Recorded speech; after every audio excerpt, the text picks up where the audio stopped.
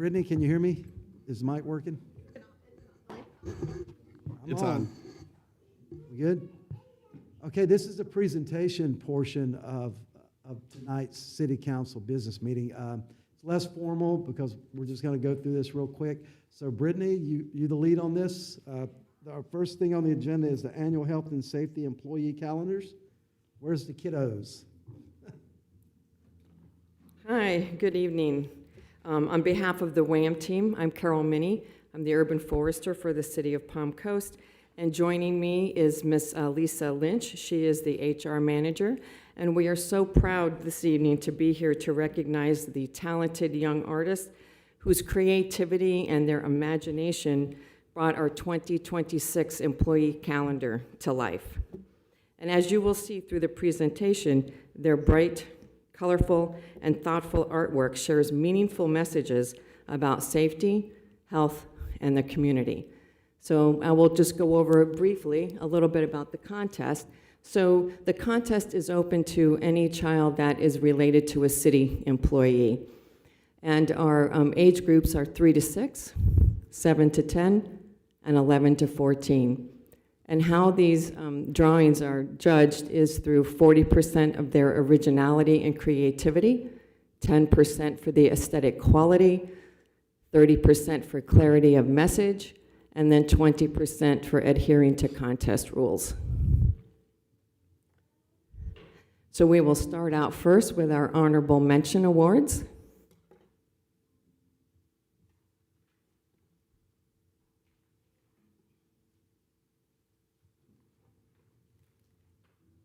Thank you, Lisa.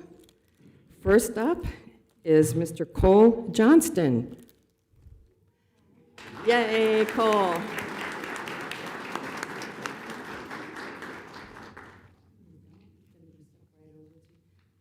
So Cole, you will notice he's 8 years old, and he is the son of Lauren Johnston, our deputy city manager, and his topic was Beware of Snakes. And you will find his drawing in the October 2026 section. That's my month. Next up, we have Mr. Lorenzo Forte.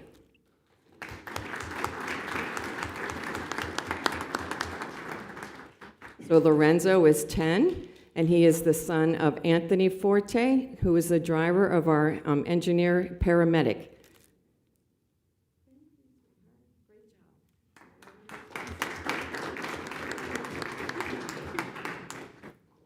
And his topic was See It, Say It, Stop It, Bullying. Next up, we have Miss Sophia Minnie. Yay, come on, Sophia. And she is age 10. She is my daughter, super proud. And you'll find her topic, Fuel Your Mind with Protein, in the November 2026 section. So don't forget about chicken, cows, and those assorted proteins. Good job. Next up is Mr. Tristan Priestap, and unfortunately he's not able to be here with us, but he is 13. He is the son of Heather Priestap, who is one of our dedicated animal control officers, and his topic was Always Wear Your Helmet.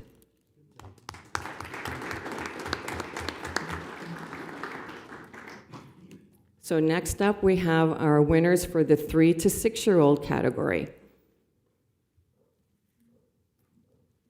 And first up would be our second place winner, which is Serafina Hansen.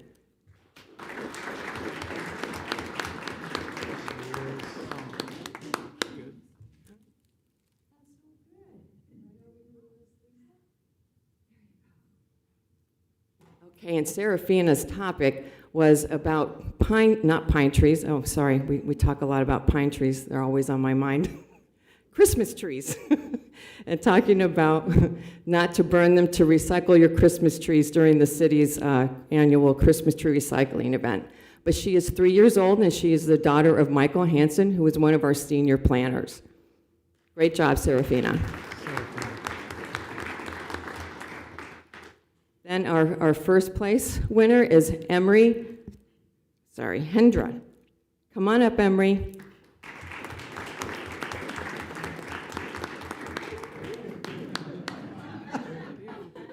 Congratulations, sir. Yeah. There you go. Okay, I'm done.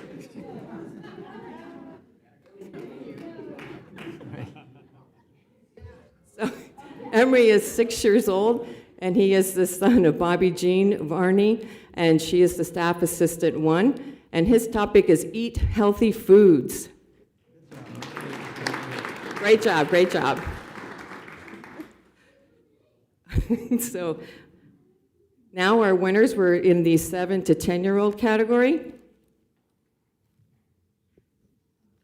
And first up is Alea Wilson. She's age 7 and the daughter of Anthony Forte.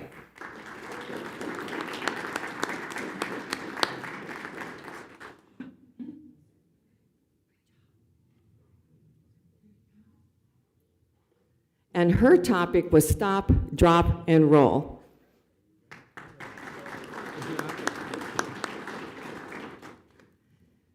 And second place, we have Kensley Mason, and she is 10, and she is the daughter of, it's Munson, Josh Munson, and he is the plans examiner 2 within our building department.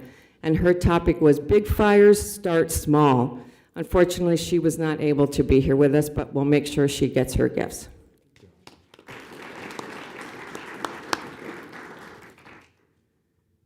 And then first place was Sophia Minnie.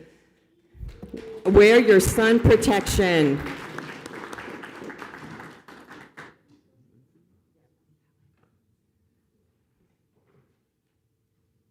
Now we're moving on to the winners of the 11 to 14-year-old category.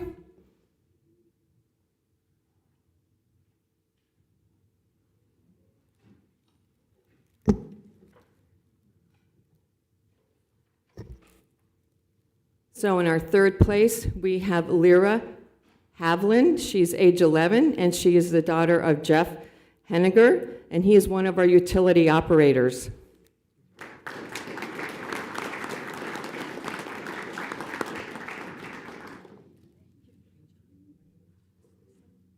And her topic was swim lessons are healthy, safe, and fun. And you'll see her in the August section.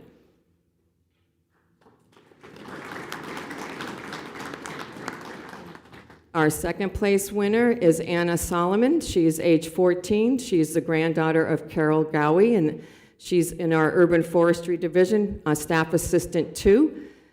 And Anna's topic was be kind to all creatures, big and small.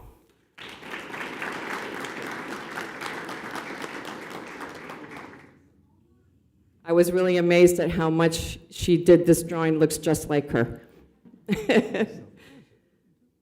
Now we'll move to first place, which we have Lila Philippe. She is age 12. She is the daughter of Lily Philippe, who is our code enforcement specialist, and her topic was get your flu shot.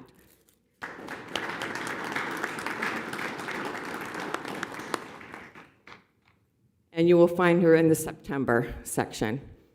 Now we will go over who was the calendar cover winner. I think you've probably all figured that out by now. And that is Sophia Minnie. Wear your sun protection.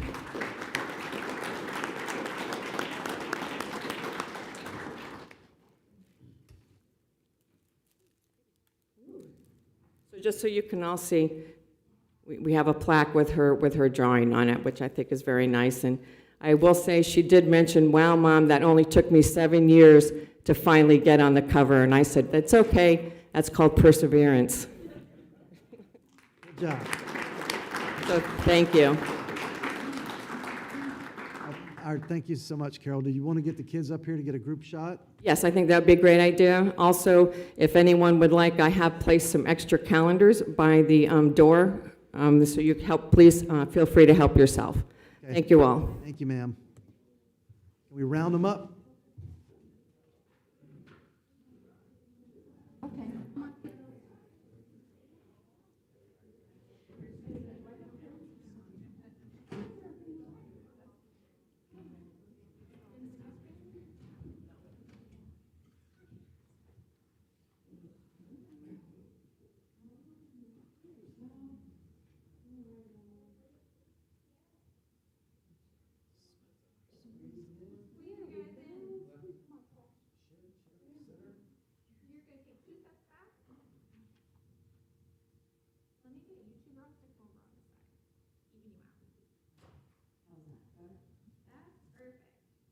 Ready, everybody? Right here. 1, 2, 3.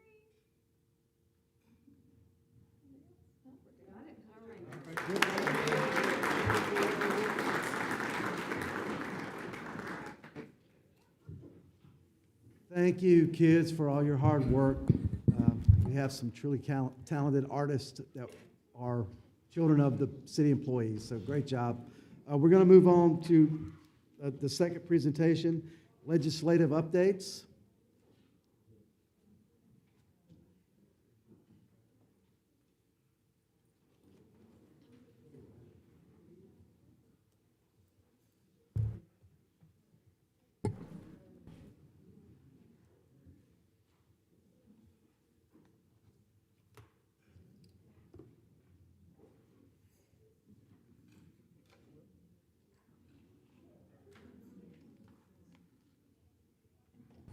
Good evening, Mayor and City Council. Lauren Johnston, Deputy City Manager. You had asked at one of your previous meetings to get a legislative update before your upcoming trip to Tallahassee next week. In front of you tonight is our legislative rack card where we placed our top priority projects, those being Burroughs Drive, Old Kings Road widening Phase 2A, and also the Woodland Stormwater Project. And on the back, you will see Seminole Woods Dry Lake weir lowering and a collaboration with the Flagler County for a community animal shelter and saltwater canal dredging. Those policies have all made it into a bill with the exception of the Old Kings Road Phase 2A project, just because we do not have a match for this project and it is not shovel-ready. But Representative Greco has promised us with a meeting with FDOT while we are up there. For your key legislative policy positions, you wanted to focus on last year's adoption of Senate Bill 180, the 911 telecommunicators and special risk for their retirement benefits, and then to advocate for home rule. So I placed those in front of you for you to give out any at advance. There is some here located at the table for any of our members of public that would like any. And we do have some stakeholders that have already gone up to Tallahassee and are passing them out on our behalf as well. Do you have any questions on the rack card? Anyone have any questions concerning the rack card? No, ma'am. I guess not. I hate having, the Old Kings Road's important, so you think it's worth leaving it as the second highest priority, even though there's no bill supporting it. I do, sir, just because we need to make some forward progress on not only with our state partners, there's several state agencies involved, whether it's FDOT, FDEP, there's a state trail network that runs through there, but also we need to be talking at the federal level because this is underneath I-95, and this is just a critical choke point in our community that we need to start making forward progress on. So I don't have an itinerary for you yet. We are working very hard behind the scenes with your lobbyist, Laura Bomer. She actually told me that the state gives only a 24-hour notice on when certain meetings are scheduled. So we hope that that's due out to you by the end of this week. But I do have in that documentation to Ms. Bomer about all the individuals that you would like to meet with and the various agencies under consideration. So we are trying to get all of that scheduled this week for you for Friday. Thank you, ma'am. What do you think will be our key engagement day? Tuesday. Tuesday? Okay, thank you. Anything else? Sorry. Yeah, I just wanted to, for everybody's knowledge out there in the public watching, so we're talking about going Monday, Tuesday, and Wednesday of next week. So that's when we'll be up there lobbying on the behalf of Palm Coast. Anything else? All right, thank you, Ms. Johnson. Thank you. We're going to take about a 15-minute pause, and we'll gavel in the regular city council business meeting. So talk amongst yourself.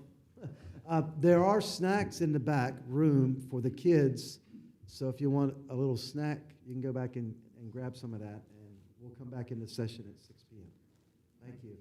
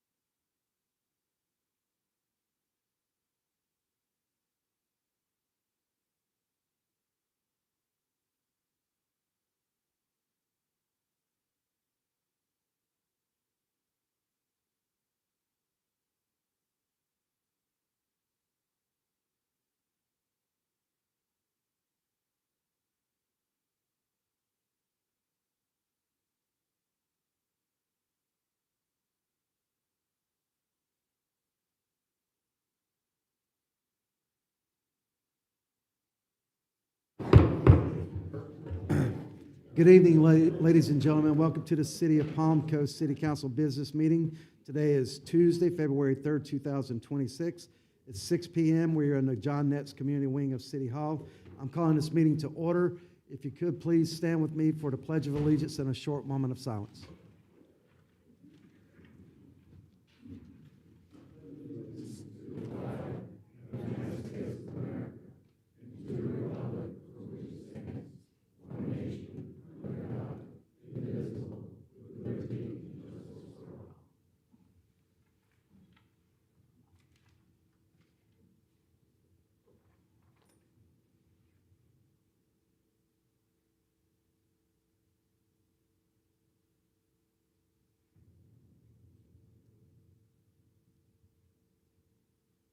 Thank you so very much.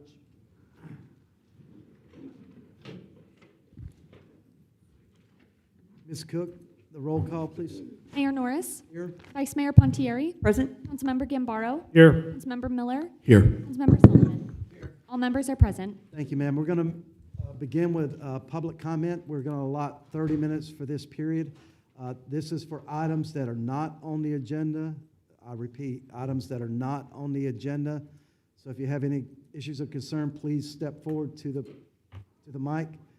Please know defamatory statements. Yes, ma'am, Miss Carolyn. Oh, she beat you to it, Gary. Yes, ma'am. Hey, good evening, guys. Caroline Johnson, Smart Rescue. I just wanted to take a moment to come in and thank everybody for the support with the Rainbow Bridge project.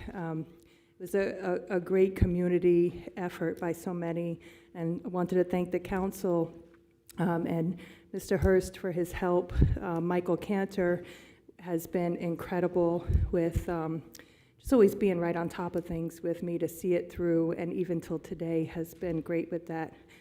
Just so you know, we had some damage on the bridge already from the e-bikes, so I'm working with James and Michael to try to get one of the cameras that's already in place at the park turned toward the bridge so we have coverage on that, because apparently they have ongoing issues at the park with the e-bikes doing damage. So we're going to fix it next week, but I'm trying to wait for the cameras to be turned around just so that if we have to keep fixing it, at least hopefully we can find out who's doing it. But again, I wanted to say thank you. The city staff were incredible. Matt, that handles all the maintenance and repairs, everything at Holland Park, he's just great with everything. So wanted to say thank you and kudos to the city for just your effort and your support for the animals. Thank you. Thank you, ma'am. Yes, ma'am.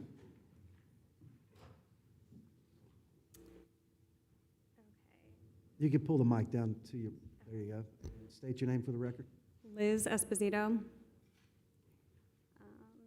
Tonight we have come once again to advocate for the construction of a concrete skate park in our city. As a lifelong skater of almost 3 decades, I've been involved with and seen the benefit of a new concrete skate park in several communities. The opportunities they afford the youth and all the residents is priceless. As mentioned at a previous meeting, the need for a proper concrete skate park in Palm Coast is becoming increasingly evident as our city continues to grow at a rapid pace. There is not much for the kids to do here, and a skate park would give them a productive, healthy hobby. It would also greatly help many teens stay out of trouble and give them a place where they belong. There is also a growing trend of older skateboarders in their 30s, 40s, and even 50s, like my husband and I, and our whole friend group, many of whom skate alongside their kids. Palm Coast residents are forced to travel to Jacksonville, Ormond, and Ormond just to skate a concrete park. These cities gain revenue being that we buy gas, lunch, and/or dinner, and sometimes groceries where we skate. My friends and I recently traveled all the way to St. Pete and stayed at Airbnbs for 3 days just to visit concrete skate parks. Our city could be benefiting from skateboard tourism as well if we had our own park. We'd also be able to host competitions and pro demos. Skateboarding is more popular now than ever with events like Street League, X Games, and Olympic skateboarding, and multiple events in men's and women's categories. It is important to note that there are many new concrete skate parks popping up all over Florida, such as the ones in Ponte Verde Beach, Pensacola, Ocala, Boca Raton, Castleberry, Apopka, and Barber Park in Orlando. but all are out of reach for our residents' daily use. We wish our city would prioritize a skate park build as well, but thus far we've seen no action. So we are back again to emphasize how great the need is for a concrete skate park in Palm Coast. If you came out tonight in favor of a skate park, could you please raise your hands? I urge the City Council to consider the many benefits that a skate park would bring to our city and its residents. Thank you for your time and consideration. Thank you, ma'am. Yes, sir. Hi, my name is Stain Makau, and I'm also here to advocate for a skate park, concrete park.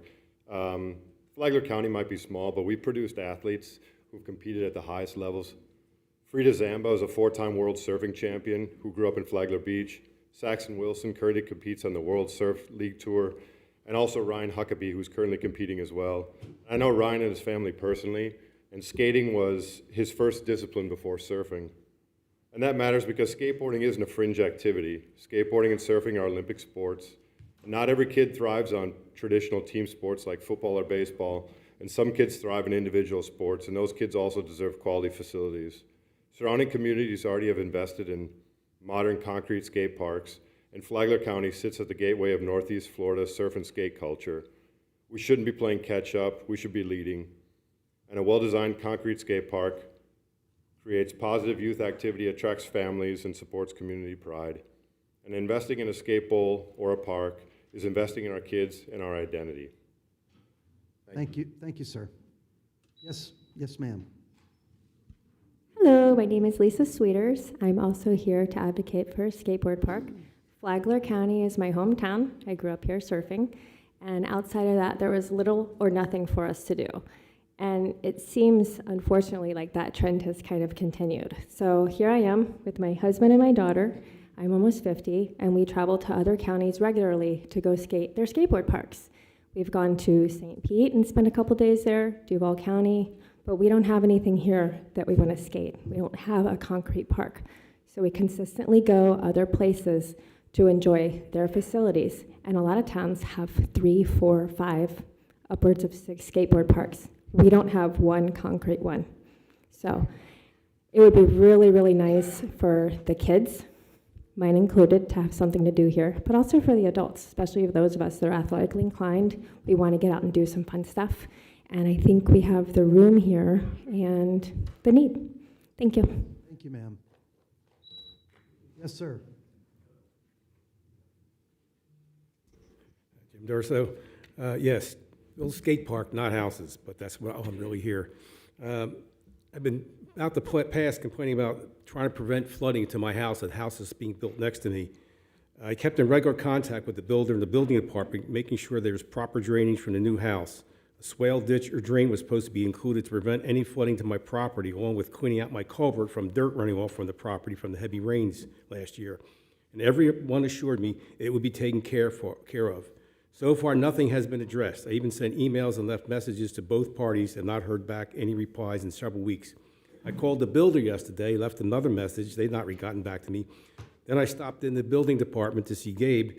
He informed me that the house closed 2 months ago, and now there's nothing can be done. All right, after months of pursuing this, reminding them, being assured all is well, nothing can be done to prevent the flooding. Now, we haven't had any sufficient rain to see if there is going to be a big problem, but Bob Dylan said, you don't need a weatherman to tell which way the wind blows. You don't need an engineer to tell that water's not going to flow uphill around a big hump they have there. It's going to backflow to my possible property. The idea is to prevent flooding, not wait until there's a problem, then correct it, which hasn't been done. A lot of people are still having a problem with that. I already have water backing up because it cannot drain to the ditch at the end of our cul-de-sac. The new house is 4 inches higher than mine, but also wider, which means there's a narrow space creating a steeper angle with water to run off. Once again, the city has failed its residents. So, and there are other people I know still having flooding issues. I know Jeremy's a big headache.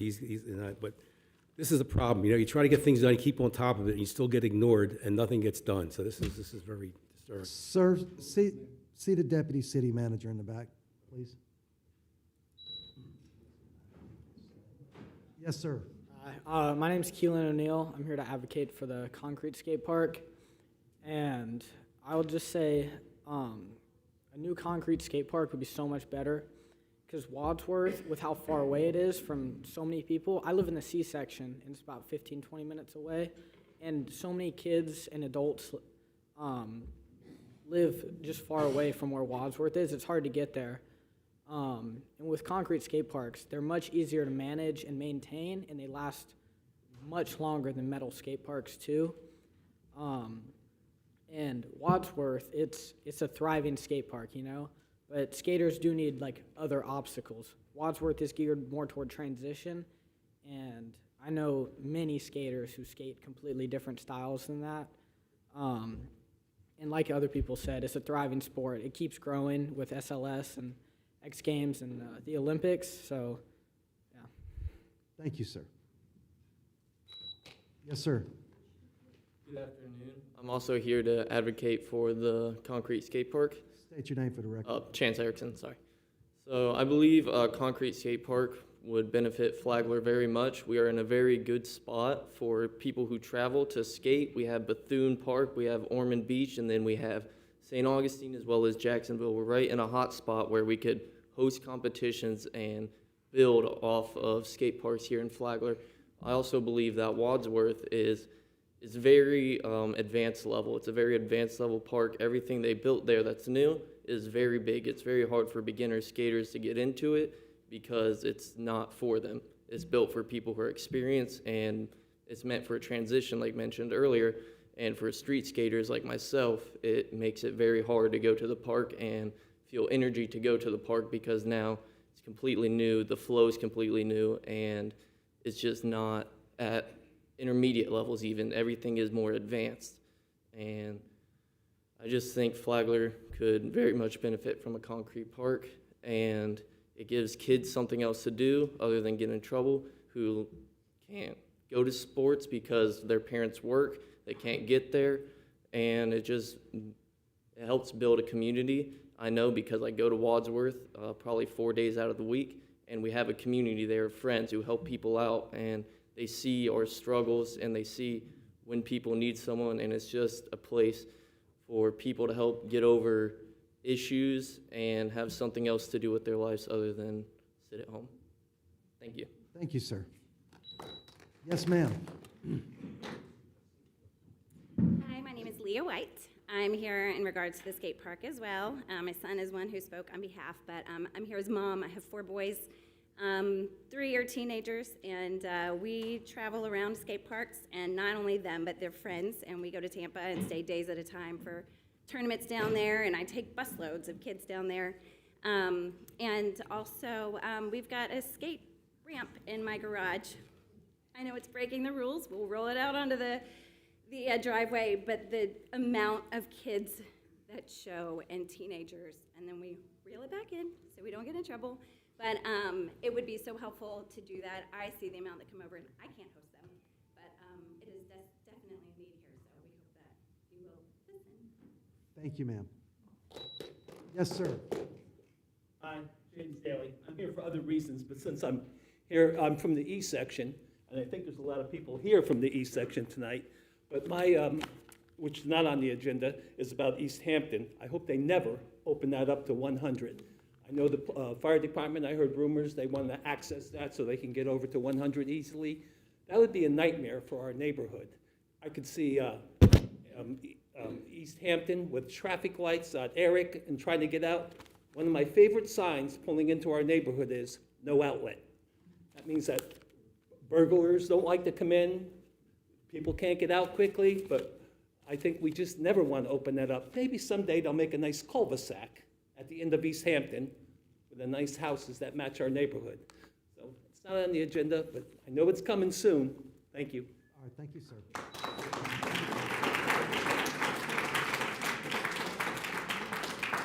Yes, sir, Mr. Kunis. Gary Kunis, C-section. Had a good responsive session with Vice Mayor Ponte yesterday. We came up with some good points. In front of you, a couple of you, you have a basic report on what I put together today for her on the number of signage on the streets and so forth. So if we could take a look at that as far as cost of changing the signs, which I don't think is going to slow anybody down at all. Okay? We also touched briefly on the water bill. There's a lot of mistaken identity on the water bill. The first item is the actual water used, and that's not that expensive. It's all the other stuff that's added to that water bill. The rent for the meters, the garbage, the swales. Holland put a tremendous increases on for the next, from her per time, 4 years on that, and that's costing the people a lot of money. And I don't see that kind of money being put in. That thing roughly brings up $64 million a year. Where is all that money going? Nobody seems to have an answer for that. We touched briefly on the canals. Yes, all us people who live on the canals pay extra taxes on the seawalls, the docks, the roofs, the lifts, and so forth. 2 weeks ago, I sent you a picture of a boat that came in and got grounded in the middle of the canal and couldn't get to his dock and had to sit there for 2 hours. It suggested we use the same dredging machine used for the freshwater canals to clear out that one section that's been eroded so badly. And if we could take care of that, that would take care of a lot of the issues there. Because the other sections have seawalls and they're maintaining the 6 to 7 feet. Our section is 3 to 4 in low tide. It's not enough water for boats. Thank you. Thank you, sir. Yes, sir. My name is Jaden Walker. I'm here for the skate park. I think I've seen a lot of skaters in Palm Coast. It's almost ingrained in the culture here, but we don't have a skate park. The only skate park we have is all the way down in Flagler. Skating was like a part of my character, and I had to stop for like a few years because my brother couldn't take me to a skate park because he didn't have the time to go all the way to Flagler Beach. I think, like, one of the things I hear from all my friends is there's not much to do in Palm Coast, and I think, like, it would really upgrade the city if we had a concrete skate park because we don't have that in Palm Coast. We just have Wadsworth, which is down at Flagler. Yeah. All right, thank you, sir. Yeah. Yes, sir. Hi, my name is Joseph Esposito. I'm Liz's husband. I just wanted to just kind of say to everybody here that you hear a lot of people advocating for the skate park. Where I used to live, I'm not originally from Flagler County. We pushed hard for a skate park, and we wound up getting 3 because it wound up being a similar population, around 100, 150,000 people. We found that it was very hard for people, young kids like you're seeing, being able to get to different locations. So having a county or a city helping the local residents and their children, having facilities, keeping them out of trouble, keeping them safe, also keeping them healthy, is very important. And it shouldn't be ignored because this county and the city is growing vastly. We're hearing issues with water issues, with a lot of different issues. Yes, we're having a lot of issues. And I just also want to clarify to see if money was ever spent on the skate park, I don't want people to feel that the money that's allocated towards parks would be taken away from other areas. Under my understanding, the money that goes towards parks would be allocated specifically only for parks area. I don't want people feeling like if money's not going to the skate park, that money wouldn't be going to water issues or anything else. I just want clarification with that. But I also want everybody to raise their hand one more time because I saw a lot of people coming in late. If you could raise your hand that you're here for the skate park, just please again. I really appreciate everybody showing up, and I appreciate everybody up here listening to us. As you can see, we're trying to we have a petition going. We have a lot of people who are very interested, and it's just growing, and we just would love to sit down and have some type of conversation with you guys. I've been speaking to different skate park companies as well who are willing to help with the design if there's any questions about designs. Pivot Customs, which is an off-brand of ARC, which is a ramp company that did Wadsworth. Pivot is the cement brand company that does the cement portion. And they're willing to sit down to show any type of renders that how much it may cost or how much space it would be necessary. Again, thank you for listening. Thank you, sir. Could you please see Ms. Kershaw in the back where we have your contact information, please? Okay. She's right back there. Yes, ma'am. Good evening. My name is Katie Jagaki, and I live in Palm Coast. Thank you for your time. I'm here to advocate for a concrete skate park in Palm Coast. I take my boys skateboarding 3 to 5 times a week. Wadsworth is well used by our community, but the metal ramps do become pretty dangerously slippery with morning dew or light moisture. When conditions aren't safe, many of us drive to Ormond Beach, St. Augustine, or Jacksonville to skate. Skate parks serve all ages, kids, teens, and adults, and a concrete skate park is safer, longer lasting, and usable in more conditions. Safety. This would meet a clear community demand and be a smart, long-term investment in safety, recreation, and a quality of life in Palm Coast. Thank you, ma'am. Anyone else for public comment? Yes, sir. Ron Cooley, 4F Lane. 2 items.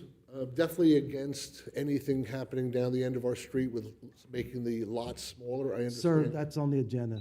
No items on the agenda to be discussed in this period. Okay. Then in regard to the skate park, all for it. Next to the skate park is a nice grass area right next to it. Consider turning that into a remote control park for remote control cars. It would only take moving around a little bit of dirt to make it something. It really wouldn't cost anything. But it's at the perfect size, the perfect location. And the only thing around here is down in Ormond, we have something similar, but you could put something here, just move around a little bit of dirt and have a great place to play with remote control toys. Thank you, sir. Anyone else for public comment? Seeing no one come forward, we'll bring it back to the dais. City manager, do you have any follow-ups? I'll be working with staff on, excuse me, can you hear me okay now? Yes, I'll be working with staff on following up on this particular issue. Thank you. Thank you. Any of the council? I do, Mr. Mayor. Yes, thank you. I just wanted to say thanks for everybody for coming out to advocate, especially our younger residents. I know it's not easy sometimes standing up in front of a room of people speaking on a microphone, so I appreciate that.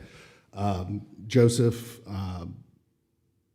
you had sent us an email, I think about 2 weeks ago, with information about a park that you thought was done really well in Orlando. So I reached out to Orlando, Orange County, and requested information about that park in terms of budget, design, all those things. So looking to try to get that back to try to save us potentially some money in terms of that, if they've already got something that works for what they say was $300,000. That's the other thing, got to vet that and make sure that's the actual cost. But if they have something that works at that price point, I think that makes it more likely that it will be able to happen rather than, trying to reinvent the wheel and spend a couple $1 million on something that we quite frankly just don't have right now. So I'm going to pursue that, and I'll keep you updated on that. And so I just wanted to say thank you for sending that information to us. And if you find anything else like that, send it to me. I'll follow up on it. Thank you, sir. Vice Mayor? Yes, thank you. And I echo Councilman Miller's comments about everybody that came out. Thank you so much for being here. This is how you get things done in your city, so really appreciate it. Excuse me, we have also asked other cities that have recently had concrete skate parks contracted for, requests for proposals that have been sent out, et cetera. And we just recently got a few back. I will tell you they are more towards the 7-figure range, high 6-figure, but we're vetting those things right now. So we do hear you. We are working on it.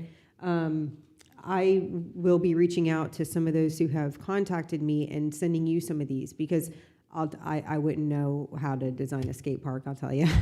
I played other sports, but definitely did not skate, and it would be not a pretty picture if I tried.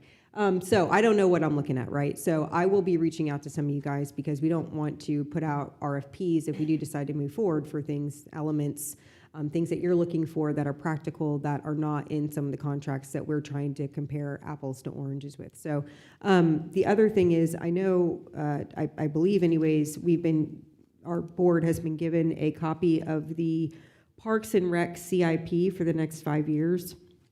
I was actually going to bring this up during council comments because of the skate park discussion to see kind of what is our outlay over the next 5 years, and what are we dedicating monies towards?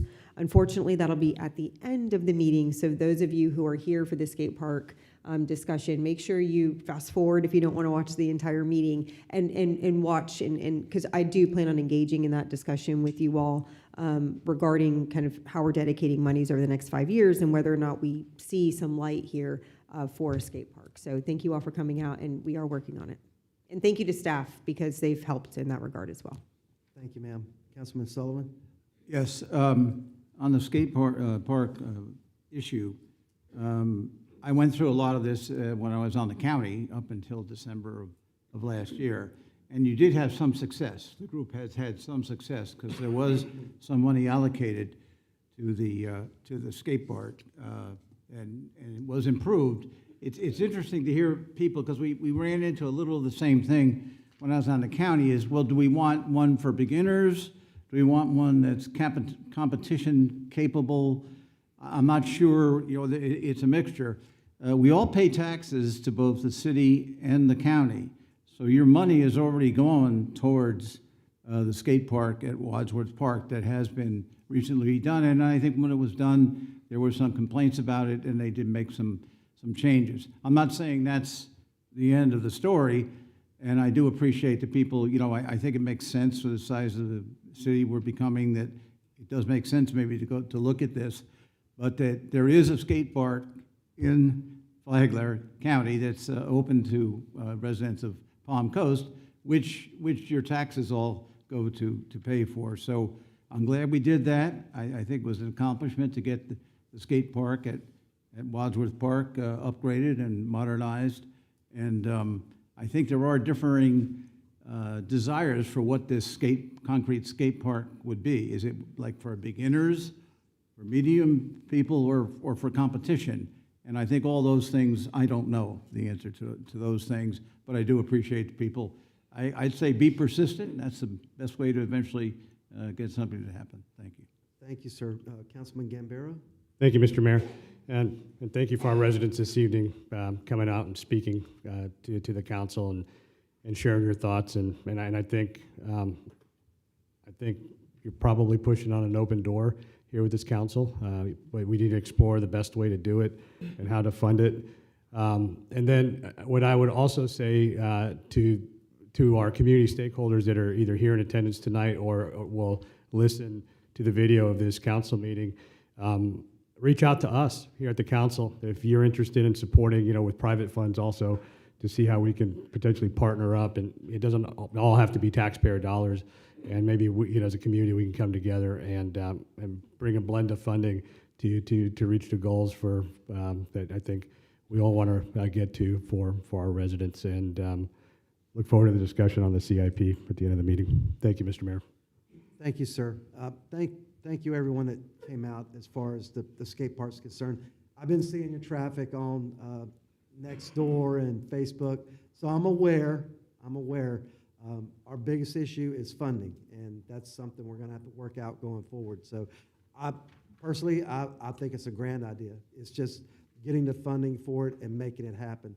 And we've made a few things happen this past year. We've handled the food trucks. We've handled commercial vehicles. So it's changed, and I'm so thankful to see younger people here for this specific. I wish you were here all the time, but it's great to have community involvement, and I look forward to us going forward and trying to make something happen. Persistence is the key. Be persistent in your goals, and we'll work it out as best we can. So I thank you for your time and for you coming here tonight. Anything else from the council? City manager, anything else? Okay. Yes, sir. We're going to move on. We have to move on. We're going to go with our minutes. We have January 20th, 2026 business meeting minutes to approve. Have any amendments or changes or alibis on that? Yes, Mayor. The meeting minutes for the January. Pause for just a second, Vice Mayor. If you're leaving, we'll give you a couple of seconds.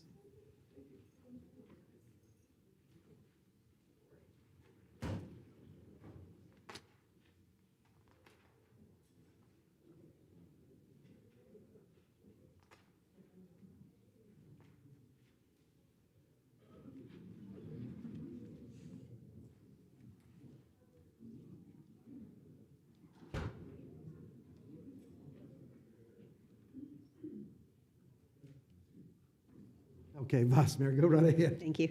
The January 20th, 2026 business meeting, if you scroll to page 8 of 12 of those minutes, this is discussing the resolution approving the annual Affordable Housing Initiatives report. I thought, it says that it was approved 4-1, where I was the only nay, but I thought Councilman Sullivan was also a nay. I thought that was a 3-2. You're correct. It was 3-2. Okay, so we just need to amend that then. Thank you. And that's it. Thank you, Mayor. With those changes, everyone's happy? All in favor of approving the? Mr. Mayor, move approval of the minutes With the amendment. with the The amendment. amendment. Got it? Second. Second. All in favor, say aye. Aye. Aye. All opposed? Are you straight, Ms. Cook? Okay. All right, we're going to move on. I'm sorry, we're going to, with the consent of the council, we're going to move up the resolution accepting a donation from Town Center, the Palm Coast Community Development District for enhancement to the stage at Town Center. Does anyone have any objection to that? Okay, you got that, Ms. Lauren? You good? Yes, I believe there is representation from the Community Development District here to present a check to City Council. This is great news. We're enhancing our collaboration and our partnership with the Town Center Community Development District to enhance opportunities for our stage. And I have a visual if anyone would like to see here. So we're going to be adding a food truck pad to the stage at Town Center. And this work will be performed in-house by our Public Works group. And we are very excited to have this enhancement and working with our private sector partners at the Community Development District. Thank you, ma'am. Yes, sir. Hello, my name is Greg Eckley. I am currently co-chair on the Board of Supervisors for Town Center CDD. And a few weeks ago, they came to us with a proposal. We looked at it. We thought it was a nice idea for the Arts Foundation building. We think that that improvement will be a grand, excellent idea. And so we wanted you to know that we wanted to make that donation. So I'm here to present the check to you all for $55,000.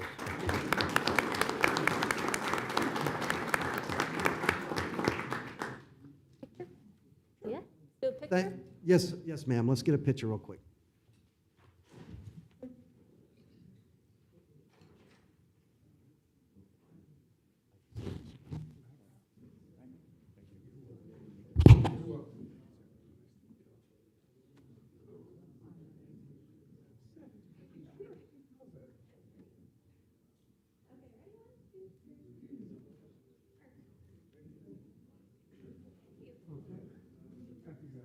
Thank you, sir. Don't spend that money on lottery tickets, Lauren. No, staff's eager to get started and create this momentum moving forward. All right, thank you, ma'am. Okay. We are, Just need a formal vote on it. Yeah, I was getting ready. Mr. Mayor, I move approval of the resolution accepting the donation. from the Second. Town Center. got a second. We'll open it up for public comment real quick. Anyone, any public comments concerning this donation of $55,000? See no one come forward, we'll bring it back to the dais. I really appreciate it, and good things to come out here in Town Center. Any further discussion from the council? Just go ahead. No, I did have a question, sorry, Ms. Johnston left. I was curious as to what the timeline for that looks like. And while you're making your way back up, I feel like we're making Palm Coast cool again. So I don't know. Like, this is something really cool. It's something good that people, I think younger generations can really relate to. We see it happening in a lot of cities that are, this is just a very now thing. And so I'm really excited about it. So thank you. We hope to have it completed for our first event out there, which we are calling Beats and Eats. We're merging our Food Truck Tuesdays with our Palm Coast concert series that was very popular. And so that is on May 28th. So we're hopeful to have it done by then. That's ambitious. Yes. Thank you. In-house, our Public Works Special Projects team's amazing. So they're going to do this work for us. Awesome. Thank you. Thank you, ma'am. Ms. Cook, call to vote. Vice Mayor Pontieri? Yes. Councilmember Gambaro? Yes. Councilmember Miller? Yes. Councilmember Sullivan? Yes. Mayor Norris? Yes. Motion passes unanimously. Thank you, ma'am. We're moving on to ordinance of the second read, ordinance 2026 XX mobile food truck dispensing vehicles. Mr. Hanson.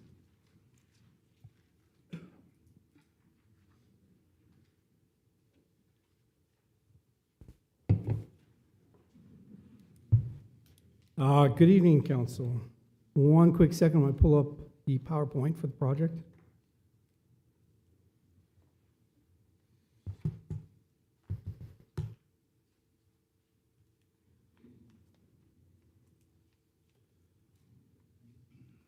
All right, this item was presented at first read on January 20th. Council unanimously voted to approve with a couple modifications. At this time, the updated ordinance that you have in your packets was updated based on the council motion at that meeting. I'm available for any questions that you guys may have for this ordinance, and I suppose we just leave it at that. All right, thank you, sir. Any comments from the council? We worked through that. It's the second read. Everybody was happy. The food truck vendors that were present and their feedback was positive. So no comments from the city council? I have just one question. Forgive me, I may have missed it. Is there a limitation on accessory use in terms of numbers of trucks? So for instance, can, a box store have 12 trucks in their parking lot? That's negative, sir. There is a limitation on accessory. So how it works down in the draft ordinance, particular section that talks about the number of food trucks is going to be found under table 4-8, which breaks it down to a maximum number of 3 mobile food dispensing vehicle spaces for accessory use. Now, there is a provision under the immediate following section C, which allows administrative deviations that allows an increase of 1 additional mobile food vending space for every extra 10,000 square feet to the property size, up to a maximum of 5 additional spaces. So theoretically, a site for accessory use could have up to 8 mobile food dispensing vehicles. Okay, thanks for that. I just wanted to, I'm not sure if that even requires anything for change, but it popped in my head, so I wanted to discuss it, whether there should be any limitation on this, for accessory use, because we're talking about potentially every day, right? 8 being in a parking lot. Not sure that we need to restrict it in any way, but figured we should have the conversation. I don't see any need for it. I think just based on the parking restrictions, it kind of is self-restricting. So I wouldn't say there's anything further. Yeah. And it's an administrative deviation, right? It's not something where, they've got to apply and go through that process. It's not. Right.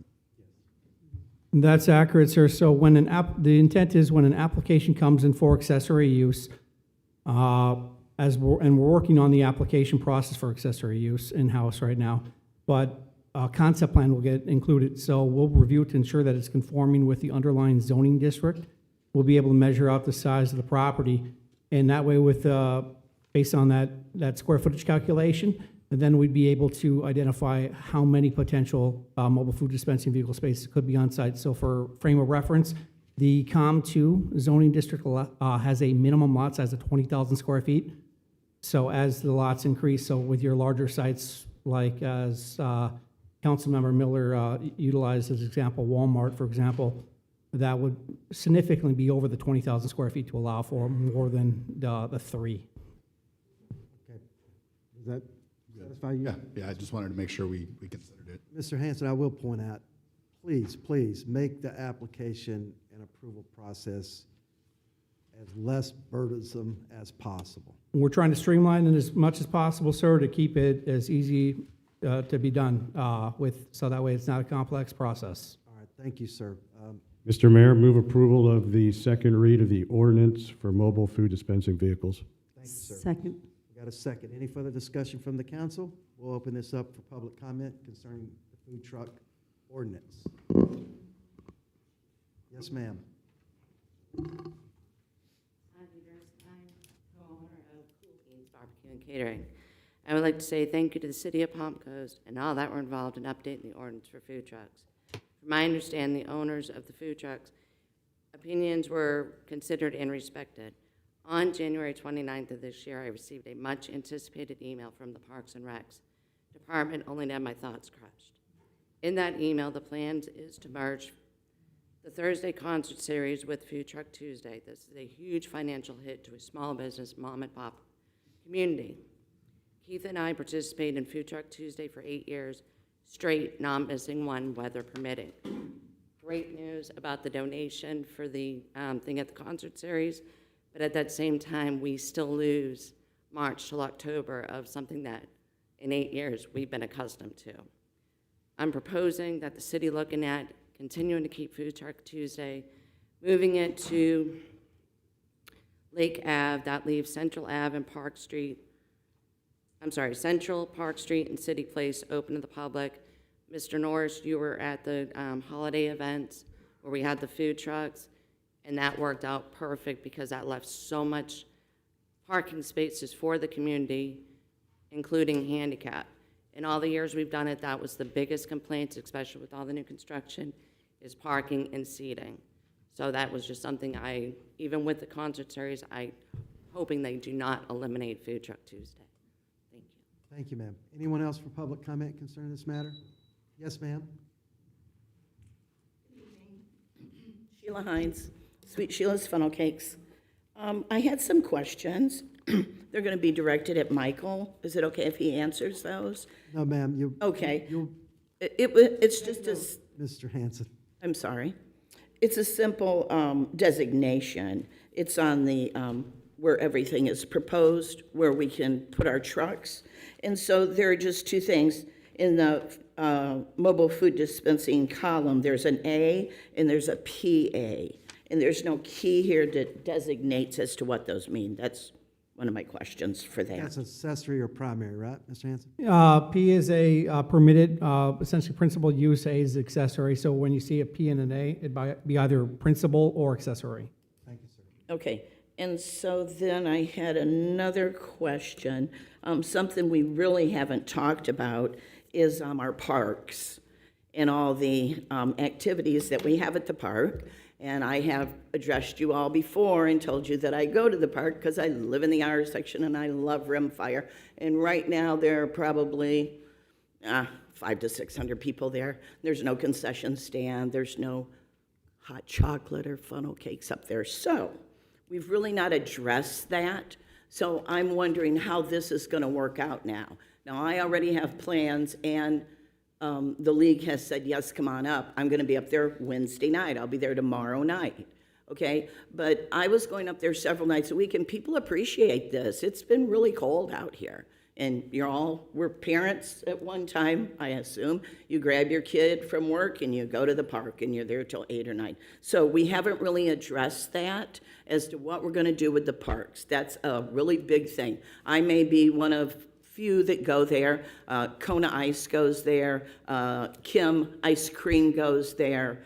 And they usually would stay over at Holland. I would go to the park in my neighborhood. So that is something I'm wondering what we're going to do about that. If that's going to be, if I'm going to have to call and get a permit for that, am I going to have permission? Will it still remain with the league that they invite me or give me permission? Do they, it's a public park. What is their authority at a public park? That's, I guess, is where I'm trying to go and trying to see what exactly we're going to do with that. Okay, so I made some notes. I'm trying to, okay, the next thing was, and you touched on it, the permit. We have not discussed a fee schedule whatsoever. So I appreciate you. A nominal fee would be wonderful. $50 is what I consider a nominal fee, okay? So that's something that we need to discuss because that's really just hanging out there now. And I guess that's my time. Thank you, ma'am. Thank you. Yes, sir, Keith. I'm slow, sorry. I'm Keith Durstad, owner of Cool Beans Barbecue. I just want to reiterate what my wife was up here talking about earlier. First of all, do appreciate Mr. Hans's efforts and everybody that's given us feedback through phone calls or visiting us personally. As a food truck owner, we've gone over a large hurdle with being able to operate a food truck within the confines of the city of Palm Coast. Unfortunately, along the way, some of those trucks didn't make it. They couldn't wait that long. They sold their trailer, they sold their truck. But we do get quite a response from our brethren, our fellow food trucks.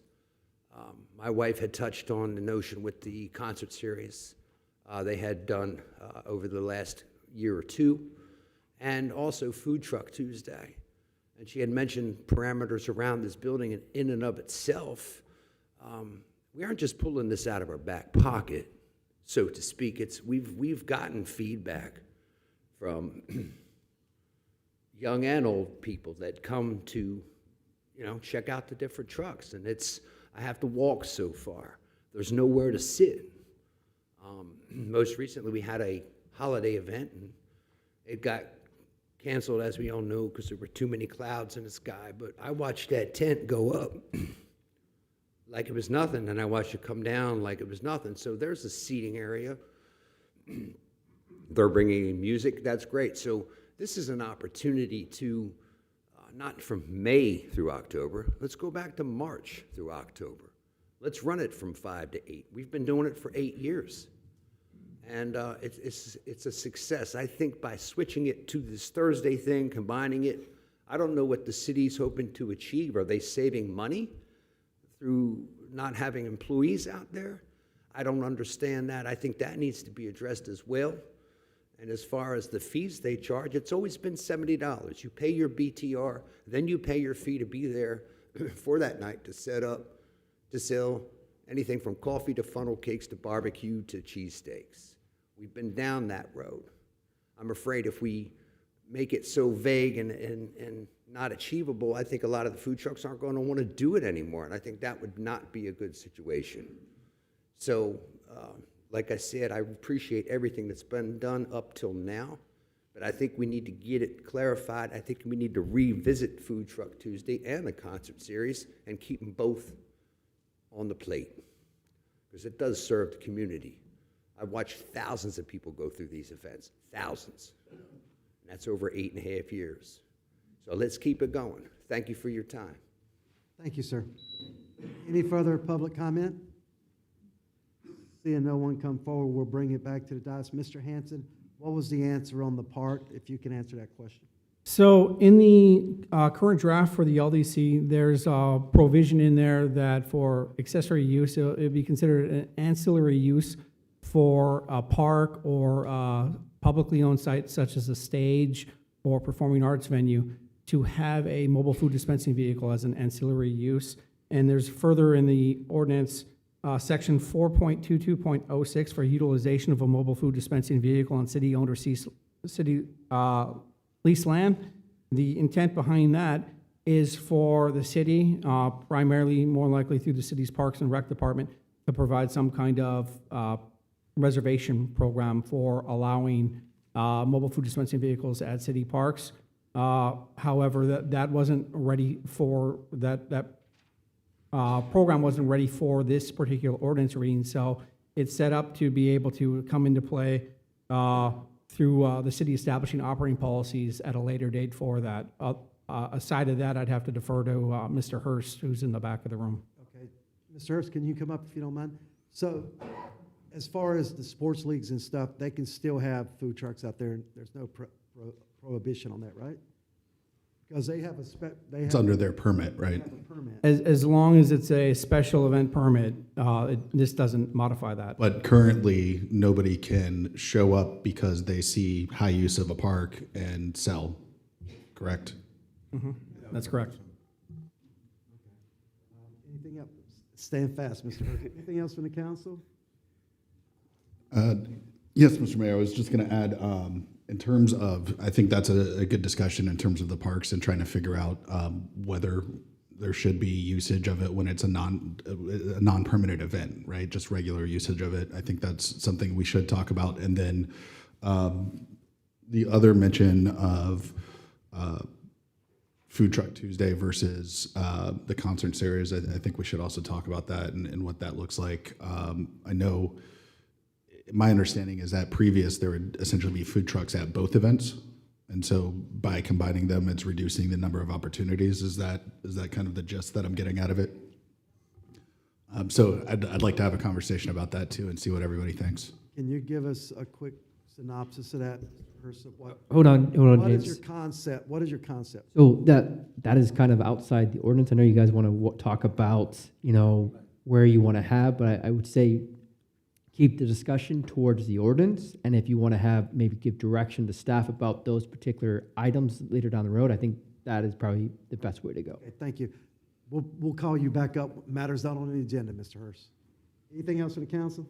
No, I look forward to that discussion because I think this is, and I think we've kind of addressed this previously, this is a very good start. Doesn't mean we're at the end of the road and that there aren't going to be some changes and improvements later on. I am curious, though, about the fee schedule. So I thought we were supposed to have that this time around. So when should we expect the fee schedule? So staff is working on that. I think that, at least my discussion with staff today is that it's going to go under their normal permitting fees that they do for under a property owner pulling a permit for it, of that similar nature. So they will bring that to you to kind of give you how they're going to implement that. So, yeah. What does that cost?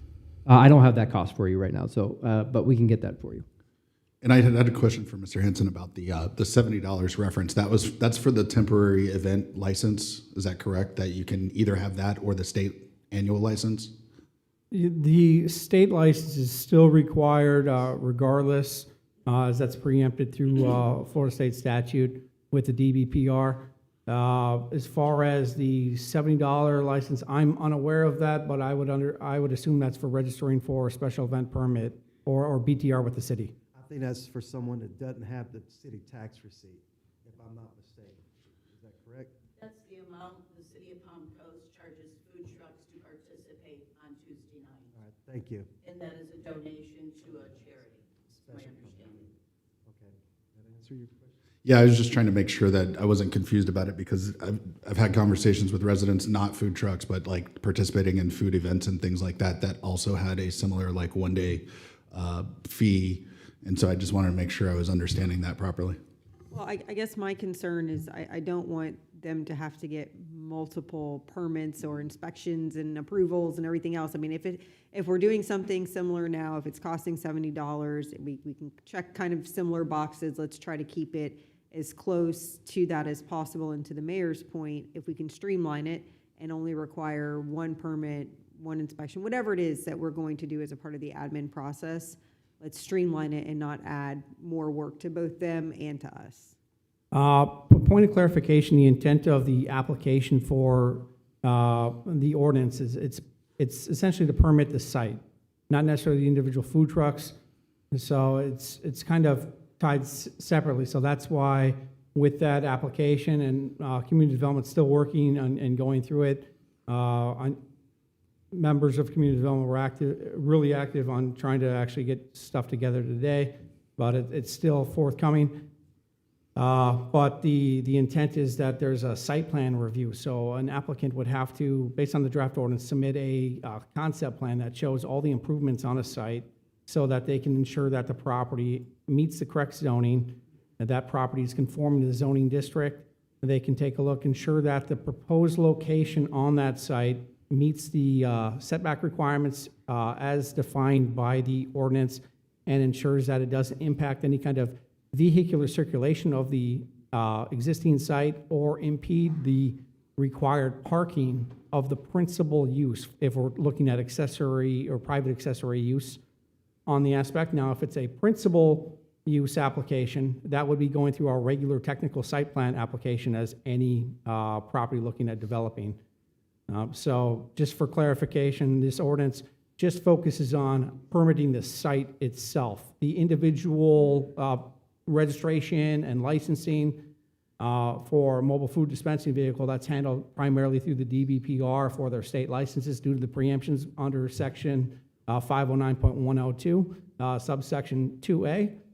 But otherwise, if on a accessory use, any kind of potential leasing agreement or deal that a property owner has with a food truck operator or mobile food dispensing vehicle vendor would be subject to essentially a civil matter and agreement between the property owner and the food truck operator. Mr. Mayor, can So we wouldn't be charging a fee to them. It would be the property owner that, in that agreement. And the reason why there was a $70 fee is because this was a charity function that they were paying $70 in for our location to go to charity, but any other event wouldn't require that $70. That's my understanding. And that's my understanding as well, sir. So once again, this application, it goes to the property owner so that basically it's similar to a conditional use where that use would run with the land on that property. And it's not just applicable to the individual, say if for example, Ms. Hines with Sweet Sheila's Funnel Cakes, if she came in and owned property and then leased out space to other food truck operators, they wouldn't individually have to come in as well after it has initial approval. What did you have, Councilman Gamble? Yeah, Mr. Mayor,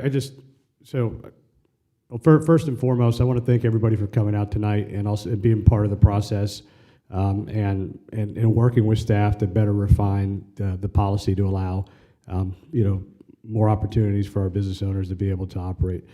I think we've got a great policy framework, and so this ordinance will set the policy. I think the implementation still has to be worked out in some of the kinks, and I think it'd be good for staff to come back to us in a workshop. What I'd like to see is, Charlie's Puerto Rican Empanadas wants to apply for a food truck. Walk me through that step, what that looks like, the fees associated with, and then we can all agree to that implementation process so that it makes sense. But I think to staff, what you're hearing from council is make it easy. Let's make it make sense. Let's cut the red tape, and let's let our residents and small business owners go to work and provide a great service for our city. But I think this ordinance sets the policy framework that sets up that success, and I think because a lot of the details, Mr. Hanson, you provide, goes over our heads sometimes, but it's very detailed and it's required. But I think as we move into implementation, let's work through ensuring that we've got a good implementation program and just bring it back to us so we clearly understand what that process is, because I know we're still kind of in the sausage making process of the implementation piece of that. But make it simple. Let's cut the red tape and let's do something that makes sense for our residents. If I could add, sir, we'll definitely do that. And as far as trying to make it simple, working with our Department of Communications, we're already working on a one-page, basically boilerplate bullet points for mobile food dispensing vehicles for accessory use to try and keep it simple so that it's easily digestible. We have full faith in you, Mr. Hanson. Thank you. Mr. Sullivan? No, I kind of agree with the comments. I do like the tables. I think the tables answer a lot of people's questions without having to, when you see 20 or 30 pages of typed information, that can be overwhelming. But I think if you focus in on the tables, it answers a lot of the questions. Thank you, sir. One last thing, Mr. Hanson, from me. Do you see an expiration date once they submit that site plan? Are we going to put a time limit on it? Currently, sir, there's no time limit set. Internally within community development, we haven't set any kind or thought of any kind of time limit. The idea is that based on this ordinance, we're treating it as a use. So if this ordinance is adopted and they apply and it meets all the requirements, checking all the boxes for it, it would be essentially like a conditional use that's granted. It runs with the land until such time that either the ordinances change and in which case, then if the use is still being occurring on a property, then it'd be a lawfully non-conforming use until such time then after it would be abandoned based on our provisions in the LDC under section 1.10. Are we looking at, when they do the site plan, it's not going to be transferable from one entity to another, correct? The site plan will be the property owner or their authorized agent submitting the application. So if, say, Charlie's Empanadas, as Councilmember Gambaro used for example, he comes in with his site, let's say he owns a freestanding restaurant, and he wants to have his food truck on there, and he wants to bring in a little extra money. His competition brings in extra dollars to his site, and he comes in with an application. His site is 30,000 square feet, so it's 10,000 square feet over. That goes through that administrative deviation. They can then do 4 mobile food dispensing vehicle spaces on that site. And once approved, that is going to run with the land. So if he then decides to sell his restaurant down the road to yourself or Councilmember Miller, for example, that use still is there on that land as the property changes hand. So I just still have a concern on the timeline, because the ordinance reads that once we approve this, it's effective, which it actually needs to be fixed, because it says January 20th, Marcus, rather than today's date. But if we don't have a fee schedule yet, how can they move forward? So I just want to make sure that, because we're still kind of ironing out a few things, and I agree with you, Councilman Guerra. I'm not opposed to a workshop to help us to understand the process and everything, but I don't want to further hold up our folks being able to go ahead and apply for what they need to apply for so they can operate. So do we have a date that we can give them that says, hey, this is when the fees will be solidified and you can actually go ahead and apply? I can defer to the city attorney. My conversation with staff is that they would be able to apply as soon as this is adopted, and that there is a process in place already. Staff just wasn't able to give me that information today, but it's ready to go.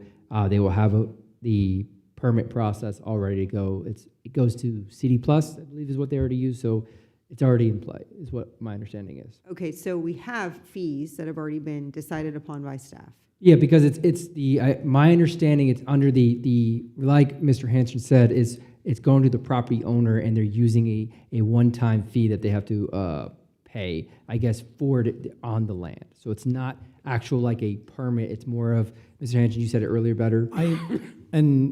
I'll try and say, and I wasn't privy to the conversation. I was in other meetings and working on other projects today, but I believe the discussion was for essentially an occupancy permit.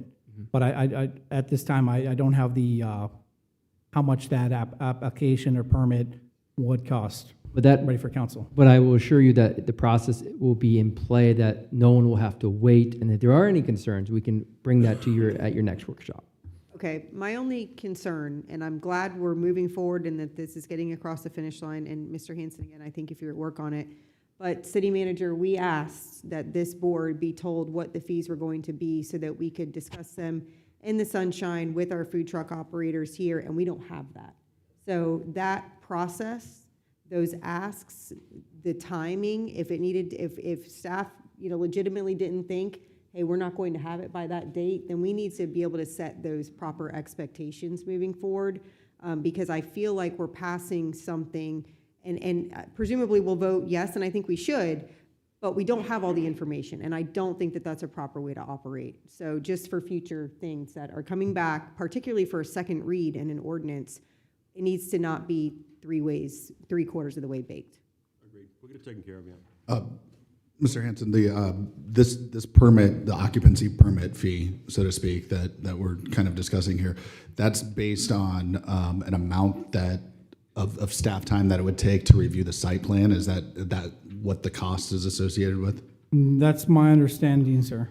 Okay, and so that's based on all previous uses, right? Not based on this. So I just want to make sure that there's no cost prohibition to this, to where we've got a bunch of people that want to do this, and then landowners don't want to do this because it's costing them $2,000 or $5,000 or whatever the case may be. We just need to make it to where it's affordable, so it encourages the business rather than stymies it. If you could ballpark it, Mr. Hanson, how much do you think it was going to be? Roger that, sir. We will follow up, and that way we can get that back to the council. All right, thank you. Anything else from the council? We got a first, a second. Nothing else. Ms. Cook, call to vote. Vice Mayor Pontieri? Yes. Councilmember Gambaro? Yes. Councilmember Miller? Yes. Councilmember Sullivan? Yes. Mayor Norris? Yes. Motion passes unanimously. Thank you, ma'am. We're moving on to ordinance of the first read, East Hampton Master Plan Development MPD Amendment. This is a quasi-judicial item. Please disclose if you had any ex parte communications. I have. It won't affect my decision-making. I have with people both for and against, and it will not affect my decision-making. Same thing for me, but nothing that would stop me from voting. I have, won't affect my decision-making. I have not had any communications with anyone. Okay, so, Mr. Hanson, you're handling this one too? Yes, sir. You're a busy Once man. again, Michael Hanson for Community Development. All right. This particular project here is Master Plan Development Amendment located at the terminus of East Hampton, just south of Eric Drive, as you can see on the aerial maps here.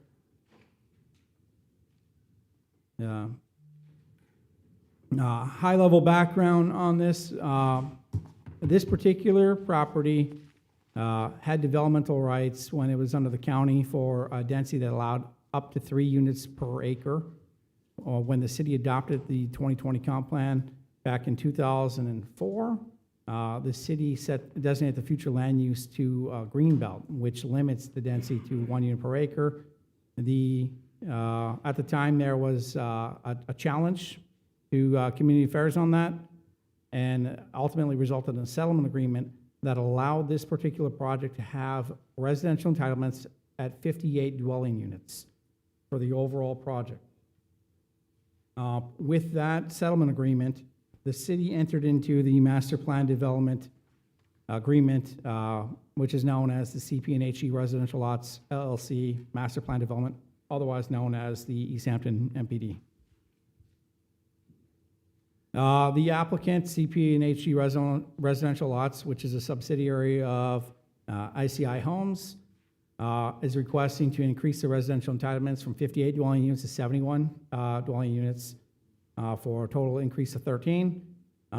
To accommodate that request for increased density, it modifies the minimum lot size required by the recorded development agreement, reducing the minimum lot size of 8,250 or 8,250 square feet down to 5,500 square feet.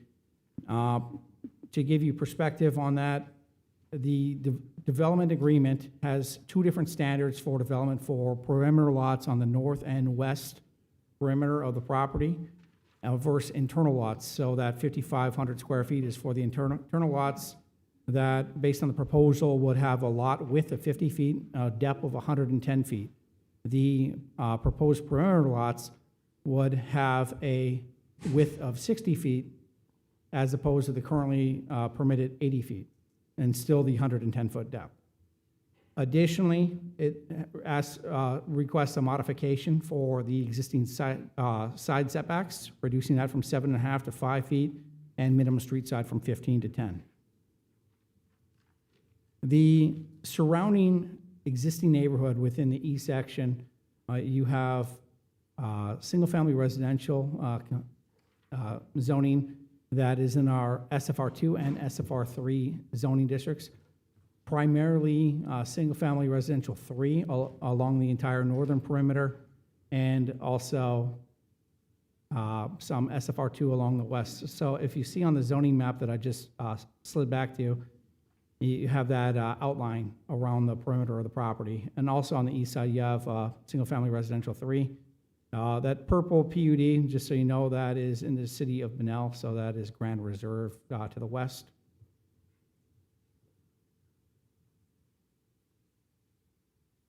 This was the applicant's existing conceptual plan attached with the MPD that showed the general layout of where the recorded 58 lots would be.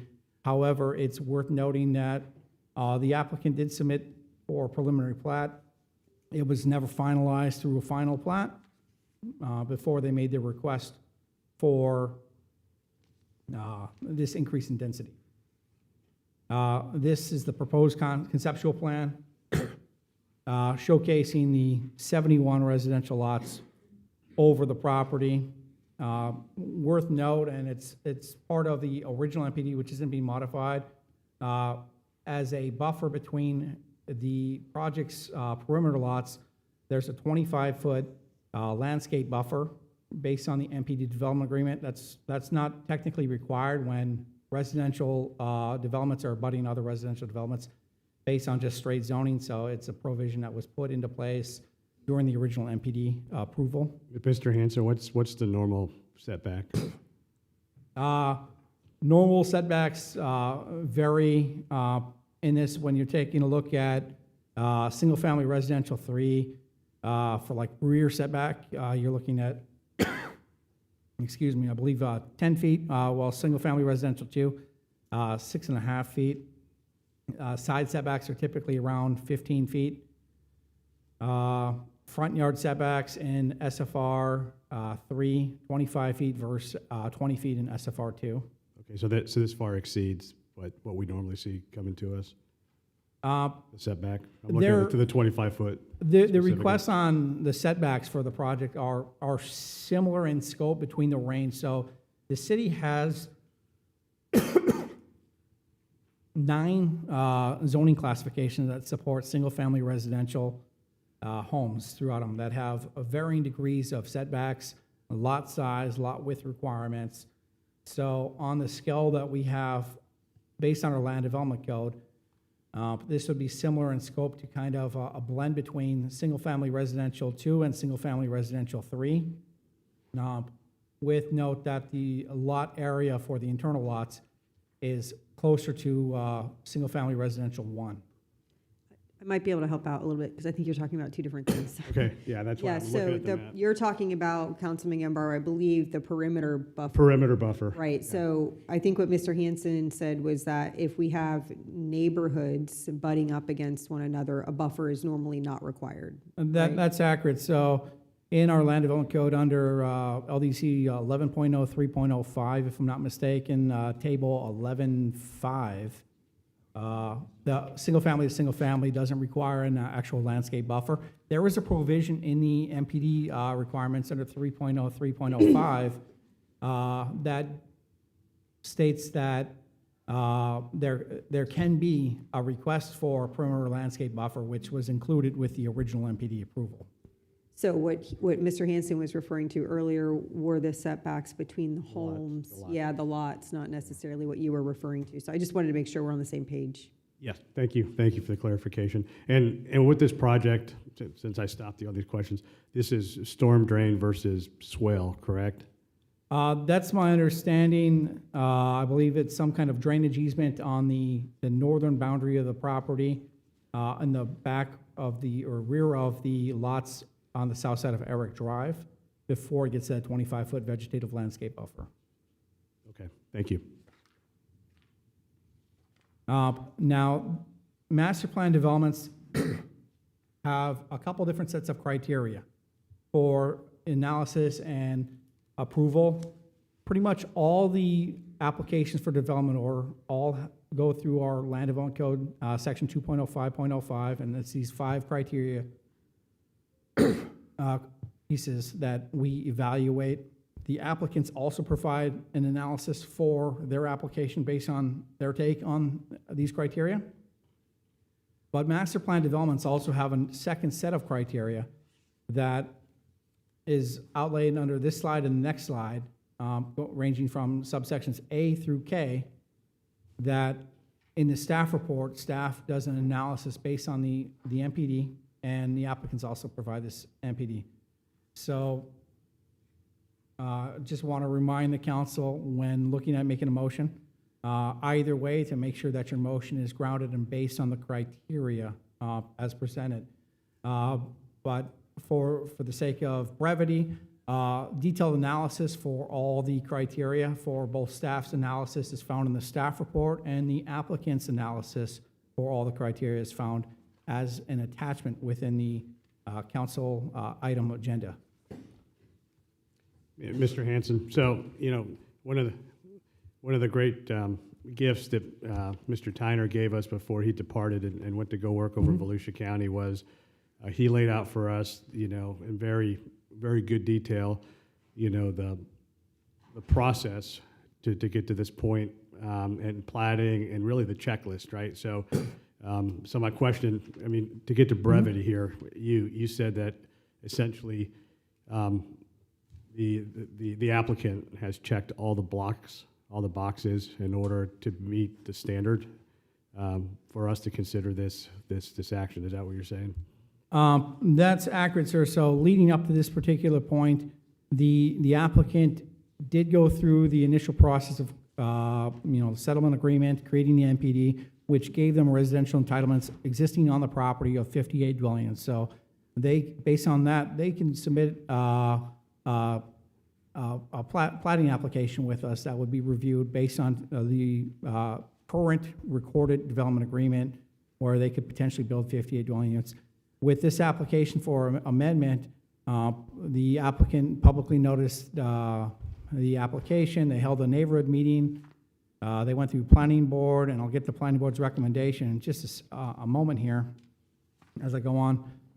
So it got to this point. So, but this point isn't the stopping, the buck stops here kind of, as you're aware. It will, or the MPD amendment itself will require first and second read. Included with the ordinance, there is language for a modification for the settlement agreement that limited the density of 58 dwelling units to increase it up to the 71.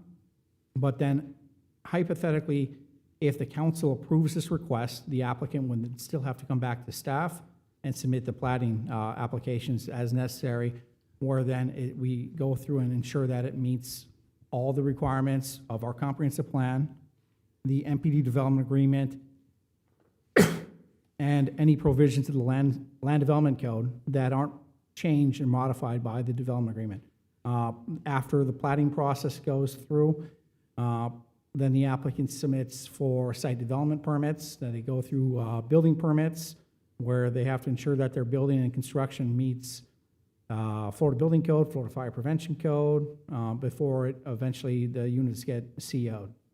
Okay, so there's still more to this process, but I guess my question is, I mean, there's 4 of us on this council right now that made a living, checking blocks to do the right things and make sure we save lives, right? And so, up to this point, in your estimation, all the blocks have been checked. I mean, there's more to go. This thing's not over, but.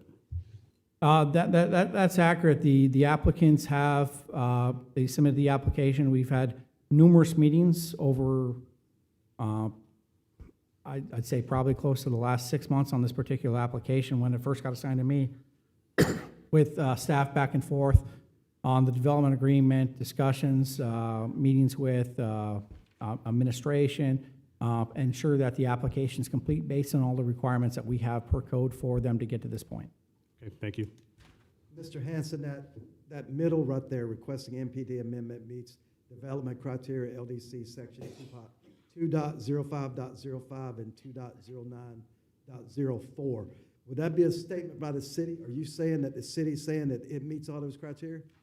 So this is a finding summary based on the staff report of the application. So looking through, staff made a determination that it meets the criteria for amendment approval under LDC sections 2.05.05 and 2.09.04. This particular application is a little bit unique.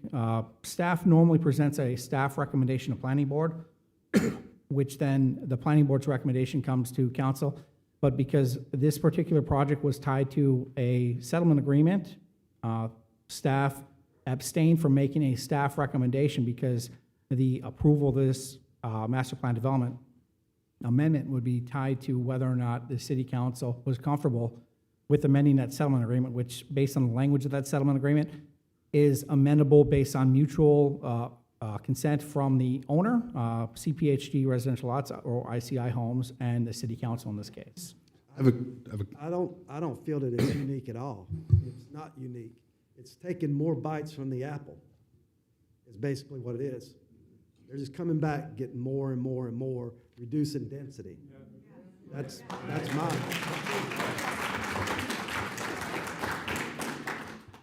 Quite personally, to me, please settle down in the gallery. Quite personally, to me, 2.05.05 gives us great leniency in stopping this kind of action.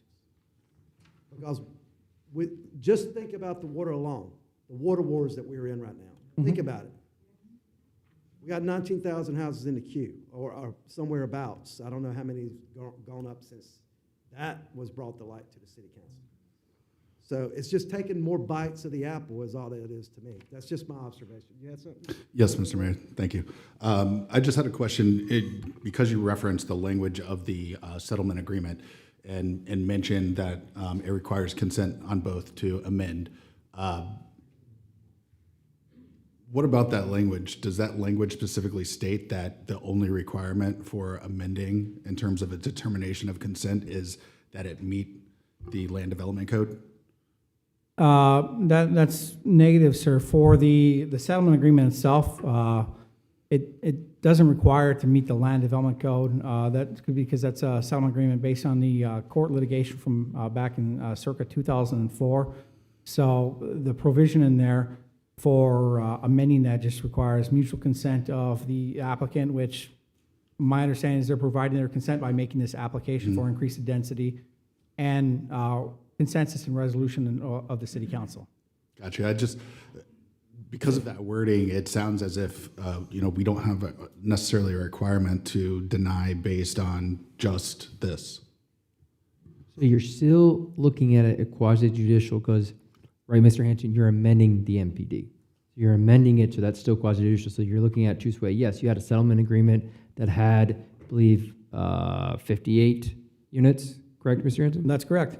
So that is what the settlement agreement, but you're still going through it as a MPD, amending that process as well. So that's why you have to look at it as that as well. I don't know if that was helpful or not. Whose district is that on the city council? Whose district is that? And just so everyone's aware, we already have issues with runoff from those projects over in Benel. So we're just increasing density, causing more issues as far, that's my opinion. I have a question, and I don't know that you were finished with your presentation, because I think you said you were getting to the planning board. I would like to hear about what I watched the planning board, or listened to the planning board, but I would like to I don't find it reasonable that staff is not making a recommendation one way or the other with regards to the planning board, just because there was a settlement agreement.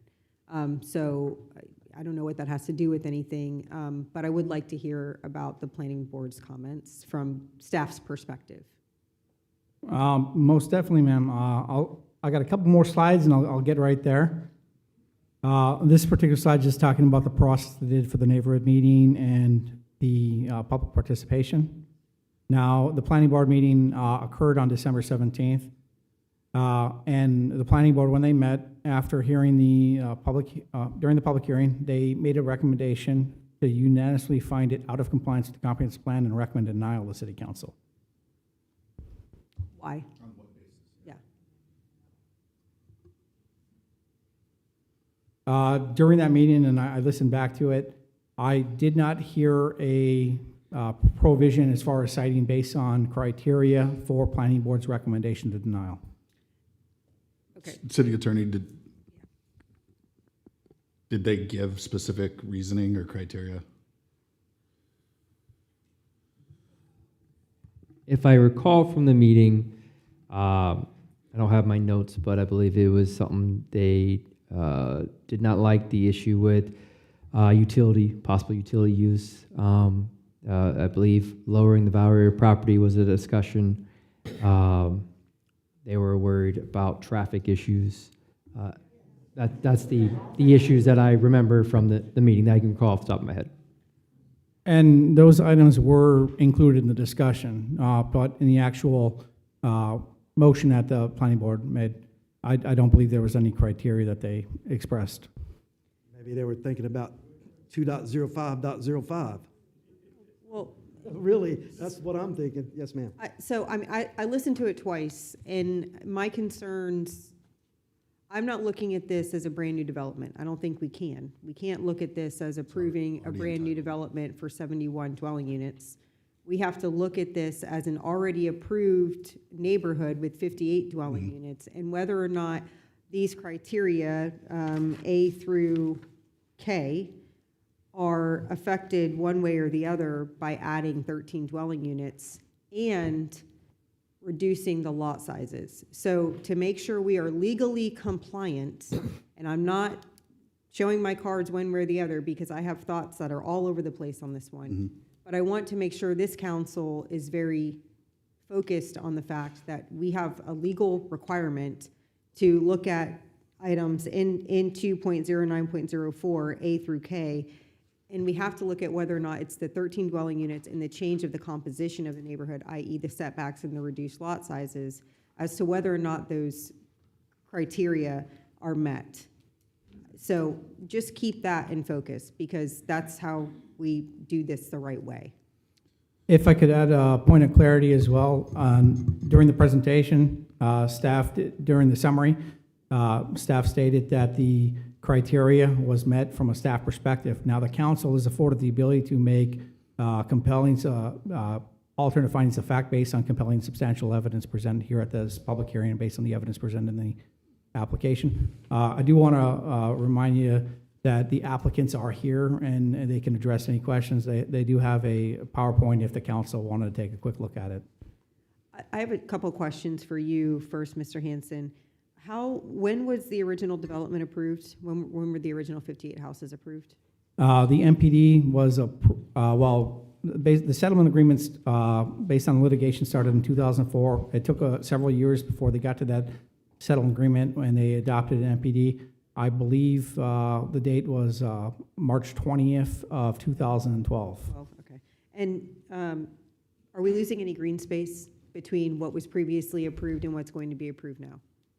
Based on the existing conceptual plan, based on the recorded MPD and the proposed conceptual plan, the overall green space is fairly similar in size, because although there's more density with the proposed amendment, due to the lot configuration and the size of the lots being smaller than the existing MPD, it largely has a similar net effect as far as preserving green space. Based on and I'll go back to the slide. Proposed slide here to show you, the applicant tries to ensure that they're protecting the jurisdictional wetlands down to the southwest of their site, and they're providing stormwater retention just to the south of the development as well, and then also to that northeast section where they're looping around as well. And then based on the way this is, the land use and the zoning, excuse me, how many dwelling units are permitted? How many dwelling units are there per the settlement agreement, and how many dwelling units per acre are they asking for? So based on the permitted value, based on the adopted MPD development agreement, the density would be at 58 dwelling units over the site, approximately 1.56 dwelling units. With the increase of density, I believe the number was approximately It's like 1.9. Yeah. 1 dwelling units per acre. It's worth noting that the previous county zoning that was in place before the city designated as Greenbelt, that site, if it was developed, would allow up to 3 dwelling units per acre. The surrounding residential neighborhood that is straight zoned between single-family residential 3 allows up to 4 dwelling units per acre, and single-family residential 2 allows up to 5 dwelling units per acre. Thank you. You're welcome.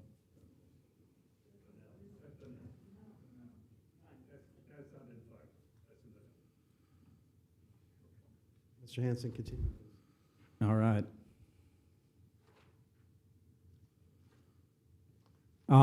And this gets to the point, the council may either determine, that the application is consistent with comp plan, or they can approve or deny.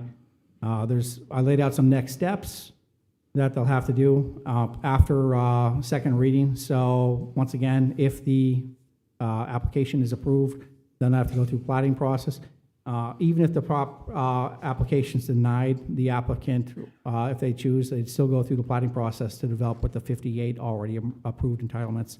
Once again, if the council wants, the applicants are here to answer any kind of questions, and they do have a short PowerPoint. To be clear, Mr. Hanson, this is a request from the developer of us, This is a request of the developer of the city. for us to let them build additional 13 units on that plot of land. Yep, so with the MPD amendment, they're requesting that the council approve that, but also because it's tied to a settlement agreement, that the council is by consent approving to modify that settlement agreement to allow the increase of density as well. Just so we're clear, this is a request. Anything else from the council? But it's not a new request, right? I mean, this thing started back in 2012, correct? Well, 2012 was the culmination of, and what created the settlement agreement in the MPD that allowed the 58 dwelling units. This particular request is new of the applicant based when they submitted for this master plan development agreement or amendment back, I believe, circa June, July, like I said, approximately 6 months ago when it first got to me. And just for clarification, in anticipation of public commentary, again, the 58 units is entitled, it's already there. So there is no conversation about whether that can exist. This is a conversation about whether the additional 13 are added to that. I did, sorry, yes, thank yeah. you for that. But I did have another, so from what I understand, one of the very large concerns, and this might be better suited for the applicant, I know you said they have a presentation, but one of the concerns was a punch-through through to 101. And as I understand it, and why I'm asking the question while you're here, Mr. Hanson, as I understand, if the applicant is in agreement, we can get them to grant us an easement for a spite strip. So we can essentially, it can be city-owned land at that south border, and we can hold it in perpetuity and never allow that to be punched through. Is that accurate? So, clarification, the applicant at no time whatsoever during the application process has made any indication of punching through East Hampton to State Road 100. If you look at the aerial map that I can go back to, I know they don't own it, yeah. there are other properties in between the applicant's land and State Road 100 that are not controlled by them. The applicant has no ability to punch through that road through other applicant or other property owner's property. And since someone previously brought up about punching through to US 1, there's hundreds of homes in between this property and US 1, so that'd be impractical. So, and I understand there's other landowners surrounding, but for belts and suspenders, if the applicant is willing to deed us an easement or give us an easement so that the city could hold it in perpetuity and not allow that punch through. So let's say the applicant wanted to go and buy up the surrounding land. It's possible, right? Mm-hmm. Probably not practical, but possible. We could still protect this neighborhood by getting that easement from them if they're willing to, in order to protect that possibility of a punch through. If it's amenable to the applicant and potentially as a condition of approval, maybe they'd be willing to offer something along the lines of a 1-foot non-vehicular access easement outside of where their required access for the subdivision would be. So I have a question regarding this. So we're talking about the terminus of East Hampton, right? So they don't even own that land, though, do they? Negative, sir. The southeast area, just to the south, where it would complete the square, so to speak, that's actually owned by us, and it's all wetland. So we have it in conservation. So this bottom right chunk here? That's correct. The square, so to speak?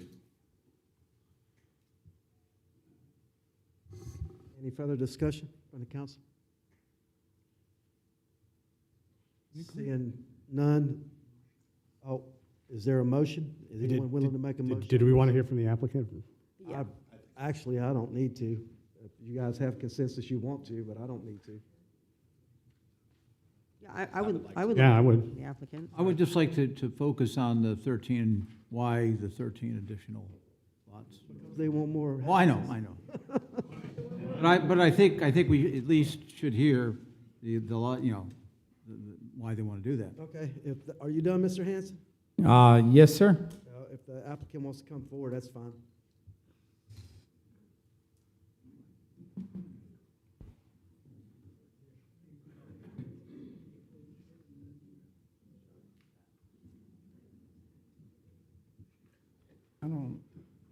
vote.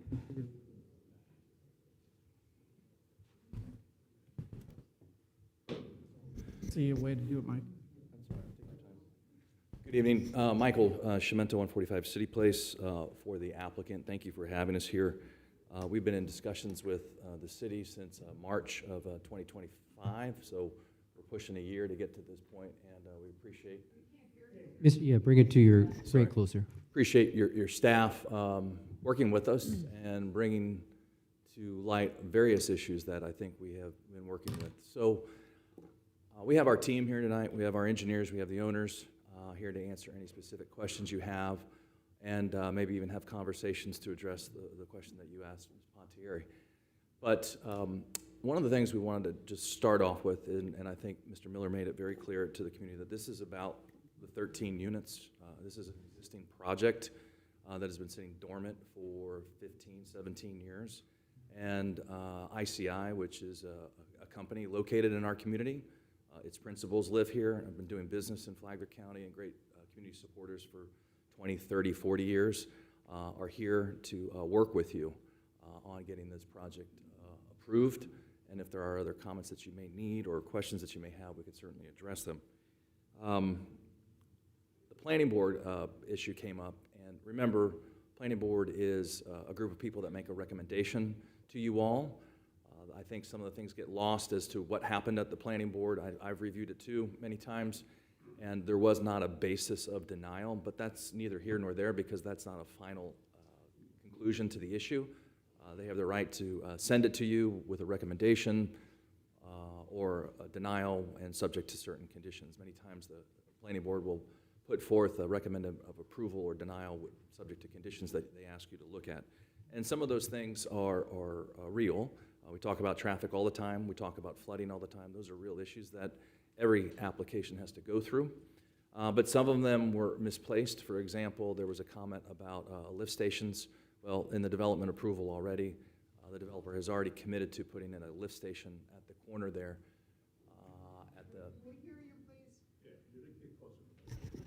Just lean forward, Mike. Thank you, sir.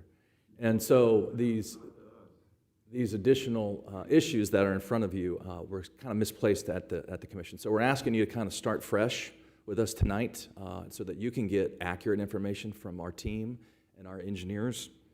Did you get that one? There's just computer monitors. I don't have a USB.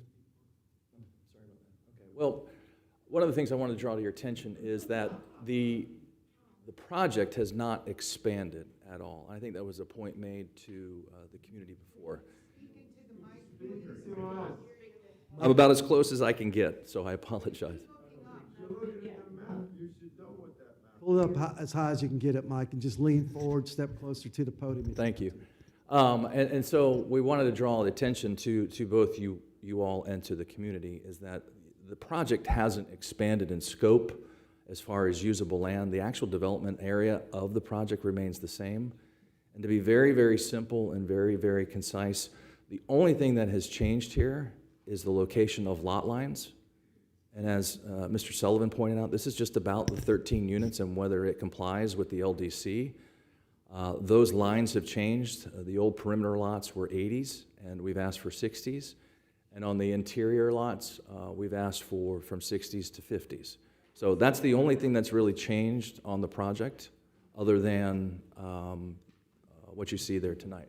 So I'll ask staff to come up and go through some of the history with you and answer any questions you want, particularly like flooding, traffic, schools, the typical things that we hear. But we ask that you kind of put the planning board's comments behind and start with a clean slate and make your decision based on the facts presented to you tonight. And then we'll come back after we hear the community talk. And I'm sure after all the meetings we've had and all the emails that we've reviewed and all the comments at planning board that we have answers to just about every single one of them. So thank you for your time tonight. Yes, ma'am. So really quickly, on this map, this is what I'm talking about. Yes, ma'am. And I think this is where the concern is coming from. So if you see what is purporting to be the entrance, it looks like there is a sliver that is not owned by the city. So I just want, and I know it's hard to see, and I could be wrong. I just want to make sure that whatever we can do, if this is approved, to make sure that there can never be a road that punches through to 100, that we do it. So I understand all the comments about it's not practical, it's not reasonable, it's not going to happen. I may put it down on paper type of person. So can you advise as to whether or not, if this were to go through, if the applicant would be willing to give an easement to the city to hold to ensure there will never be that punch through? So I think the area you're talking about is right. Yeah, we can't see. Maybe using the mouse on the, So Michael will show you the area that we're talking about. You all own, actually, part of the settlement agreement, the wetland area there on the right side that Michael's highlighted, was dedicated to you all and conveyed previously under the agreement. So you all own that area right there. I think what you're concerned about is the area to the west of that wetland line that goes all the way west. And someone said US 1. I don't think entering US 1 from this particular property is practical because it would have to go through another subdivision. I think we were referring to Route 100 and obtaining property to the south so that somebody theoretically could gain.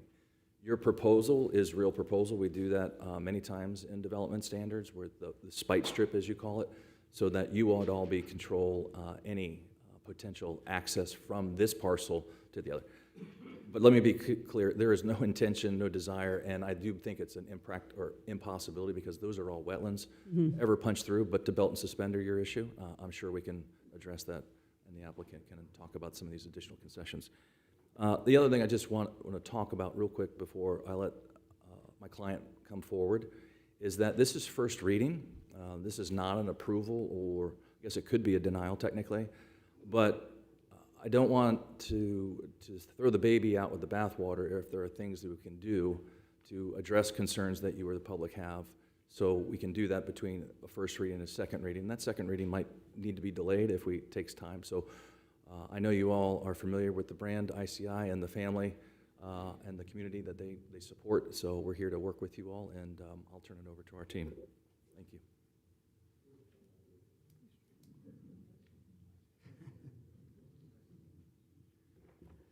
Mr. Mayor, members of the council, my name is Dick Smith. I'm Vice President of Land Development for ICI Homes.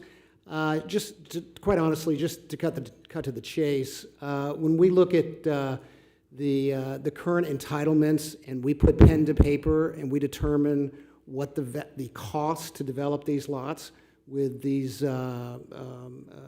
nuanced development requirements, such as the perimeter buffer that's just over and above your typical code, the lift station, the fact that we're trying to drain all of our lots interior. We've designed a retaining wall along the perimeter, the rear perimeter of all of those perimeter lots to ensure that drainage goes into the community and can be treated in our stormwater system. When you add all of that together and you calculate what our cost is per lot for the current entitlement, it's $112,000. That's before our land purchase price in there and our overhead and profit, to be perfectly honest with you. So those lots are going to cost about $150,000 when all of that is added in. And rule of thumb is 25% of your land value is the total cost of your home. So a $150,000 lot equates to a $600,000 home. That's bottom line, that we can't make that work. What we can make work is what we've got in front of you tonight, the proposal for the 71 lots. We believe that will bring us into the $450,000 starting range, well above what the average cost of the home in the area is. But that's the reason that we're here tonight, because we can make that work. We can't make work what we've got shown now, or entitled now, okay? And also, I might add also one of the reasons for this high cost is the less than 2 units per acre. That's another component that increases the cost of this overall development. Thank you, sir. Any questions from the council? Thank you, sir. Any further follow-ups from the council before we open it up for public comment? Seeing none, we'll open this up for public comment. Please refrain from derogatory comments, please. Oh, I'm sorry. Correct. I'm sorry. We need a motion. We need a motion and a second. Mr. Mayor, I move approval of the ordinance for first read for the East Hampton Master Plan Development Amendment. Second. We got a first and a second. Any further comments from the council? We'll open up for public comment. Yes, sir.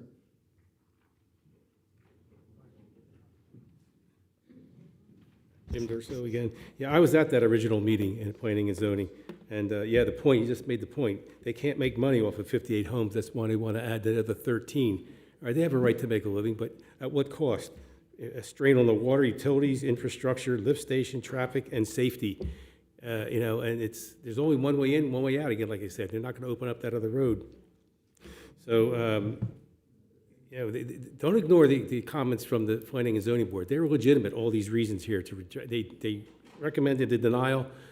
If you're smart, you'll deny this project, and they haven't started. They can do something else, I guess. But, you know, our roads, as you know, already overcrowded.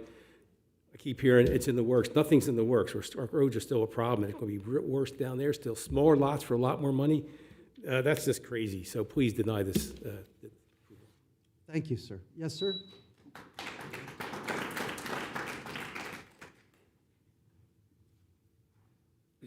Good evening, council members.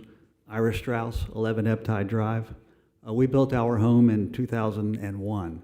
Our property backs against the west side of the ICI property off of Eptide Drive. When the original agreement in 2012 was reached for the land swap for preservation of the wetlands and the entitlements granted for 58 units, we understood that it was the best outcome at that time. We attended a neighborhood meeting back in November, and we were told by ICI representatives that it was not economical for them to develop their property without increasing the density, as they stated again tonight. In their presentation at the Planning and Land Development Board, they stated that the smaller lots and likely smaller homes would maintain or increase the value of the homes in the area, such as my own. This can't be true. They are requesting reducing the lot size, as they've said, by as much as 25%, with setbacks as close as 5 foot. My home, like others on our street, sits on a lot size of 80 by 125. The ICI is requesting a lot size with a width of just 60. We and our friends and neighbors are concerned about increased density and accessibility, to be sure, but I would also like to make the further case that our home values are going to be reduced to increase ICI's profit. We accepted the inevitable development resulting from the 2012 agreement, but we strongly object to this MPD amendment that will negatively impact our neighborhood's value. Request you that you honor the original agreement and deny this application to amend the comprehensive plan. Thank you.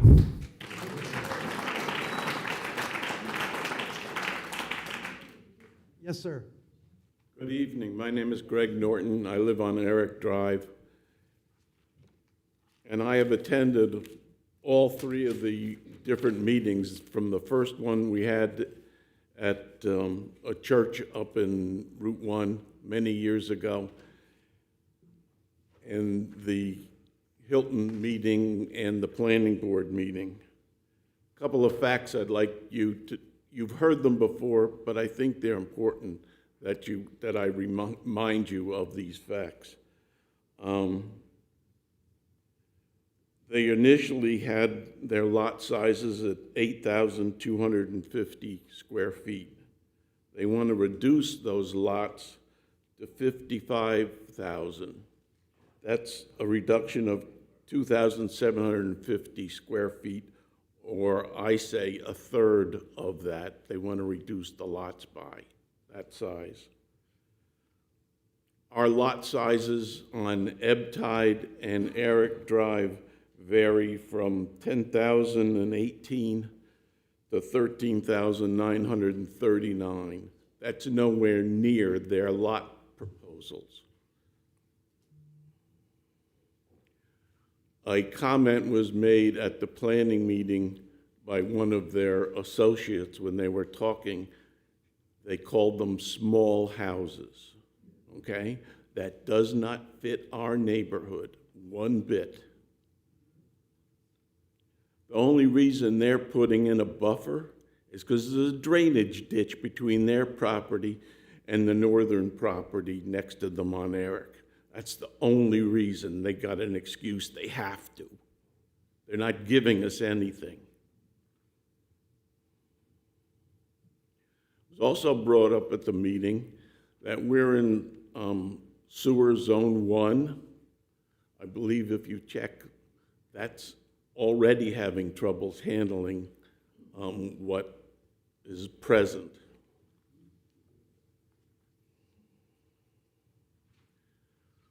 The planning, your checklist that you mentioned that this gentleman did, I think on one of those items on the checklist is, does the development fit into the neighborhood?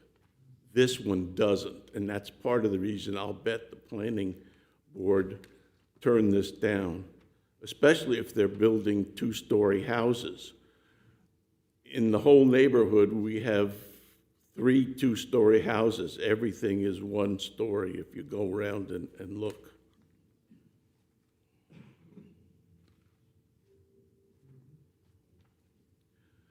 Settlement agreement, they agreed to this 58. You gave them free property, a free swap, swampland for good land.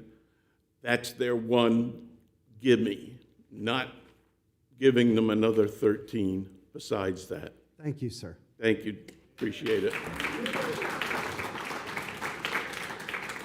Yes, ma'am? Hi, Janet Gann, 25 Egan Drive. So as others have said, although 13 additional home sites doesn't seem like it would make that much difference, I believe that it just might.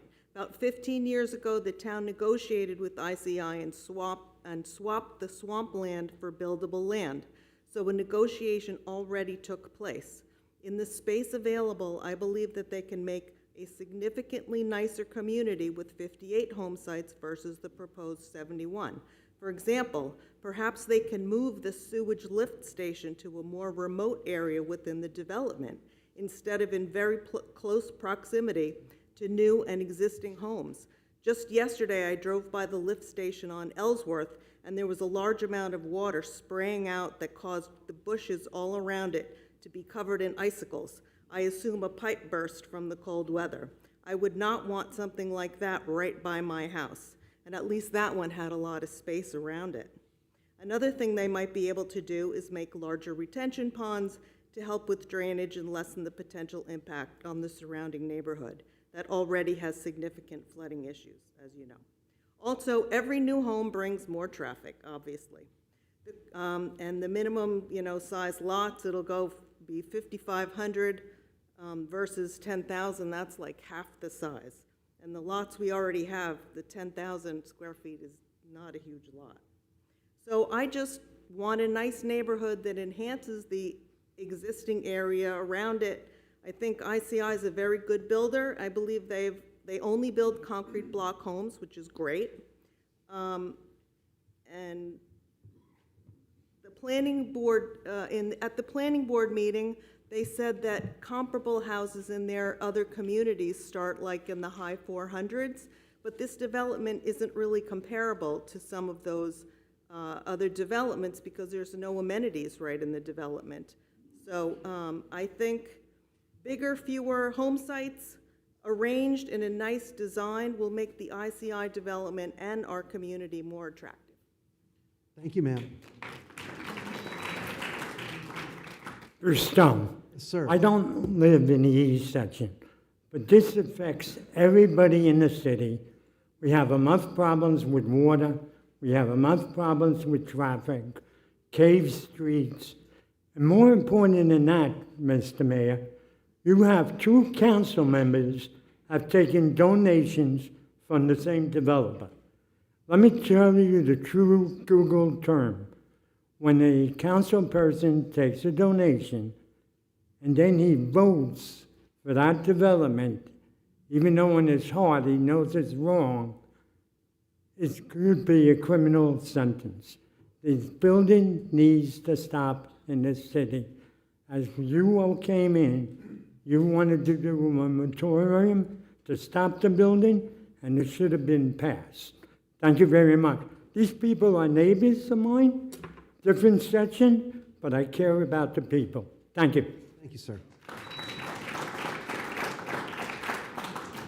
Yes, sir.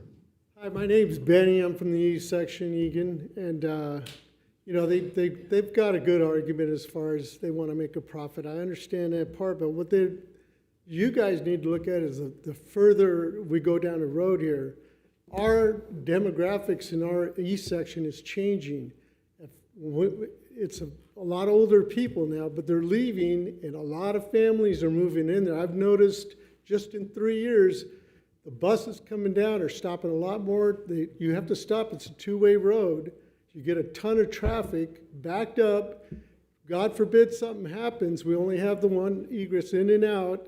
You're going to add 58 more homes, which I know you guys had nothing to do with, but now you're going to let them have more to add. It's like putting fire on top of fire. I know there's some people that are for it, but I think you guys need to look down the road and see what it's actually going to progress into, because those new homes possibly have a lot of family. And like I said, the East Section's changing. I've noticed in 3 years, there's a lot more younger families moving, more traffic, more kids. So you have one way in and out. I mean, it's easy to say, it's just 13 more houses, 11, whatever it is. All you're doing is kicking the bucket down the road, because at some point, I don't care what they say, cement blocks or whatever, at some point, somebody's going to sue the city because they can't get fire trucks in and out of there because of the traffic, so they're going to want to punch through to Bunnell. Or Bunnell's going to annex that side and say, we're building houses there and you can't do nothing about it. So that's my argument. Thank you, sir.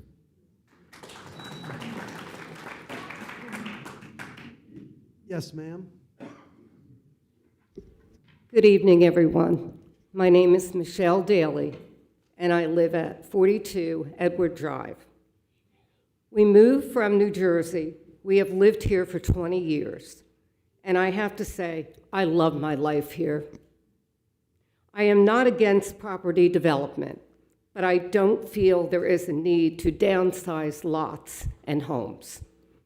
We bought property and built in the E section, because the E section, and still is, the favored area in Palm Coast. I tell my children, E stands for excellence. My husband and I studied each section and agreed to buy land here, and only here, to build our dream house, even, and paying a higher price. We didn't care.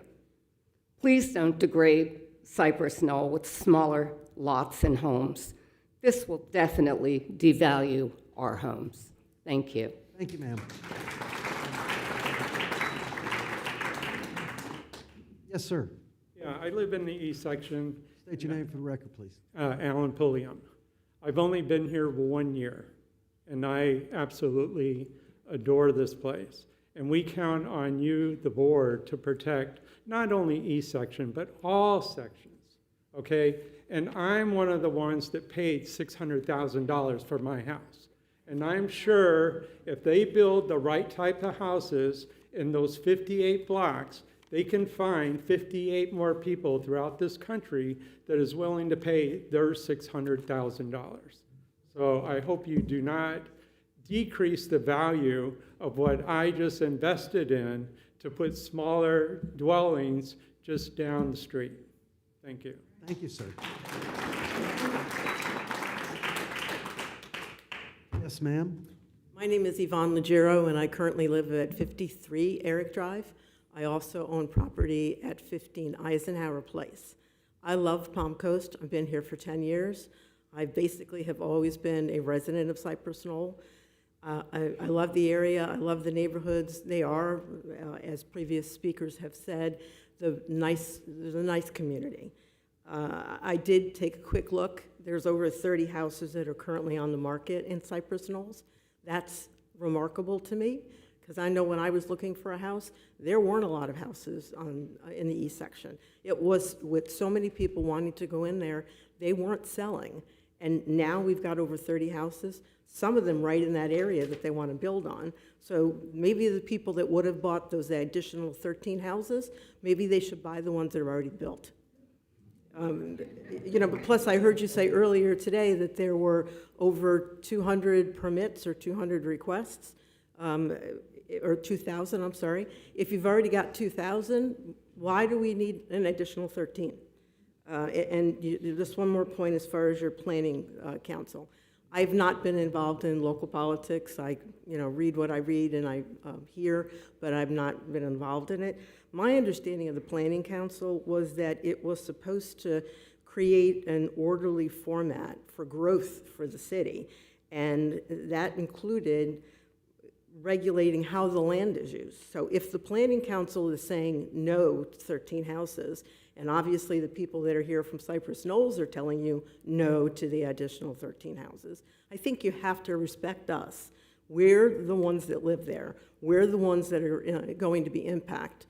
We're the ones that are going to be stuck in traffic at the light on East Hampton. And by the way, East Hampton is a raceway. And if you go down there late enough at night, you'll find speeders every single day. I'm sure the fire department, or the police department rather, would make us a lot of money if they just park themselves, hidden somewhere, or set up some radars, because they would definitely make a lot of fines. So thank you for an opportunity to speak, and I hope you will not allow ICI to build more than what's already been approved. Thank you, ma'am. Yes, ma'am. Hello, my name is Deborah Hay. I'm a relatively new resident here in Palm Coast, and I have to say I absolutely love it here. It's a beautiful city to live in. I come from New Jersey also, and I'm very happy here. I'm also not involved in local politics or anything like that, and this is my first town hall meeting.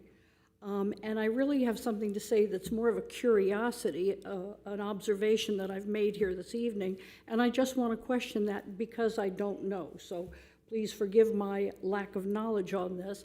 But with regard to the $55,000 check that was presented earlier, my curiosity is, this gentleman here in the blue suit, I don't know who he is, he brought the check, gave it to the other man to present, but isn't that a bit of a conflict of interest if he's bringing you a $55,000 donation? I'm just curious, I don't know.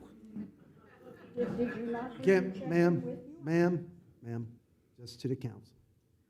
I sat right here and I saw him hold the check, and I saw him give it to the man on the other side of the aisle, who then presented it to you.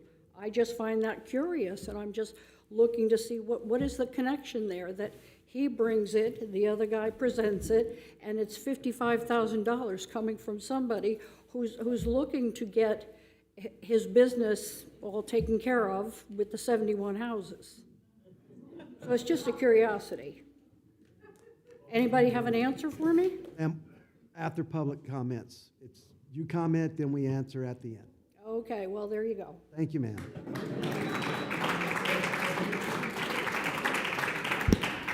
Yes, sir. Good evening, Mayor and Council. My name is Jeremy Davis, P Section. I'm speaking on application 6302, the East Hampton MPD amendment, with ICI Homes as the applicant. I want to connect three things tonight: infrastructure, debt, and public confidence. This council recently approved up to $330 million in a utility bond debt. Residents were told that borrowing at that scale was necessary to address infrastructure strain, system upgrades, and long-term capacity challenges. That tells the public something very clear: our infrastructure is under stress. So here's the question: if we are taking on hundreds of millions in debt because systems need repair and expansion, why are we amending master plan developments that may increase demand on those same systems? Are we fixing capacity first? Are we adding demand first and planning to finance the consequences later? Because that cycle is how cities end up in structural strain. Now add public confidence to that equation.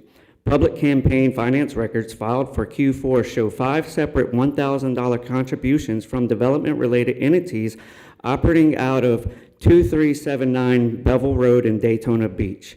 That is the corporate address associated with ICI Homes. 5 entities, same address, maximum level contributions, $5,000 in a single reporting period. I'm not alleging wrongdoing, but perception matters. When a developer seeking amendments contributes through multiple affiliated entities and the city simultaneously approves massive infrastructure borrowing, residents deserve reassurance that decisions are driven strictly by code compliance, engineering analysts, and capacity, not relationships. So I ask, has updated stormwater modeling been performed using current rainfall realities? Has traffic been recalculated with present-day counts? Has utility capacity been verified against actual system performance? And can the council clearly state on the record that this amendment stands solely on measurable planning standards? Because from the outside, residents sees infrastructure strain, increased borrowing, development amendments, and concentrated development contributions, all at the same time. If everything is above board, then transparency strengthens trust. But if we do not address these concerns directly, it begins to feel like we are repeating the same pattern that created the $330 million problem in the first place. Growth must follow capacity, not the other way around. Thank you.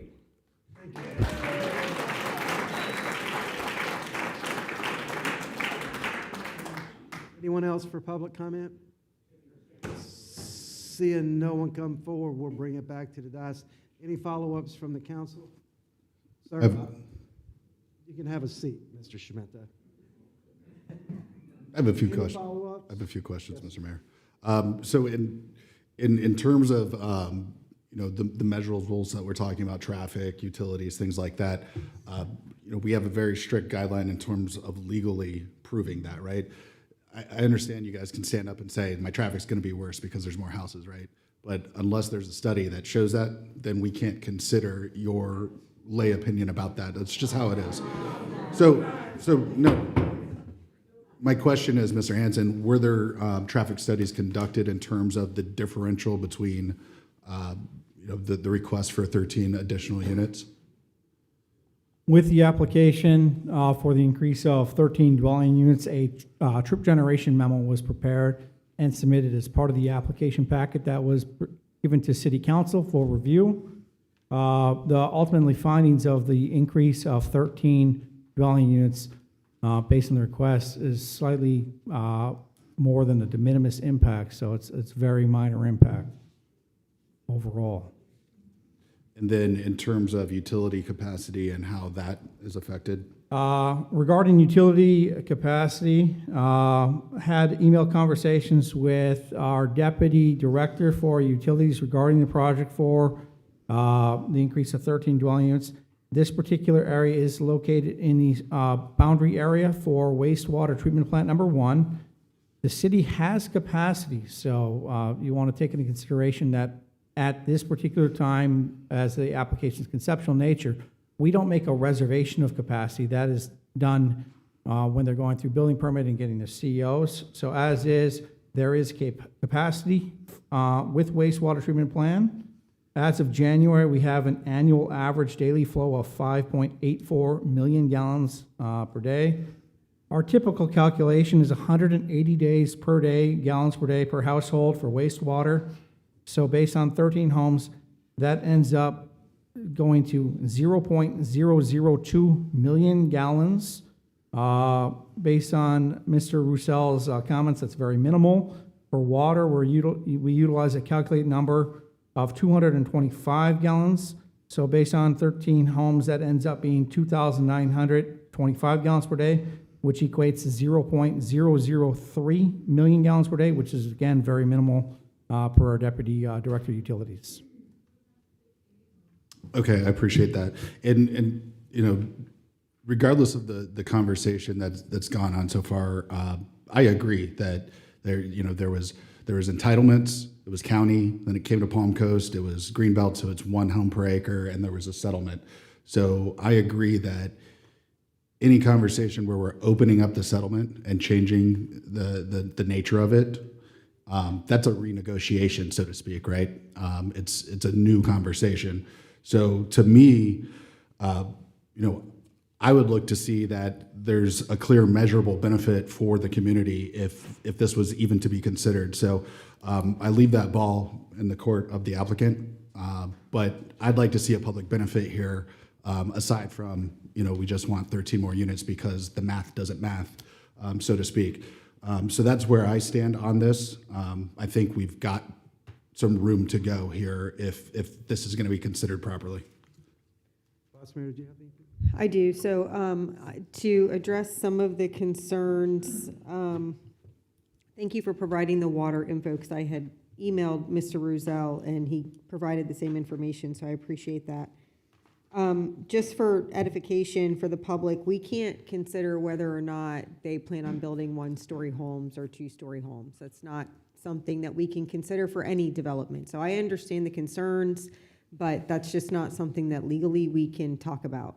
I am simply looking at whether or not the addition of 13 homes is going to meet or fail the criteria that we're looking at. I'm looking at within that what the public benefit is. So I thank you for bringing that up, because we do need a public benefit for this specific community in exchange for this increased density.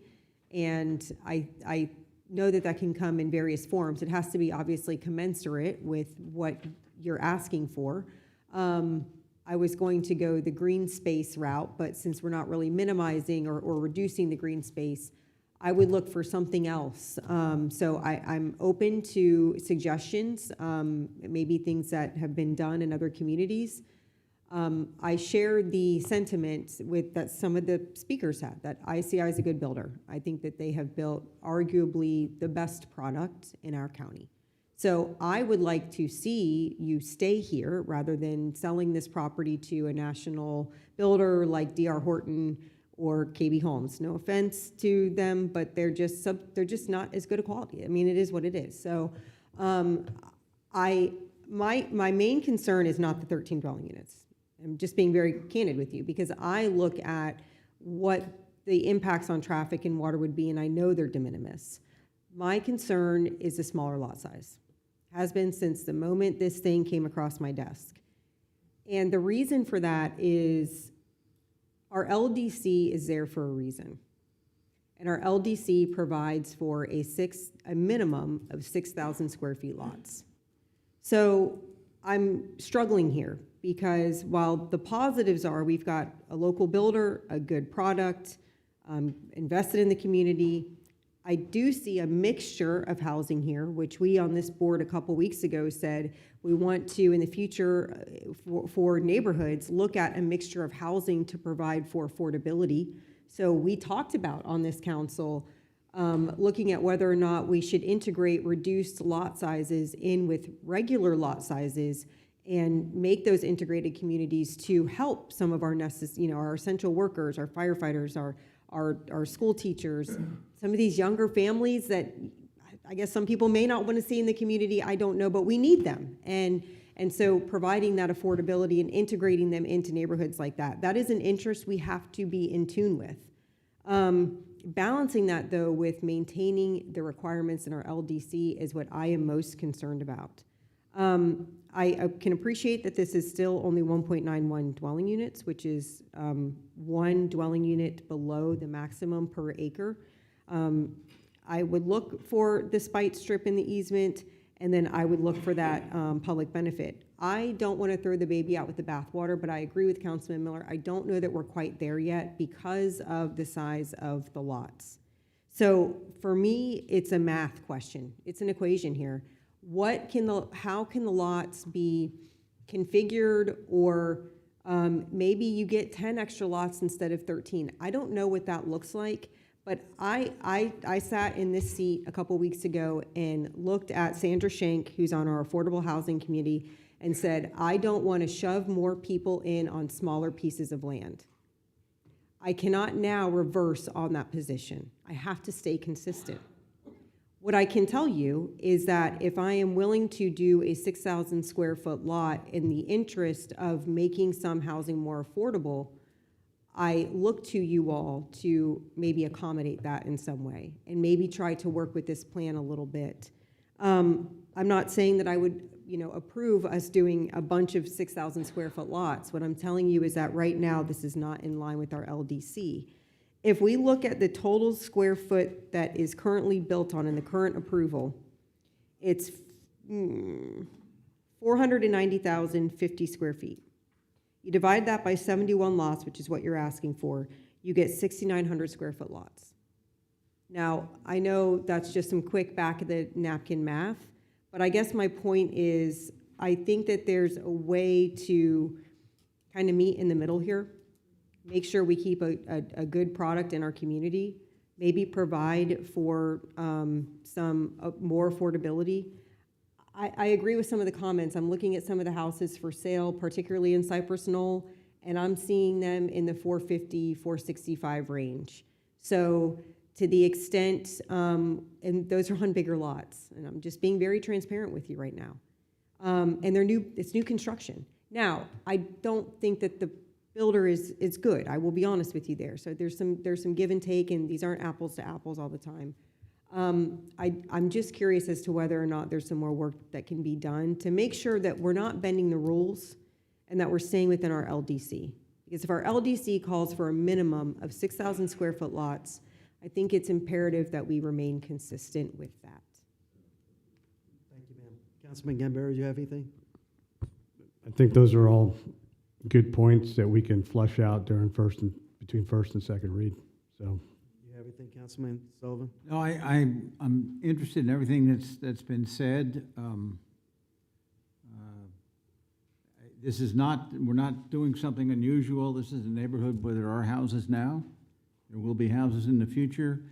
And I think there are good reasons to look at some of the points that have been made. But I think at this point, the first reading, I'd be willing to go forward with the first reading with the idea of then coming back with some of the points that have been made. I like the 6,000 square foot lot size. That makes sense to me, that kind of thing. Sorry, Mayor, may I ask a question of the applicant? Have you all thought of what your public benefit would be? I know, and I'm just thinking Need a skate park. Yeah, exactly.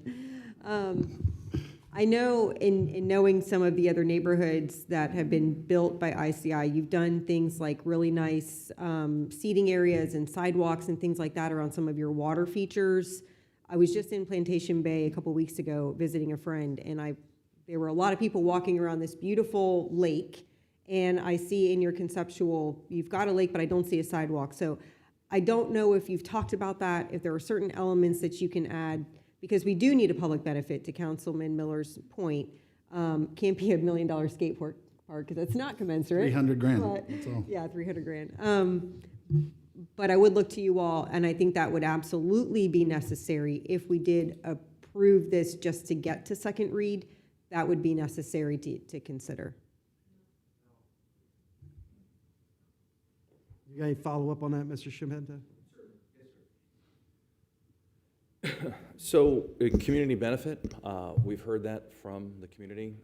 They have different ideas amongst themselves as to what a community benefit might be for the additional 13 lots. I mean, I think you said, Mr. Miller, that a skate park, $300,000 is not commensurate for the 13 lots. So we're willing to sit down with your staff and the community to talk about community benefit. When we were at planning board, we heard loud and clear from the community, with the neighborhood meeting, that they don't want parks there. So that, in my opinion, I'm not taking words out of anybody's mouth, but it was inferred that we don't need parks so that other areas of the community come and use that area. They want to keep it private.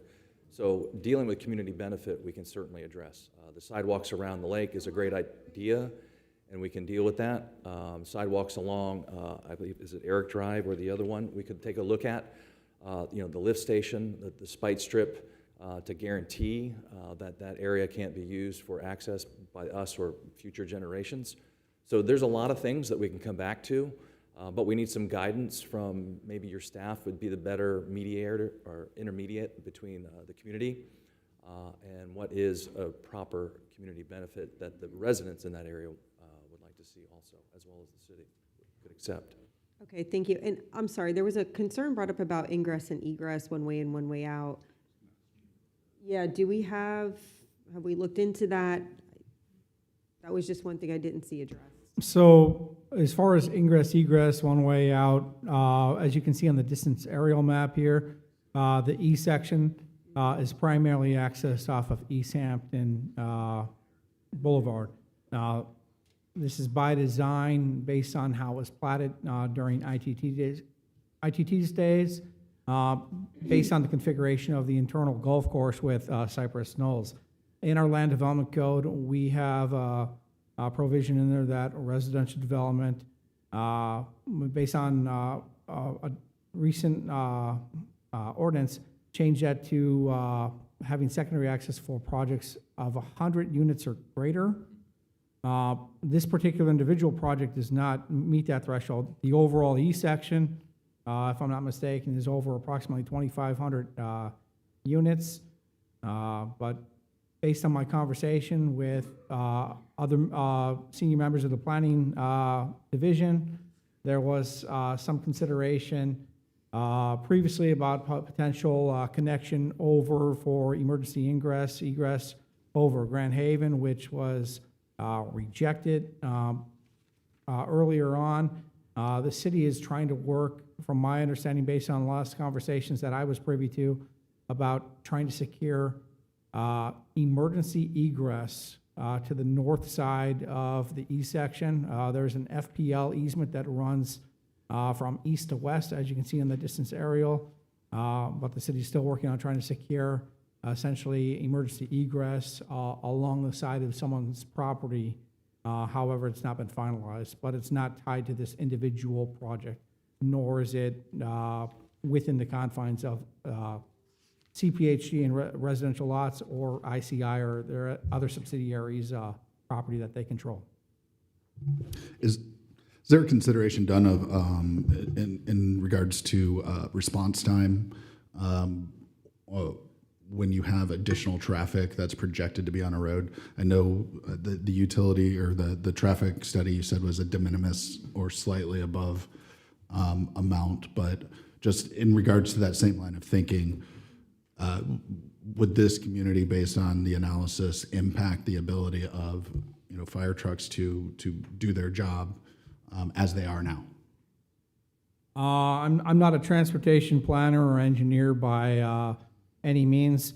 As the property has residential entitlements right now for 58 dwelling units, when the applicant submitted their trip generation memo that, as I mentioned, was included with the as attachment with the staff report, it analyzed the increase for traffic for the additional 13 units, which wasn't necessary to hit the threshold requiring what would be considered a traffic impact analysis that evaluates the distribution on the existing network.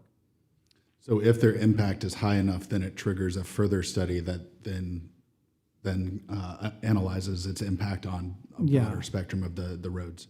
But as I mentioned, throughout this whole process, after, if the council approves the amendment or if they deny it, when the applicant comes in time for plating, it goes through our process. The preliminary plat process is very technical in nature. We have our 19 review staff members with the city that evaluates this.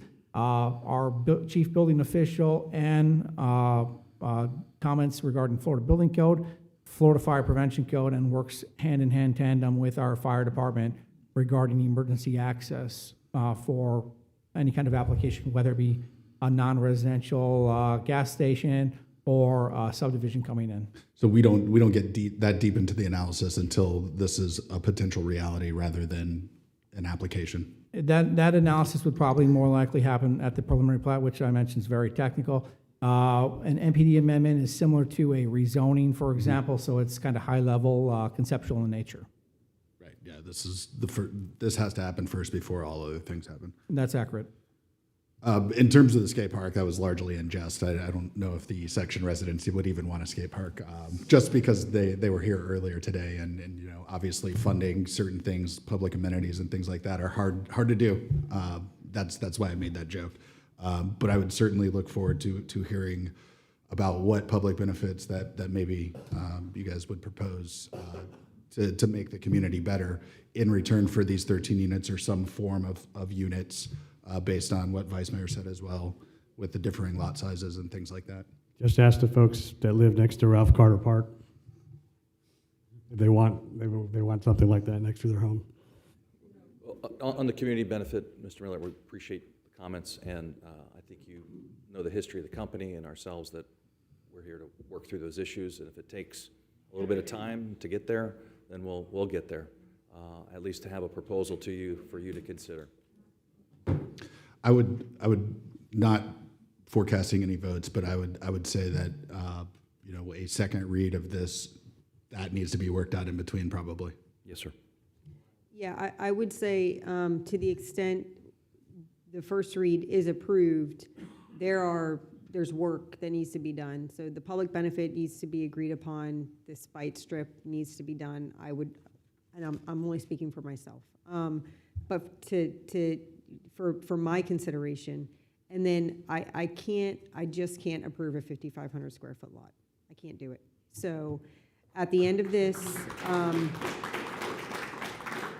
I think you all can figure it out. I think you can figure out how to be in compliance with our LDC.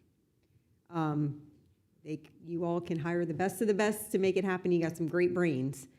So I say make it happen if it is to be considered by this one person. I did just want to say, if we are considering some type of neighborhood feature, one of the concerns I did hear from some of the residents was that they did not want access from some outside folks coming in. So if we do a sidewalk of some sort, we need to make sure that it terminates within that residential development, because I did hear that as a concern at a board meeting or maybe on social media. I can't remember. Yes, ma'am. I heard that too, but I'm a little confused by that. So the premise is that we don't want a feature that will draw non-E section residents to the E section. Is that, I just want to understand it so I know what I'm asking for. Yeah, I think so. I think the idea is to kind of keep it, Within this development. Is that it? Is that it? Please keep it down in the gallery. Strictly for me, I'm going by the LDC 2.05.05. This runs contrary to the public interest of our city, and I can't support it at all, and I'm not going to. They were a lot of 58 houses. That's what you get. I'm not going to budge on that. I wouldn't care if they said they built a $300,000 skate park. It's not in the best interest of our city. We already know the things have been brought to light on our water issues. We just had this massive increase, over 30% for our residents. I can't support that. I just can't do it. So with that said, Ms. Cook, call the question. Vice Mayor Pontieri, For the first read, yes. Councilmember Gambaro, Yes. Councilmember Miller, No. Councilmember Sullivan, Yes. Mayor Norris. No. The motion passes 3-2. Thank you, ma'am.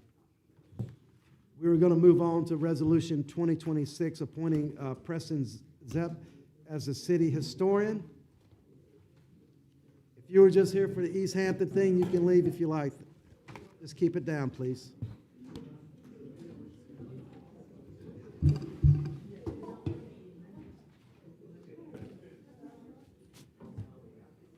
Peter Johnson.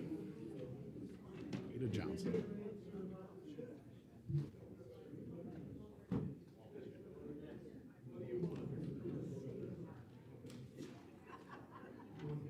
Do what? Do you know how to click through? Oh, I didn't see that.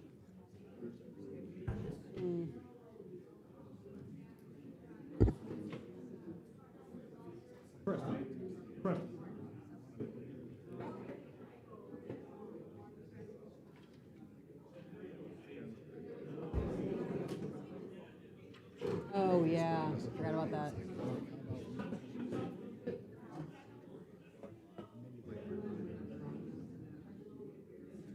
Yeah.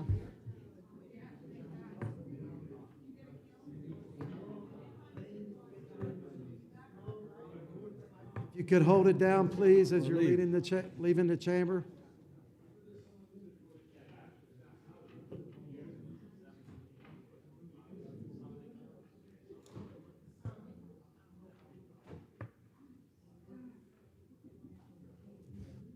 The meeting's not over, Mr. Stone.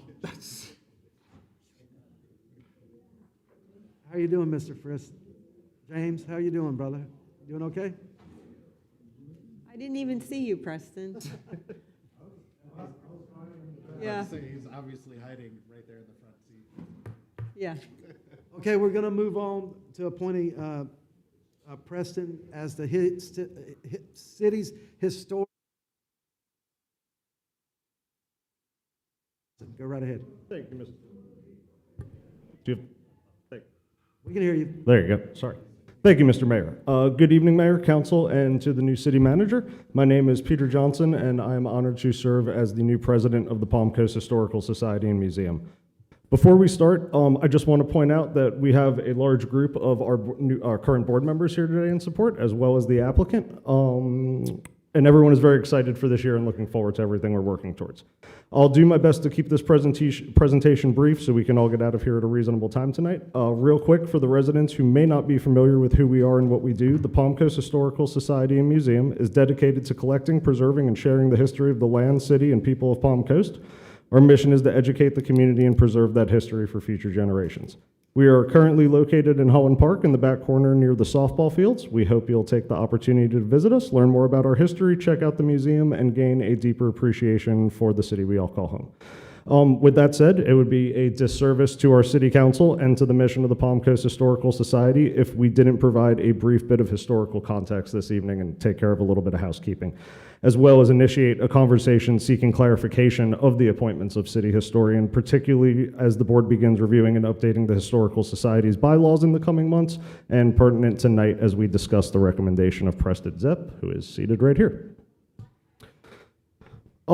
So one fact that we want to clearly establish before we get into this and ensure that there is a shared understanding with the council is this. Any recommendation made by the Historical Society is simply that, a recommendation. The board and I fully understand that under our current bylaws, the city council holds ultimate approval and authority for appointment of the position of city historian. While our internal bylaw review is still ongoing, the board has already voiced its support of continuing that practice and leaving final authority for this position for city council approval. So, at this time, and after diligently reviewing boxes and boxes and boxes in our storage room, and quite a few file cabinets, I've been able to uncover a near complete story and timeline in the inception of the position of city historian.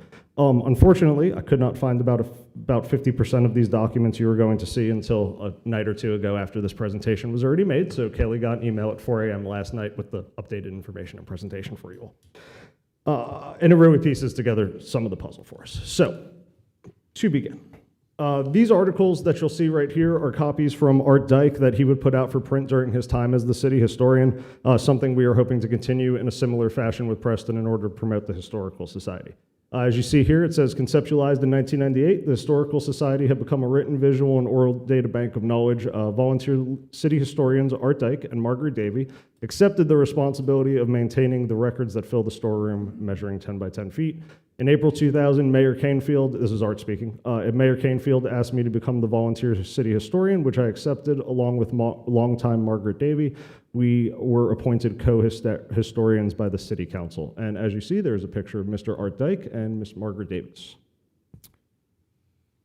So, pop quiz time. No, I'm just joking. On the left there, that is Mr. Canfield. He was the first mayor of Palm Coast. And on the right, you will see the first document that we can find in our records relating to this position. I'll read it for those who can't see it. It's to the city council members and staff from Mr. Canefield, referencing the city historian position, dated February 22nd, 2000.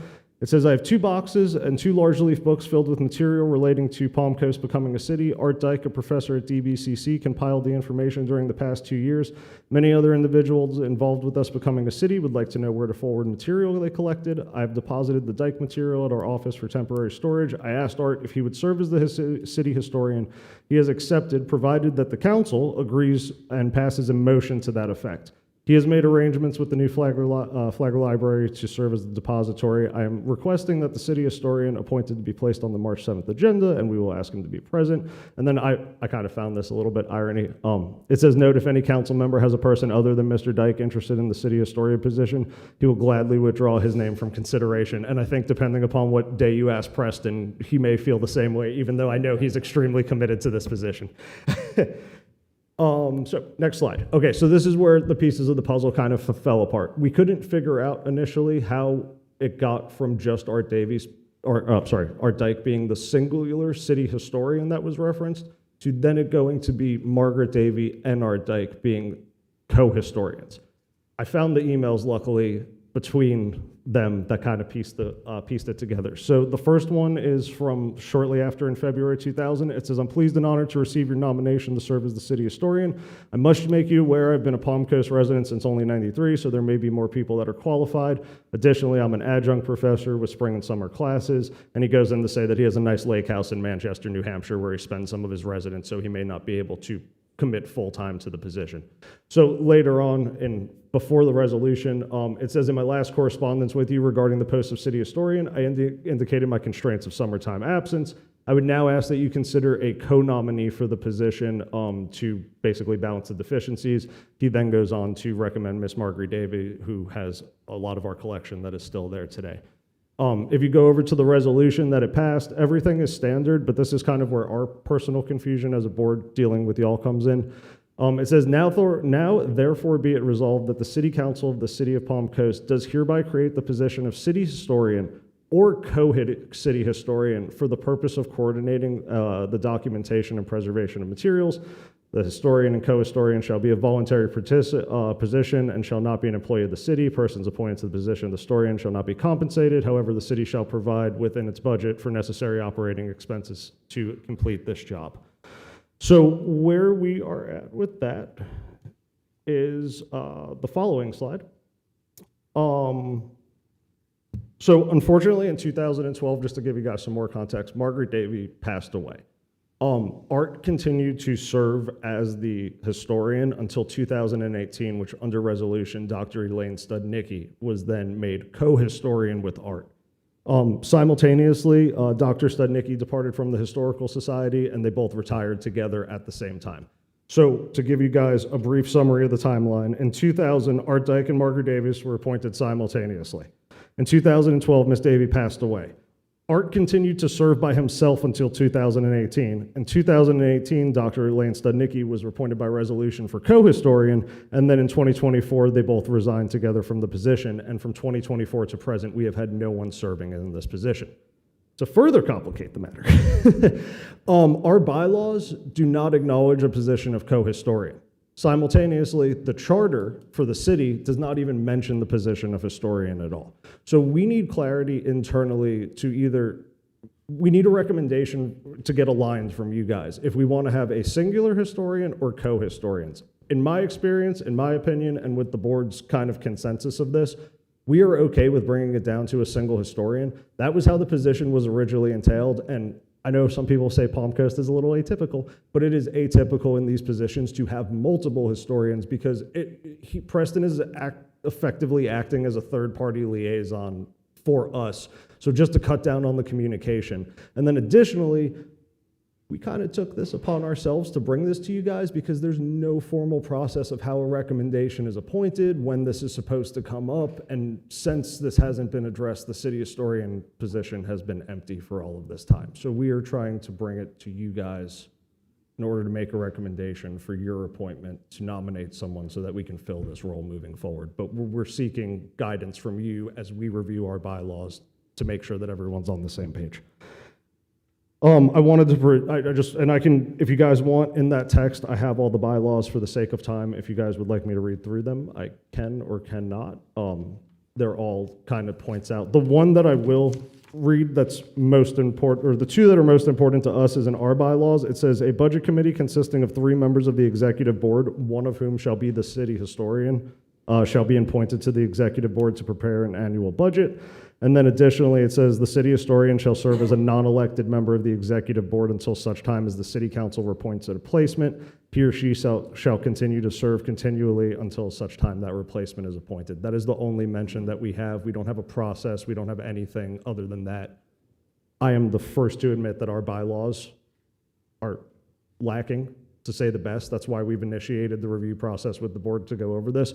I will also say, and be the first to admit, we are a little bit late to the charter review committee game, but If that's something that council would be interested in defining loosely, just to get something in, that there is a position of city historian that is appointed by the council, I would be more than happy to explore that with you guys and the rest of the board. With that being said, I can pause and we can talk about that, or I can go right into why you guys should pick Preston. But it's up to, and a lot of the board is here, so you're speaking to all of us collectively, sort of. So first thoughts.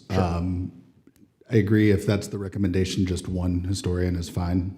I think in a situation where someone may be hindered, like was the first situation where it was I'm only here half the year, then it would be appropriate. But so I'm completely fine with that, I think. And then in terms of the process, maybe we should define this process, how often it's reviewed, how often people are appointed, things like that, so that it's defined within, wording that everybody can live by as we move forward on both sides. And then, and if I could just clarify for you, Ty, the only wording that we have currently in there right now is until you guys appoint a replacement, which I take till as death, resignation, or you guys get mad at the current city historian. So we need to spell out how often, what this all means. Yeah.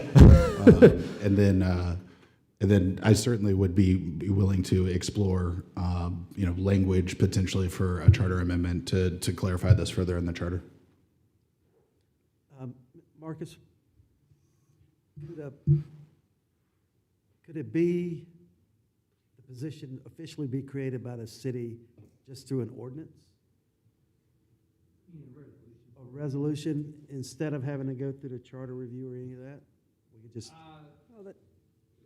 thought that's what we're doing. Well, no, well, I'm saying. Clarifying the process. Clarifying the position. I see what you're saying. Having one for the city. So having one and having a process how it's done, that's what you're talking about, right? Yeah, you could do that by ordinance. You could probably do it by resolution as well. It's really how this council. If we can get it done in an easier way, I certainly don't think we need to be like jamming up the charter amendments with, I agree. Something maybe the most of the populace doesn't think about. You could do ordinance, but I don't think it's necessary. I think a simple resolution would be fine, and we could have it recorded, so then it's on record, that kind of thing. Creating an official position. Or maybe the review process is something that we do that's consistent with other appointments that we make, right? Kind of the same periodic type review. Yeah, no, I agree that there should be some periodic review just so that there's a set timeline for everything here. And my main concern is just making sure that as we review our bylaws, we are on the same page with what the city council wants, just as good faith partners, so everyone's on, expectations are set. With a undefined timeline, right? Any person that's putting themselves forward is putting themselves forward for life until, sorry, Preston. until we decide to point someone else. So maybe defining kind of a term so that they know what they're getting themselves into, and there's a clear term, and they'll, even if they have other things going on, they'll work towards the end of that term and then hand it over to somebody else or whatever the case may be. But I think that might be helpful. Okay. Anything else? You want to continue on? With that, yes. Everything else is about Preston. By the way, hello, Mrs. Nets. I want to make sure you were recognized. All right, go ahead, Peter. All right, so we are extremely excited to bring this recommendation forward and to present Mr. Preston Zepp to fill the role of city historian. This recommendation was approved unanimously by our board at our annual meeting. We have identified this role as critical, not only to future planning of the Palm Coast Historical Society, but also to fulfilling our responsibilities as an organization and maintaining a complete functional board.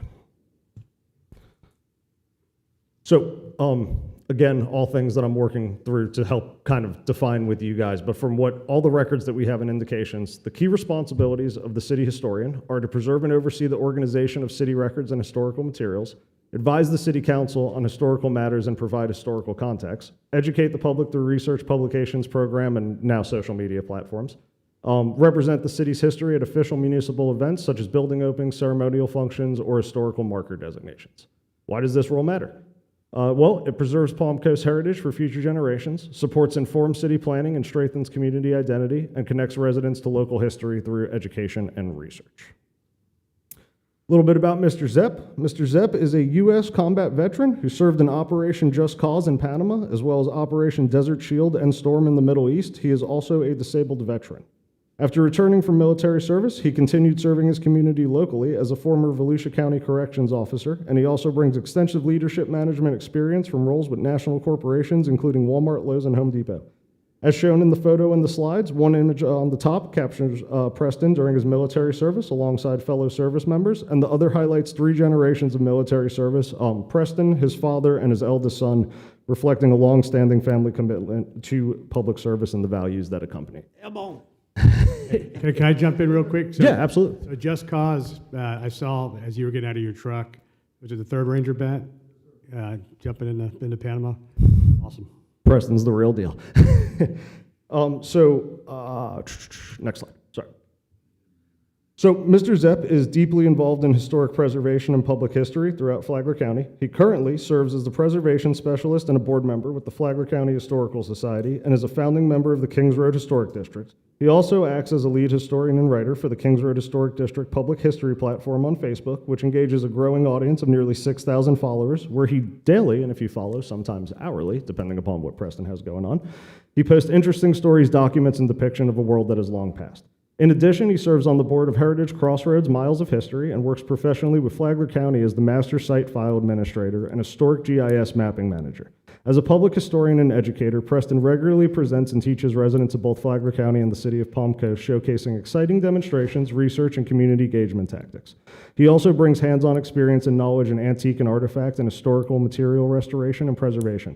One of my personal favorites projects that Preston has done is actually pictured here. On the left, you can see what the piece looked like beforehand, and on the right, you can see with a little bit of Preston's elbow grease how beautifully he restored it and brought it back to factory condition. So, to wrap up, on behalf of the Board of Directors and the Palm Coast Historical Society and Museum, we strongly recommend Preston Zepp to serve as the Palm Coast next city historian. His demonstrated dedication to preserving local history, his history of public service, and his unique ability to educate and engage the community, both the young and old, make him exceptionally well-suited for this role. We believe his experience, leadership, and commitment to Palm Coast heritage will serve the city well as we move forward and create our future history. Thank you for your input, time, and consideration this evening. We will be happy to answer any questions you may have, and Mr. Zepp is also present and available to address any questions that you may have directly for him. Thank you again. Thank you, Peter. No problem, sir. Goodness, you're a fast talker. It was- Preston, would you like to say anything? Would you like to have the mic for a minute? Get up there. By the way, Preston and Mr. Frisk took me down to the sawmill and showed me all that stuff some time ago. And I know your dedication, both of your dedication to the history of this community. But if you have anything to say, Preston, please feel free. He made me sound a lot cooler than I really am. I do all that. I've got to blame Ed Sharkovich, he's the president of the Flagler County Historic Society, for sucking me into this history. And it's amazing how much history we have here in the confines of Palm Coast borders. Going back to 1768, we have pre-Revolutionary War history here that the kids running around today have no idea about. So I'm hoping to, if y'all say okie dokie, work with y'all and the different departments to preserve and protect our past. Thank you, Preston. Can we get a motion or any comments? Then we get a motion. I just want to say, first, congratulations on being our new president of the Palm Coast Historical Society. Thank you. Appreciate it. Yeah, thank you, question mark. No, I know you've got some really good ideas, so I'm excited to see what you can do. No, thank you, seriously. And thank you, Preston, for stepping into this role. I know you and I have worked together on a lot of things. You have educated me extensively on the history and many other things about Palm Coast, so I'm grateful. And I'm just really thankful for everybody who's volunteered, who is volunteering, and offering to really add this community benefit. So thank you so much. And I'm looking forward to seeing you in this role. And just Preston, good to see you again. I know it's been a while out at the Holden House or other place. You've been a stalwart in this area for all the time I knew you. Haven't done much in the last few years, mostly because I just haven't been able to.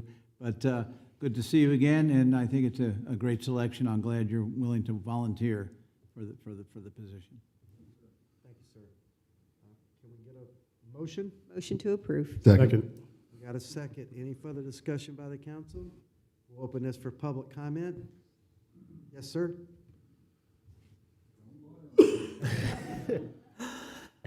Good evening. My name is Ed Sharkovich. I live in Palm Coast. For the last 7 years, I've been the president of the Flagler County Historical Society.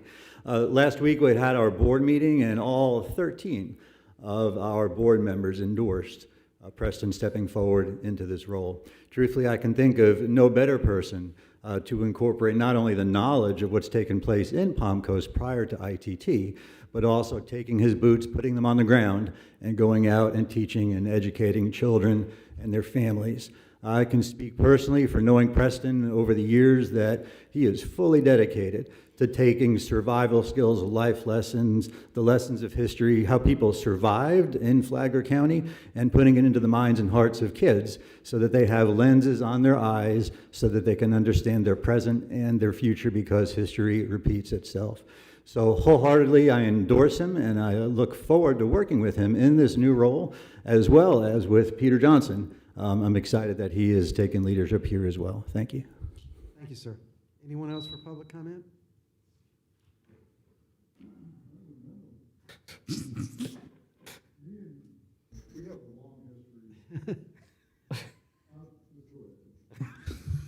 Oh, go ahead.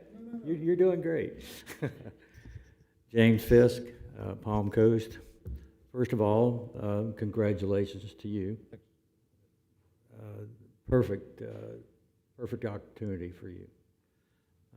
But for Preston, I cannot think of a better person to be your historian for the city of Palm Coast.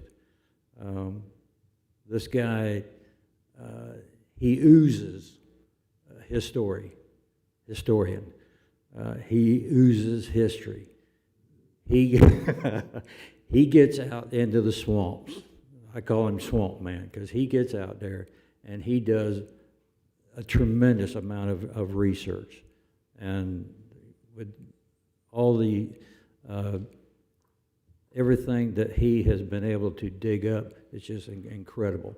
He's going to do a fantastic job for the city of Palm Coast, just as he has done with the Flagler County Historical Society.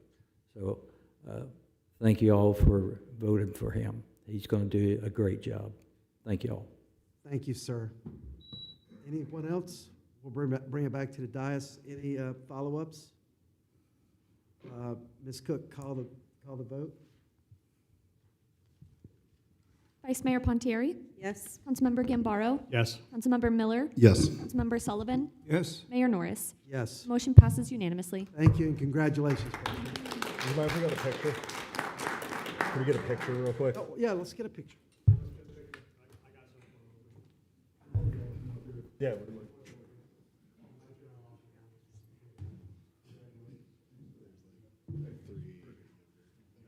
Yeah.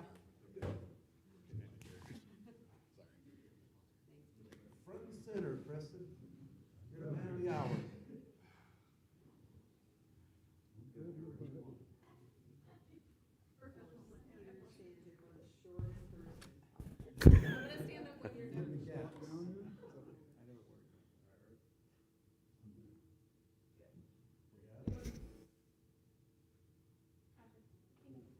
Preston.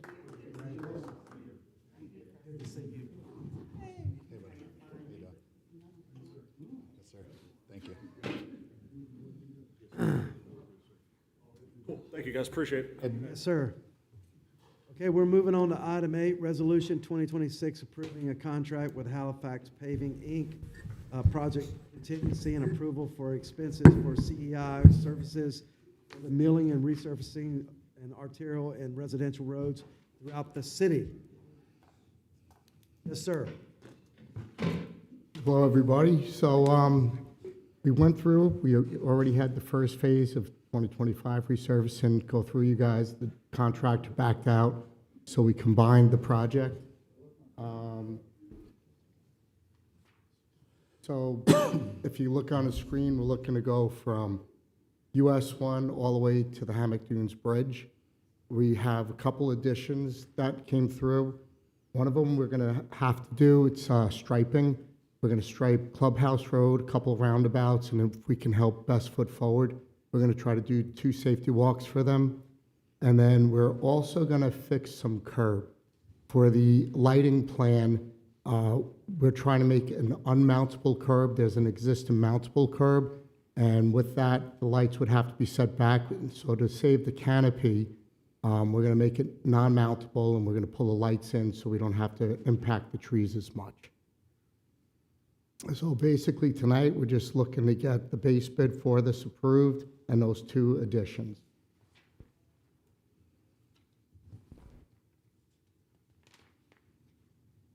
So, sorry, I'm struggling with this one. Aren't we supposed to have a scan, an updated scan of the roads coming We're up? working on that now. These roads were identified in the previous scan to be paved over several years, with the final year being this year. So they were already identified to be resurfaced last scan based on their condition. But we're talking about $6.5 million, and I got to tell you, I mean, a lot of this is in my district, and I mean, I'm not out there with the PCI scanner, but I feel like there's worse areas in Palm Coast that could use this work rather than some of what's highlighted here. Well, what we're looking to do is, that's a main arterial, and you want to try to address them before they fail. Sure. The scans did show that by the end of next year, the whole road would have needed to be done anyway. I know when you look at it, you drive, you say, oh, looks good, because when you drive through the residentials and the collectors, they look really bad. They got pattern cracking going on. I did talk with Councilman Miller, and we're hoping to start doing like an arterial 1 year, and then a collector the following year, try to do some residentials. So we're looking to extend the life expectancy, even though it might be close on the arterials, and that will give us the ability to start attacking the residentials. Without increasing money, we have to become creative, but we can't lose the main roads, the main arterials. And, you know, we're just trying to find different ways of doing things. I know you guys love doing the micro. Micro's good on certain roads, but it's not a structural course. And because of that, you're just painting the road black. It's like putting driveway sealer on it. Yeah, I'm not suggesting we, in any way, shape, or form, that we microsurface Palm Coast Parkway. I'm concerned about, you know, whether or not, I understand there's an argument to be made for economies of scale when you're talking about milling a road like this. You know, do we want a patchwork? Is it worth it? If, for instance, if PCI is 73, which obviously needs to be addressed in one area, but it's 80 in another area, do we skip the area that's 80? And, you know, I understand that it doesn't really make much sense to do that. You don't, because what happens is you want to pave it as a monolithic, placement. If you start putting joints in, those are going to be areas of failure. That's going to be because if you don't glue them together and get a good bond, and if you look at the road, you see the center lines peeling, you see edges, you see all of those things separating. That will now make the road fail prematurely. So you try to not make the road look like a quilt. You want to have it paved from one side to the other. Unfortunately, you're going to pave over some good areas when you mill it out. I understand that. But you don't want to try to save something that's good only to make a lesser, inferior type of a product by introducing joints all over the road. Right. No, and I get that. I don't know. I mean, this is a lot of money. We're using almost all of the funds that we have in this fund itself, which is It's a big road. I get, I know, I hear everything that you're saying. This road, I just wanted to chime in. It also is extending 2 of the turn lanes. I know we've had lots of feedback at Pine Lakes, and this is also over at Bridgehaven as well, in addressing that turn lane over by the hospital, where O'Reilly's is, where it dead ends, and we're going to be extending that through. So there's some turn lane extension work built into this. We're also doing the crossroads between the parkways. Based on Transmap analysis, on our arterial roadways, they have 70 being your critical layer. Once you start dropping below 70, that's where you start losing the structural integrity of the roadway due to the cracks, the size of the cracks, the water getting to the base and starting to cause that failure. We do have those failures out there. Our residential collector roads, the residential roads, those rails are failing. We're going to have to reconstruct those roads. Milling and resurfacing isn't going to work on those roads anymore because we just don't have the funding. So our goal, and the direction was from the last Transmap was, without adding additional funding, which was not approved, we've been maintaining our arterial roads so they don't fail. So putting it off, the roads, the worst shape was at 73 4 years ago, some of the segments, and they're going to be in the 60s now when we get the new scan back. So we're below that critical section, not for the whole roadway, but I think most of the segments were in the 70s last time. Our goal for arterial roadways was to be at a 77 average across the city for those. And I think our average last time between the segments, I can't remember the numbers offhand, but it might have been 74 to 78 average on Palm Coast Parkway. So as they fail, they start dropping exponentially. So let's just say they drop 4 points from the original scan and last scan. They probably dropped more than 4 points this scan. So we're probably in the low 70s average across Palm Coast Parkway. So we're getting to that critical point. Could you delay it 1 year? Possibly. And do something with some of the money this year and maybe try and hit some of the residential roads before they do fail, or maybe fix some of the failure roads and some of the collectors. That is a potential option. Pushing it off 1 year probably wouldn't be the end of the world, but we're trying to address some of the safety concerns with the turn lanes and trying to address those lower segments on Palm Coast Parkway before they have structural failure, and then we're doing deep bill and digging it out and spending a lot more money to fix it. Which we are doing on this project as well. So some of those areas that have fallen below the threshold, we're going in there and we have to deep mill it and fix it. So if we wait, those areas are only going to get worse. Can I ask, what is the threshold for requiring a deep mill? It depends. He's our material expert here, but it depends on the base. If you have a good sub base, then it's not as critical. But in a lot of Palm Coast, I think when we did Matanzas, remember some of those pictures, how poorly it was. It was sand underneath. There was no good base under the asphalt. They just kind of laid the asphalt down on sand. We have concrete. We have the cement concrete. In some areas, we have lime rock. Some areas, we just have good dirt. I think ITT used whatever was around. So it varies across the city. When we did Belterre, we had to do a lot of deep mill. We hit clay in spots. You could stand on the asphalt and it was bouncy. So it depends on the area. Sometimes we do cores and we dig down and see what's there. It depends on the water table. So there's a lot of factors that go into it. I'll let Scott add anything that I may have missed. Well, when you go down Belterre, you can see how the water's affecting the sub-base. So when you go by where the sprinklers are, you can see the road is already falling apart after 5 years. So the sub-base is very critical. We try to, a lot of the roads we're seeing, they just put down very little lime rock. They have that lime rock ratio, and they don't really put a structural course on it, so it's very thin, and we're trying to fix all of those bad spots. Now, the problem is if you have to address it more, so you'll be doing it in an 8-year, 9-year cycle if you want to push it. If everything was done properly, you probably could have gotten out of those roads 15 years.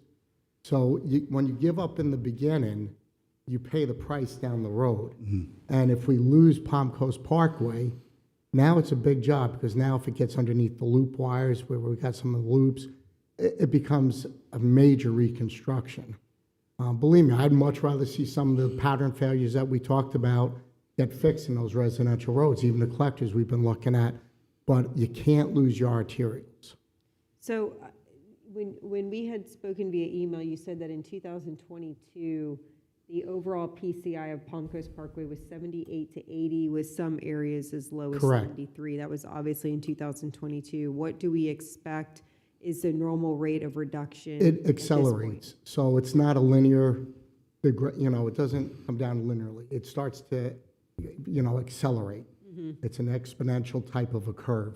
So what happens is it may drop now 6 points, 7 points, and then the following year may go 10 points.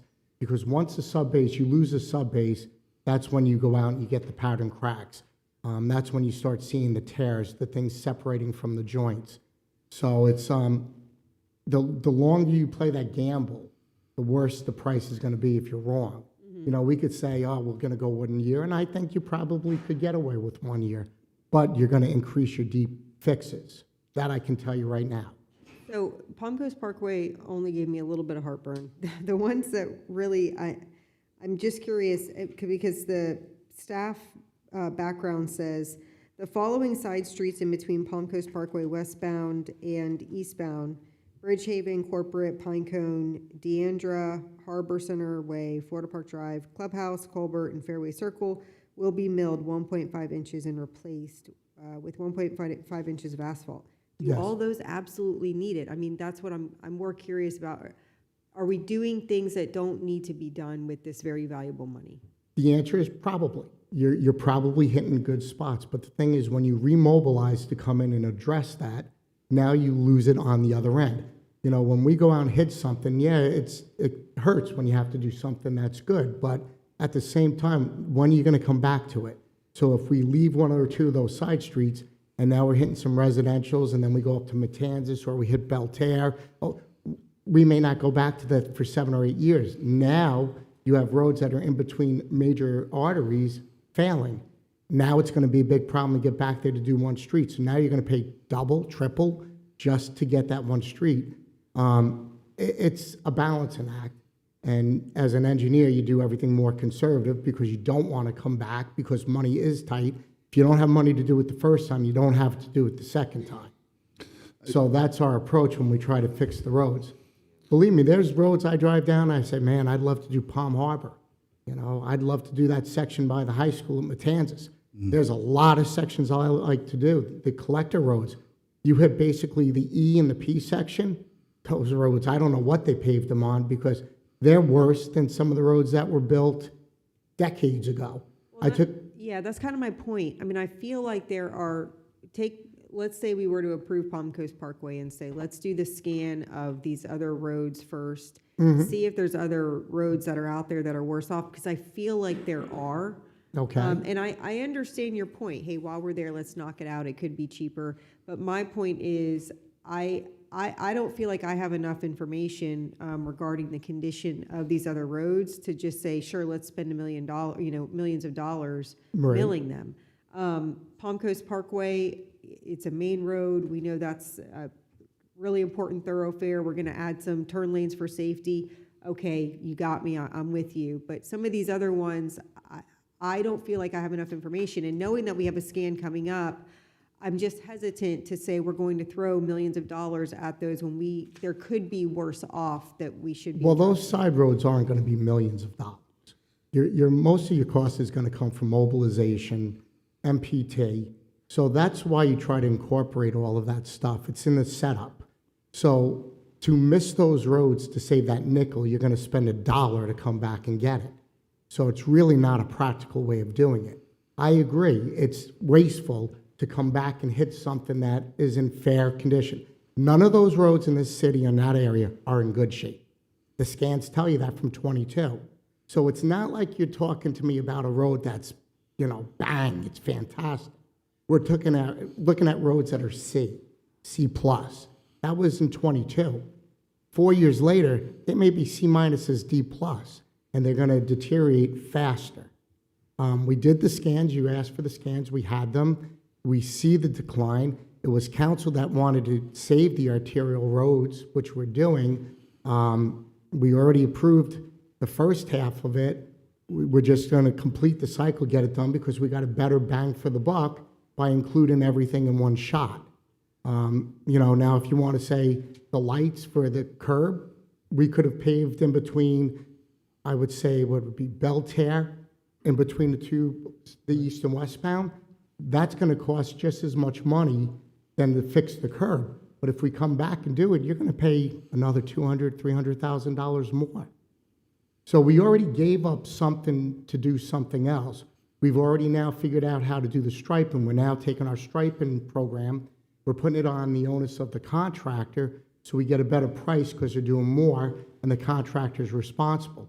So we're coming up with creative ways with what we have to maximize. And what your suggestion is not going to maximize the benefit. We're going to end up paying more to come back to that. And Yeah, that's why we did what we did. I understand. I just want to make sure that we're addressing what's worse off in our city. And I know, like you mentioned, the E section, I'm with you. There's some really bad areas out there. And I just, You know, obviously, if we had, you know, a money tree, we could address all of them. So I don't know. I want our residents to know that we're using every dollar in the smartest way possible. Well, that's why we're going to address that. Next year, we'll meet with the council. You guys can select what you want. I mean, you can pick, there's so many to choose from, but we're looking to address and get the collector roads. So we are going to bounce back and forth. We're going to try to find ways to extend the life of the pavements, address what has to be. If we have to do an arterial because it's failing based upon a scan, we might have to do that. But we already have a plan to address the roads that you're suggesting. Now, just to go back to, trying to address our roads, so we do have that ultimate that's in the bid to add curbing along Palm Coast Parkway so we can put in the street lighting. And that's basically going to take it from where it ends, roughly Florida Park Drive. It will take it east up to the toll bridge to light Palm Coast Parkway. So you get to a point here where we could say we can delay lighting that section of road and not do the curbing and use those dollars to pave more roadway. So we did leave out a section of Belterre between the two Palm Coast Parkways, which is in rough shape and needs resurfacing, as instead of doing curbing to add in lighting. So that's the last section of lighting that we'd have to do to finish up the continuous That's the street lighting entire program. project, So yeah. it comes down to, what's the priorities and where does council want to spend those dollars, knowing that, there's a shortfall in the payment management program for funding. I just, a real specific, where Colbert Lane goes north across Palm Coast Parkway, where the new Firehouse 22 is going in, that corner there is not a great corner for the fire trucks, as they're going to have. The only one way out is going to be out onto Palm Coast Parkway. Is that where you're talking about curbing or maybe cleaning up that? The curbing is going to be on the east side from Florida Park down. That's where we got to do that to fit the lighting in. I'm just thinking when they had the brand-new fire station, and you've got that little section of Colbert Lane that's really pretty bad road. Oh, you mean it's cutting Goes in over to the between? golf course while the Yeah. fire trucks are gonna come out onto that and then turn out onto Palm Coast Park. Clubhouse or Colbert? Colbert. It's Colbert, yeah. Colbert, yeah. I know where. Yeah, it's just it's not a good corner, for big vehicles. So I just wondered, when you're doing this, does that clean up that intersection a little bit? That's a problem we're finding with a lot of spots. When they paved the city, they basically put down a little bit of dirt or lime rock, and they put 2 inches. I've never seen that before. Normally, when we put down asphalt, we want. My only point is, we're putting in a brand-new Palm Coast Fire Station right there. We'll make sure that corner is addressed one way or another. It would be nice if we Understood. could put concrete there to come out onto, but yeah, we could look at that. Lots of them important. And I just wanted to go back to some of those cross streets and some of those that have a traffic signal on them. When you got loops in the road, and we're going to have that consultant, the subcontractor doing all the new loops and whatnot. You really want to address at least the cross streets that have the traffic signals at a minimum. Because they're shoving. So you get that washboard when you come to where they stop. There is a traffic light. Yeah. Anything further from the council? Can we get a motion? Mr. Mayor, move approval of the resolution approving the contract with Halifax Paving. Second. Got a second. Any further discussion of the council? We'll open it up for public comment. Specifically about Palm Coast Parkway. I got you. Good evening, Mayor. My name is Jeremy Davis, P section. How much more are we putting on the backs of residents? Every time we turn around, there is another cost, another increase, another resolution. It all comes from the same households. How do we get this far? Roads do not crumble overnight. Was the deferred maintenance budgeting priorities or lack of oversight? Residents deserve a clear explanation before being asked to pay again. And at this rate, what is the plan? Just issue more bonds for the roads too? Because that seems to be the solution to everything lately. We cannot keep putting a bandage on a puncture wound and calling it a long-term strategy. Show the data, show the root cause, show the accountability, make it make sense. Thank you. Thank you, sir. Anyone else for public comment? Seeing no one come forward, we'll bring it back to the dais. Any follow-ups? So one thing you specifically said, well, kind of, sort of. ITT did a shoddy job when they first laid Palm Coast Parkway. Is that a true statement? We're finding that in some areas, there's bad sub-base. It could have been done better. Just like everybody remember, ITT is now Rainier. Any other discussion from the council? Go ahead. Yeah, I was just going to add, in terms of the conversations about the sections in between, you have to view those kind of as the exit ramps of a highway. They're going to be used just as much as the main roads, which are, the amount of traffic that falls on these roads specifically is vast, right? And it supports all of our business that happens within the city. So we can't afford to not support this. We have to take care of this and then continue to work on those as they are less used roads, working our way down based on the priority of their PCI. So that's what I support. In terms of the roads and who's to blame and whatever, I think there's probably 50 different reasons the roads have issues in certain places. Some is lack of funding. There was at one point a half-cent sales tax that was dedicated to the road fund that we have no more. And I think based on the projections that we saw, Mr. Mayor, for the beaches, the beach plan, that same half-cent would generate $5.6 million or something like that for Palm Coast right now. So there's a lot missing here in terms of funding and what we used to have versus what we have now. And if you look back, I believe it was 2012 when that half-cent stopped. Right, it was a decade-long half-cent. If you look at where we're at right now, we're right at that threshold where we stopped funding roads with that half-cent, where all of them are starting to fail about 12, 13, 14 years later. So the bottom line is we've got to find more money for roads in order to do this right. So I'm going to continue working with TPO and trying to get as much money back as possible. And we have to be creative to try to get this fixed. Something, Councilman Gambaro? I had stepped away for a minute. I just want to confirm that this was part of our capital improvement plan that we budgeted for. Sorry. It is, It's already yes. budgeted for. Okay. Sorry. This has been planned and budgeted as we laid out through the entire budget process, and we set aside funding to do this project. Correct. This is not in addition to what we've already set No, aside. this is part of our 5-year plan, Okay. yes. Thank you. And that, just for clarity, that the source of funds, so part of the capital improvement plan, it's sales tax mostly? This is the streets improvement fund, so it's part of the gas tax, and then it's part of the state revenue sharing that comes to the city that gets I thought we split. used most of our gas tax money every year. Most of those funds do go to resurfacing. This is going to use the majority of that revenue that came in last year and this year Okay. to do Palm Coast Parkway. Okay, thank you. Other further questions from the council? Ms. Cook, call a vote. Vice Mayor Pontieri? Yes. Councilmember Gambaro? Yes. Councilmember Miller? Yes. Councilmember Sullivan? Yes. Mayor Norris? Yes. Motion passes unanimously. Thank you, ma'am. We're moving on to the consent agenda. Anybody have any issues with the 3 items that are on the consent agenda? I just had a question on number 9, Mayor.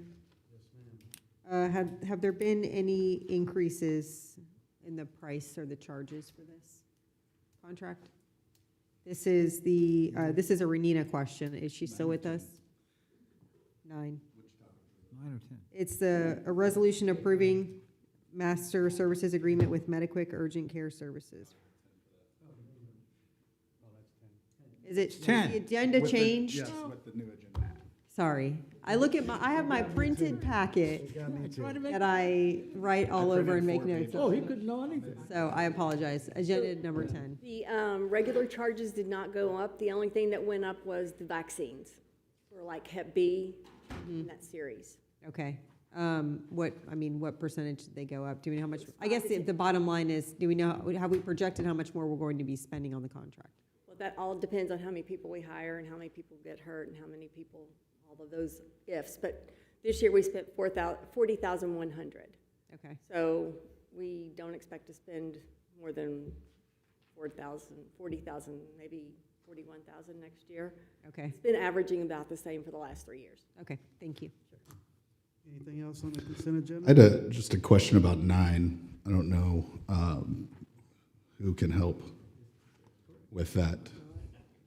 This is the LMS. Mitigation? Local mitigation strategy plan. Chief's got it.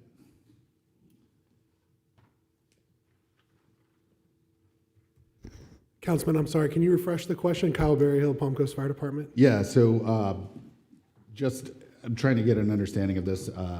It looks like that we have this LMS to define kind of priority for certain types of funds like FEMA funds and things like that in terms of projects. And I guess my question is, I know that there seems to be a couple committees that are in work with ranking and kind of defining this.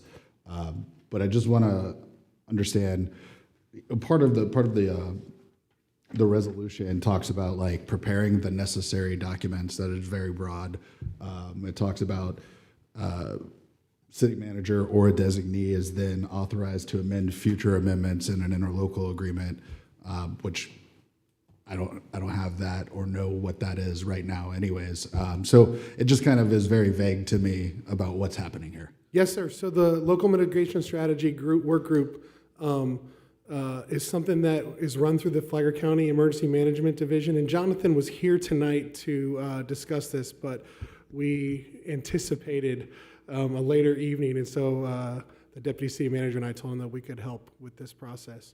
And so there are a couple of different ways that sometimes funding flows through this group, remembering that mitigation is one of the 4 primary functions of emergency management, and it oftentimes is cheaper than some of the ones that I get to be responsible for, like response, and certainly it can be better than recovery. So mitigation and preparedness is some of the ways that we fund this.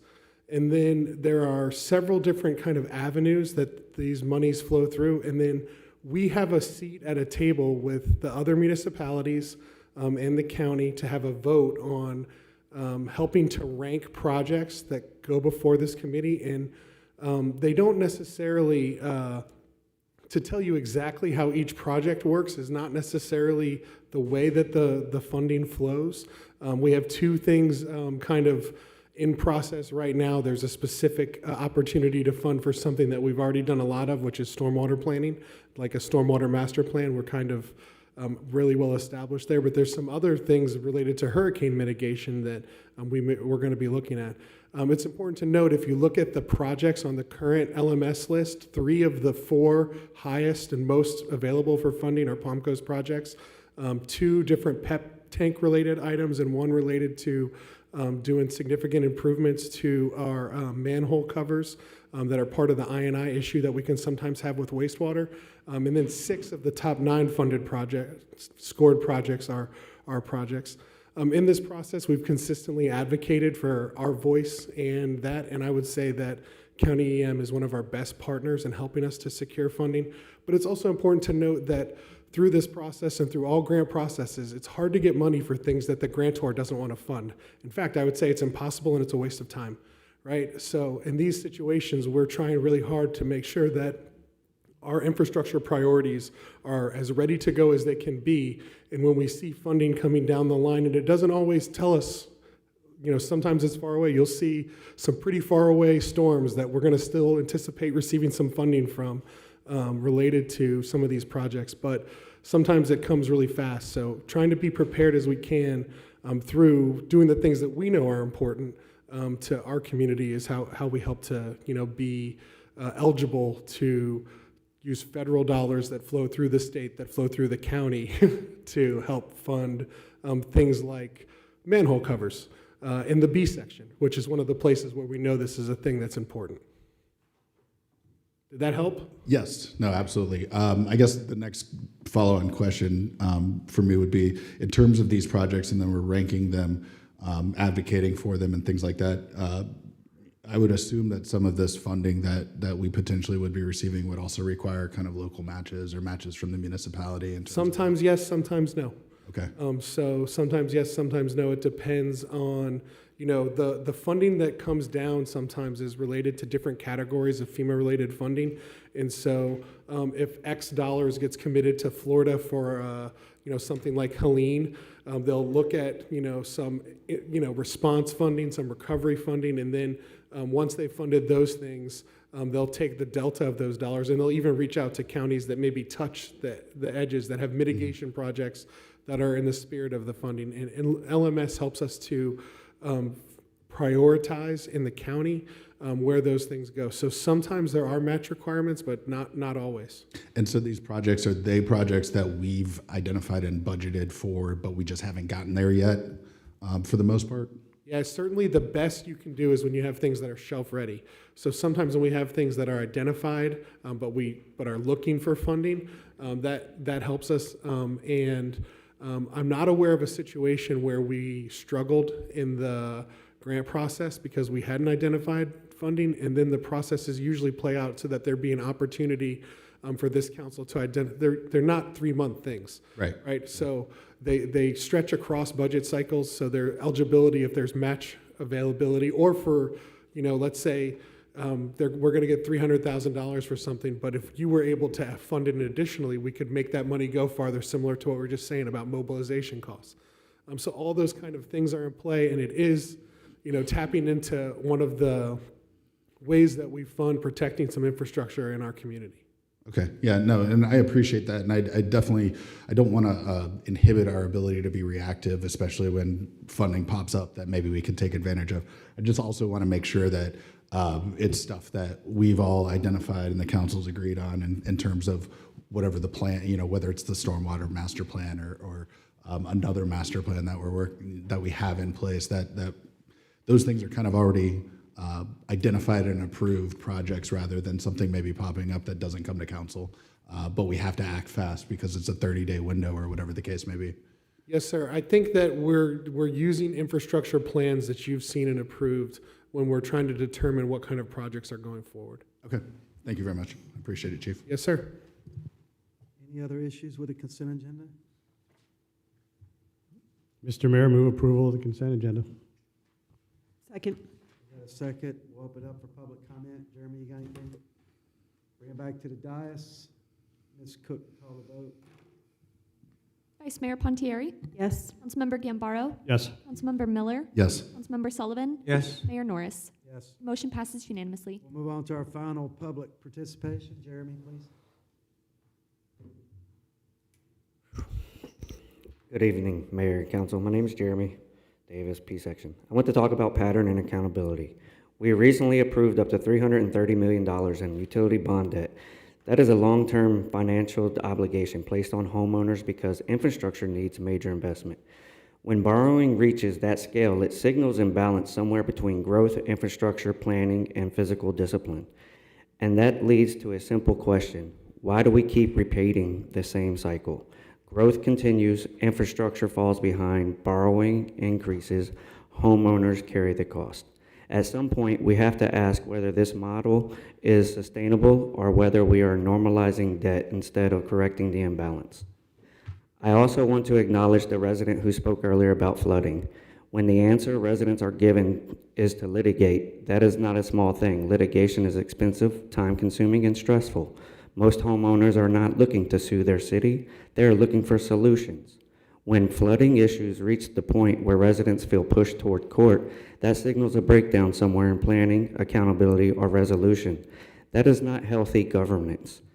Now layer in documentation integrity. At both January meetings, I raised concerns about the deletion and alteration of permit notes within the public record. The city manager stated he would email me regarding those concerns. As of tonight, I have received nothing. So I'm asking again publicly, is there a written policy that authorizes the deletion or alteration of permit notes? If there is, please produce it. If there is not, under what authority are public permit records being changed?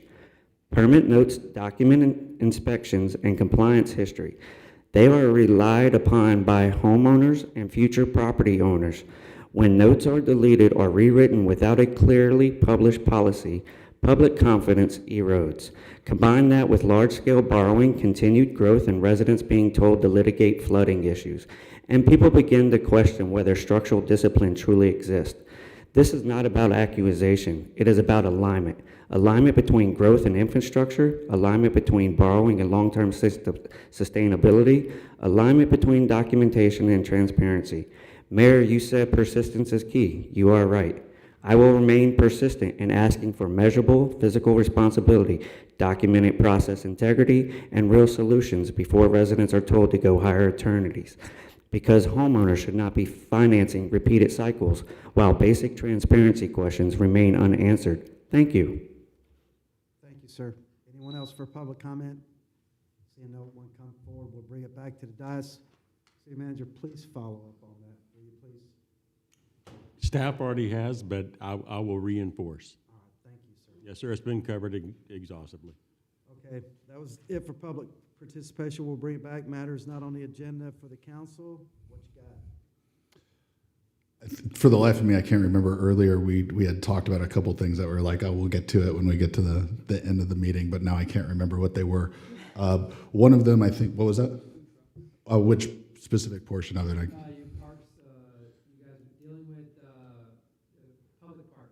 So whether a food truck can go to a public park and vend at a public park, not part of a permitted event, is the question. I think that was raised by one of the local business owners. So I don't know what anybody's thoughts are on that. I would say no, unless it's part of. I think there is a slippery slope here because, you know, what happens now, you've got essentially the park becomes the accessory use, you know. And that the sports league is the authority on whether or not they can operate. I mean, that's what we heard tonight, right? Well, it's whoever's the permit. I mean, it could be, you know, a dance festival and, you know, they have a permit for a food truck, so then they can come. But if they're not, it doesn't necessarily have to be sports. It's whatever it's permitted for that event. But I agree there is a slippery slope because then what happens when they start creating a food truck park out of a park, essentially? And it becomes a food truck park instead of a park. I don't know if we need to change anything. I don't know if anybody has any ideas on that. Well, City Manager, if you could get Mr. Hanson to clarify that along with Mr. Hurst, because that's never, none of that was our intent. No one should be just rolling up. No, to I the think park. they said that that's not allowed based on the new and the previous. Yeah, there was an ask that we address that. Yeah, there was a resident that was asking whether that can be made happen. They were quite, I thought they were clear on the answer that that's not. Yeah. Okay. So doesn't look like there's anybody on council that wants to advocate for that. The other thing we were talking about, maybe historical society and coming back with something to clarify cycles and appointments and things like that, that is mirrored by their bylaws and our ordinance or resolution. Yeah, for like every 4 years, some sort of process, right, for how this should work. Because right now it just says one exists, and that's it. I would just say make it consistent with some of the other appointments. Right. Yeah, and I would leave it up to Planning board or code enforcement. whatever the precedent is in other cities or other boards similar. But, I mean, yes, and I feel like this is a little bit different just because we have a Palm Coast Historical Society who I think we should be leaning heavily on to present that person, and maybe, I don't know, maybe. It's an interesting conversation though, because while yes, they recommend someone, I say, yeah, that sounds great, right? But at the same time, it was presented as they're the liaison between us, and they represent us to the society, and they hold a non-elected position on their board as a member of us, not as a member of them, because we're the one appointing them. And it had been since 2024. And it had now sat we're for taking 2 action. years. If it was periodic, then maybe we would have caught it before. So I don't know, Marcus, if you could just look at it and see if there's something we can do to just kind of clarify the process. If we get, if we could get a draft appointment, ordinance or whatever you want it to be, it doesn't matter to me, as long as we can have a draft, something that, because they. Council wants me to look at, maybe looking at how it should be appointed going forward and develop a process. Yes. You have one currently, so you want to see how the process. If someone steps down, this is what happens, otherwise every X amount of years, or whatever the case may be. Whatever standard, I guess. I don't know how standard this position is across the state of Florida. And I'll research it a little bit as far as, what other cities do. I've never thought about it. Yeah, me neither, until they mentioned that. We just Being a basically have historian, I never thought about being. no codified process at all for this, except for it just says there shall be one. Yeah. And so then, aside from the other stuff that happened during the council meeting, I just wanted to take a little time to recognize some city staff I think it was earlier last week, we had a resident concern about some ditch clearing that happened, and I forwarded it to city staff, and then the next day I went out to the resident's house to get eyes on it so I know what we're talking about, and was pleased to find that city staff had already been there and corrected the issue before I even got there. So they took care of that, and the resident was very ecstatic about how fast they received help. So Melissa Hill and Stacy Davis were the ones that kind of liaised with the resident, and then Andrew Woolgar and Anthea Maggio were the ones that were out there kind of fixing the problem in the field. So just wanted to recognize them and give appreciations for the work they did. The resident was thrilled. Another thing I wanted to discuss with you, which I don't think anybody will have any problem with, but I just want to run it by everybody. In discussions with the traffic team as well as TPO and talking about the signalization of Matanzas at I-95, one of the things that was brought up that potentially could help the process is a letter requesting that FDOT do two things. One, prioritize the administrative process, and you guys all got forwarded an email from traffic. I think the city manager forwarded it. That kind of has the process that has to happen to get the lights at Matanzas, and it's kind of a long list. So we want to prioritize that, and then request that FDOT put this in their 5-year work plan. And so that would be a letter from us and would be joint signed by both Senator Leake's office as well as Representative Greco's and as well as Congressman Fine's office. So just wanted to ask for consent to work on draft language for this and then bring it back at some point to make sure everybody's cool with the language and then get that over to them so that they can try to prioritize this project. Yeah, I mean, I'm 100% on board with that. I had asked, and I don't think I've gotten a response on whether or not we could front these monies and look for reimbursement later on, because I got to tell you, I have no faith. I've lost faith in this process at this point. No, as we've far been as us. working for it for a while. Yeah, and I just, there's so many needs. If we can control it and put it in our own hands, I would rather go that route. So I don't know what. I think based on council's feeling staff's is, but- conversations with FDOT that it's likely that we can get it in the 5-year plan and then it's find the money somewhere and get it accelerated, and we just got to keep pushing at it. How about making this a major SAP project? Well, but the threshold question is, can we put the light there or not? Yes or no? We can't do it until all of this is that list of, because there has to be studies that are done that are controlled by federal and things like that. Can we do those? What I'm saying is, can we take control of the process rather than relying on FDOT to do it? I don't know if there's I see anybody here. Carl Yeah, shaking no, his this is occurring at the FDOT offices where they're doing these studies. There's one that's the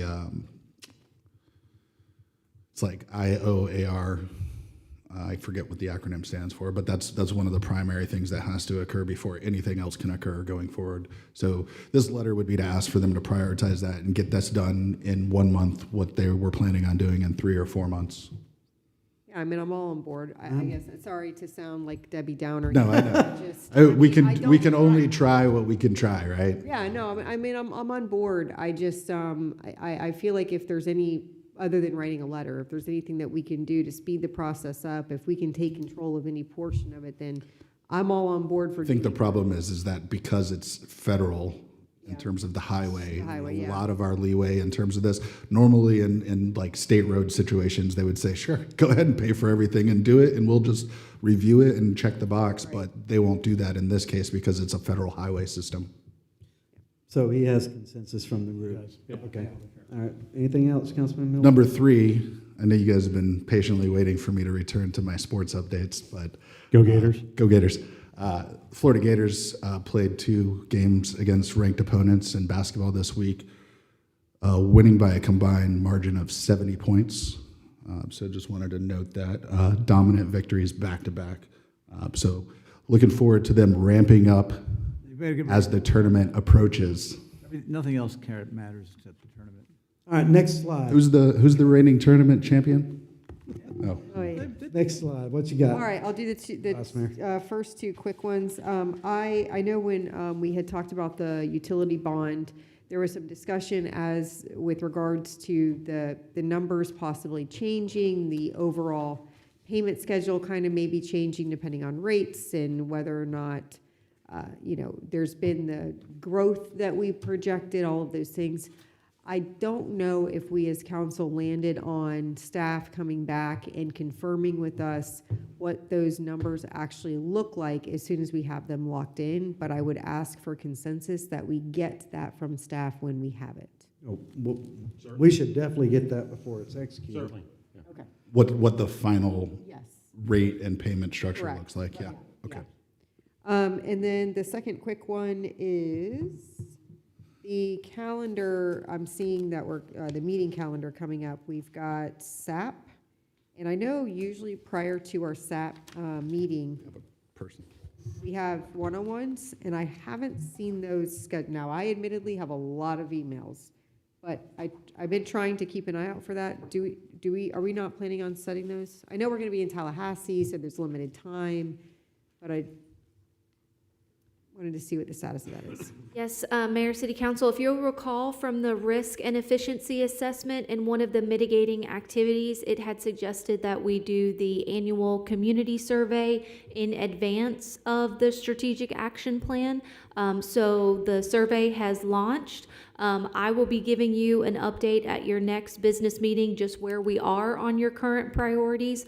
The city manager has a retreat scheduled for you on February the 24th, and then we will see you for the one-on-ones after the survey results come back. So we've pushed back our calendar just a little bit to account for that survey feedback from our residents. Okay, thank you. And you may be able to answer this. When are we having our funding sources workshop? In the city manager's retreat. Okay, perfect, thank you. All right, I know that tomorrow there's the joint cities and county meeting, and I just wanted to make sure there's nothing on that agenda that we need to discuss as a board. I know they're going to be talking about funding of lifeguards and some other financial pieces. I would just kindly recommend that, and I know you all won't make any decisions on our behalf without bringing it back, so I'm not trying to allude to that. But a lot of things that, the county pays for, obviously, the city is 80% of the county. So we do contribute to all of the things that technically come out of the county's budget. So I just want to make sure that's at the forefront, because I feel like sometimes that's lost during these discussions. Not lost with me. Most of the discussions, at least since I've been here, have been the beach management plan.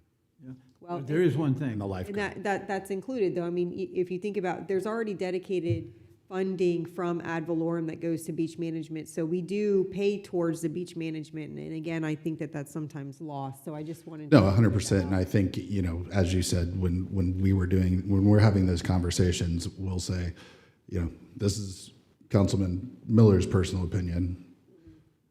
I can't speak for everybody else, but I'll bring this back. And that, we've had those discussions. I think we had a meeting in response to the last time they brought something up that required funding or support for funding. They came and gave us a presentation. Yeah. You're going to be there, right? And we pushed them about, I'm echoing, we pushed them about an actual plan on the beach management. Yeah. Remember, I'm like, you're not presenting anything to us, where's the plan? Well, what I would like to see is, I know that they had Taylor Engineering doing some studies. I haven't seen an update on where they're at with those studies, so that's what I would like to see as a part of, figuring out a beach management plan. I think that what Taylor Engineering is researching right now is very important. So to the extent they have that available, or they have a timeline at least to get us that information, I think that's really important. They just kicked it down another year. I You know that, right? That's. Yeah. It's elections. I would point out that I think for this meeting specifically, we don't get much pre-meeting. The other, like when we did Palm Coast County, there's an agenda there and, presentations, but typically I only see what I'm seeing at this presentation the day of. Yeah, it's Could I just say it's this? fairly There's loose. one gotcha for both of you, since you guys are gonna be there. Flagler Beach wants to take over 4th of July 2023. Correct, that is on the Be agenda. careful of that one, because they already do a parade and all that kind of stuff. There's not a lot for them to take over. It comes down to whether we do the fireworks on the pier or we do it at the airport. We do a nice job at the airport here. Be careful of them saying, you agree that we should do 4th of July in Flagler Beach, and then the next, is going to be, well, normally Palm Coast kicks in $300,000 for the event. Yeah, I think And in terms of so I that just want to- conversation, just we need to watch get, out for that we need to get that information and bring it back to this council to decide as a council. And that's for 27, not for 20. If I was seeing that information beforehand and we could all make a decision beforehand, then that would be a different story. Yeah, they want to do it for the new pier. That's why they want to. Yeah, we're not going to get on the hook financially if I can keep it from happening. tell you, I stand by. I brought this up before. TDC, the only monies we've received from TDC has been like in $15,000 increments for the fireworks display at 4th of July.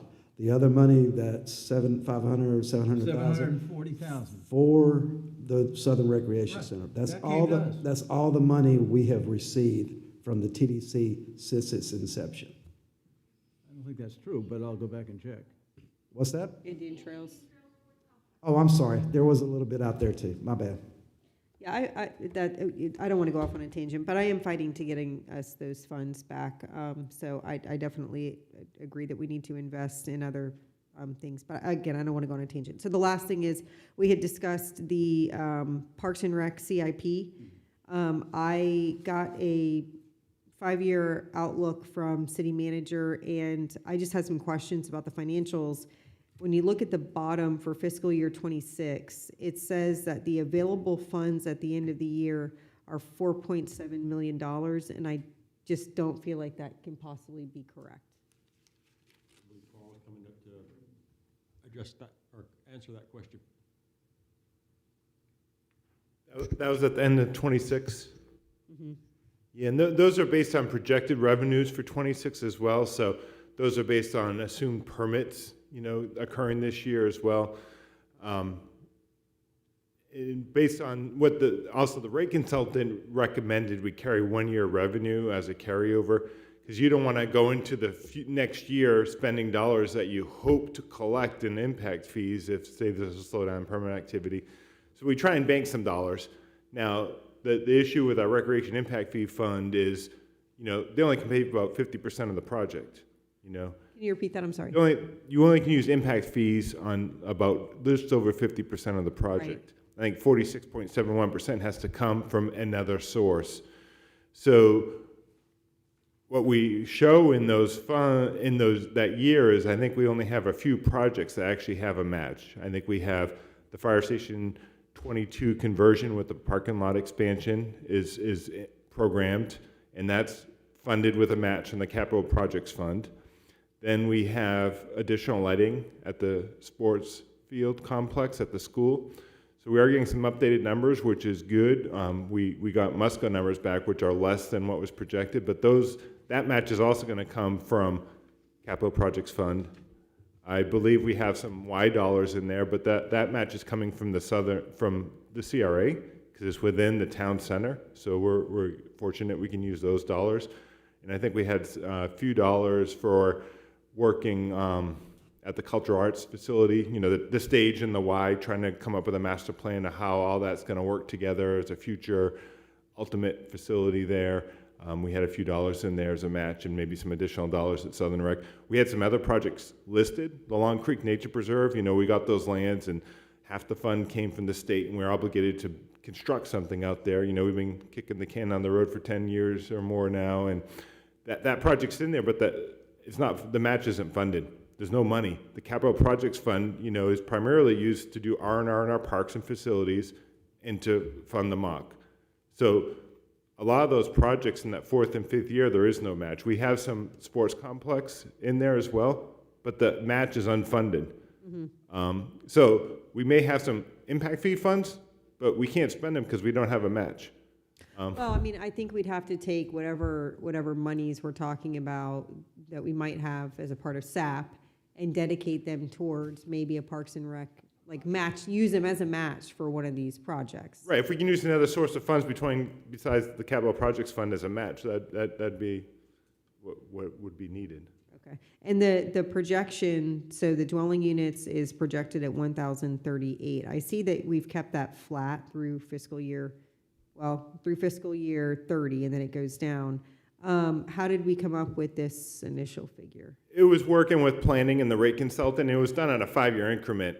So we just kept it even over the 5 years. Because knowing some years are up, some years are down, we just kind of averaged it out over the 5-year period. Yeah, no, I'm just wondering how, like, It was off Bieber numbers and through planning okay. as well. Okay, all right, well, thank you. It matched this is the comp plan. It directly correlates with the comp plan growth. Thank you for, go Gators, you're ridiculous. Thank you. Must be good numbers. Every time Beaver comes up, thank you for the clarification, Carl, I appreciate it. And just to, as an aside, the sports complex, there's future dollars beyond the 5-year, because to build the facility is going to be very costly. So you do need to bank some dollars to help fund those large-scale projects. In the skate park, just to go back to that during the park impact fee rate study we had in the first 5 years, and when we scaled it back, that was one of the projects that we pushed out to the 6 to 10 year. Yeah, that's like in year 9 now or something, I think. Anything else, Vice Mayor? No, thank you, Mayor. You sure? You good? I thought you were going to ask us to do something. Councilman Gambaro? Yes. Thank you, Mr. Mayor. Just want to say look forward to joining everyone next week up in Tallahassee advocating on our strategic priorities. And in particular on the Old Kings, corridor, the Phase 2 Alpha, and the request for $30 million. I just wanted to highlight, just in case you weren't tracking it, and for the public's benefit, our team put together a grant request. It's called the FY 2026 Build Grant for the Old Kings Road Corridor Improvement Project. And Ms. Beth Payne, who is the Executive Director for the Northeast Florida Regional Council, signed a letter of support to Secretary Duffy in support of that. So I know we're not getting much help on the federal level for some of these important projects, but this is a way for us to attack not only from the state level, if we can get it, but also through the federal government by pursuing those grants. And I'll be attending the Northeast Florida Regional Council meeting on Thursday, and we'll convey my thanks to Ms. Payne for that. Other than that, go Gators. Thank you, sir. Nothing from you, Councilman Sullivan? Nope. Okay, just a couple of things for me. On Saturday, I'll be doing a proclamation for 4 chaplains at the VFW. That's at 1400. This is the third time I've been there, and it's honoring to the 4 chaplains that went down with the USAT Dorchester in 43. They sacrificed their lives and stayed on the ship to help evacuate everyone. So I'll be reading that proclamation on Saturday. Monday, I'll be swearing in the new officers of the Philippine Americans Association of Palm Coast. They asked me to administer their oath to all their charter officers. So I'll be doing that on Monday. I think that one's at like 5 or 6 o'clock. So I'll be up to Tallahassee as soon as I can get up there. Well, we're leaving on Saturday. We'll be up there on Saturday because this is Sean's birthday week, so we'll get there on Saturday. So I have to come back Monday and come back on Tuesday. So I'll catch up with you guys when It's a little driving, right? Yeah. Yeah. Yeah, I'm used to driving it. Most of the football season is spent driving that road. So that's all I have. City Attorney, I'm sorry. I've got one alibi. Yeah, just for our residents, the Creekside Festival is rescheduled for this weekend. Get out to Princess Place, enjoy it. It's a great venue, and it should be a good time. And because it's been rescheduled, I think everybody's trying to make a push to get as much participation out there. Look forward to seeing you guys out there. All right, thank you, sir. City Attorney? City Manager? Real quick, 2 things. So staff's been working with county reps on the healthcare cost savings topic we've been discussing. Several meetings have already taken place, including overview and operational structure of the clinic. Claims data right now is being reviewed to develop budget and cost projections. There'll be more to come on that. But we're getting some forward momentum. And to kind of address or answer any question you may have about the whole food truck, why are we combining? So the whole Food Truck Tuesday was created during economic downturn. Of course, grown significantly over the years. Excuse me. Community feedback to the city showed that residents wanted more entertainment and a fuller event experience, and that's how the whole idea started about combining the two. The concert series, of course, quickly built strong momentum in attendance, so combining both events allows the city to deliver a stronger, more engaging experience for the citizens. And combining the two will save us a little bit of money on staffing for two separate right. events. Personnel efficiency. All right, anything further? That's it? Motion to adjourn.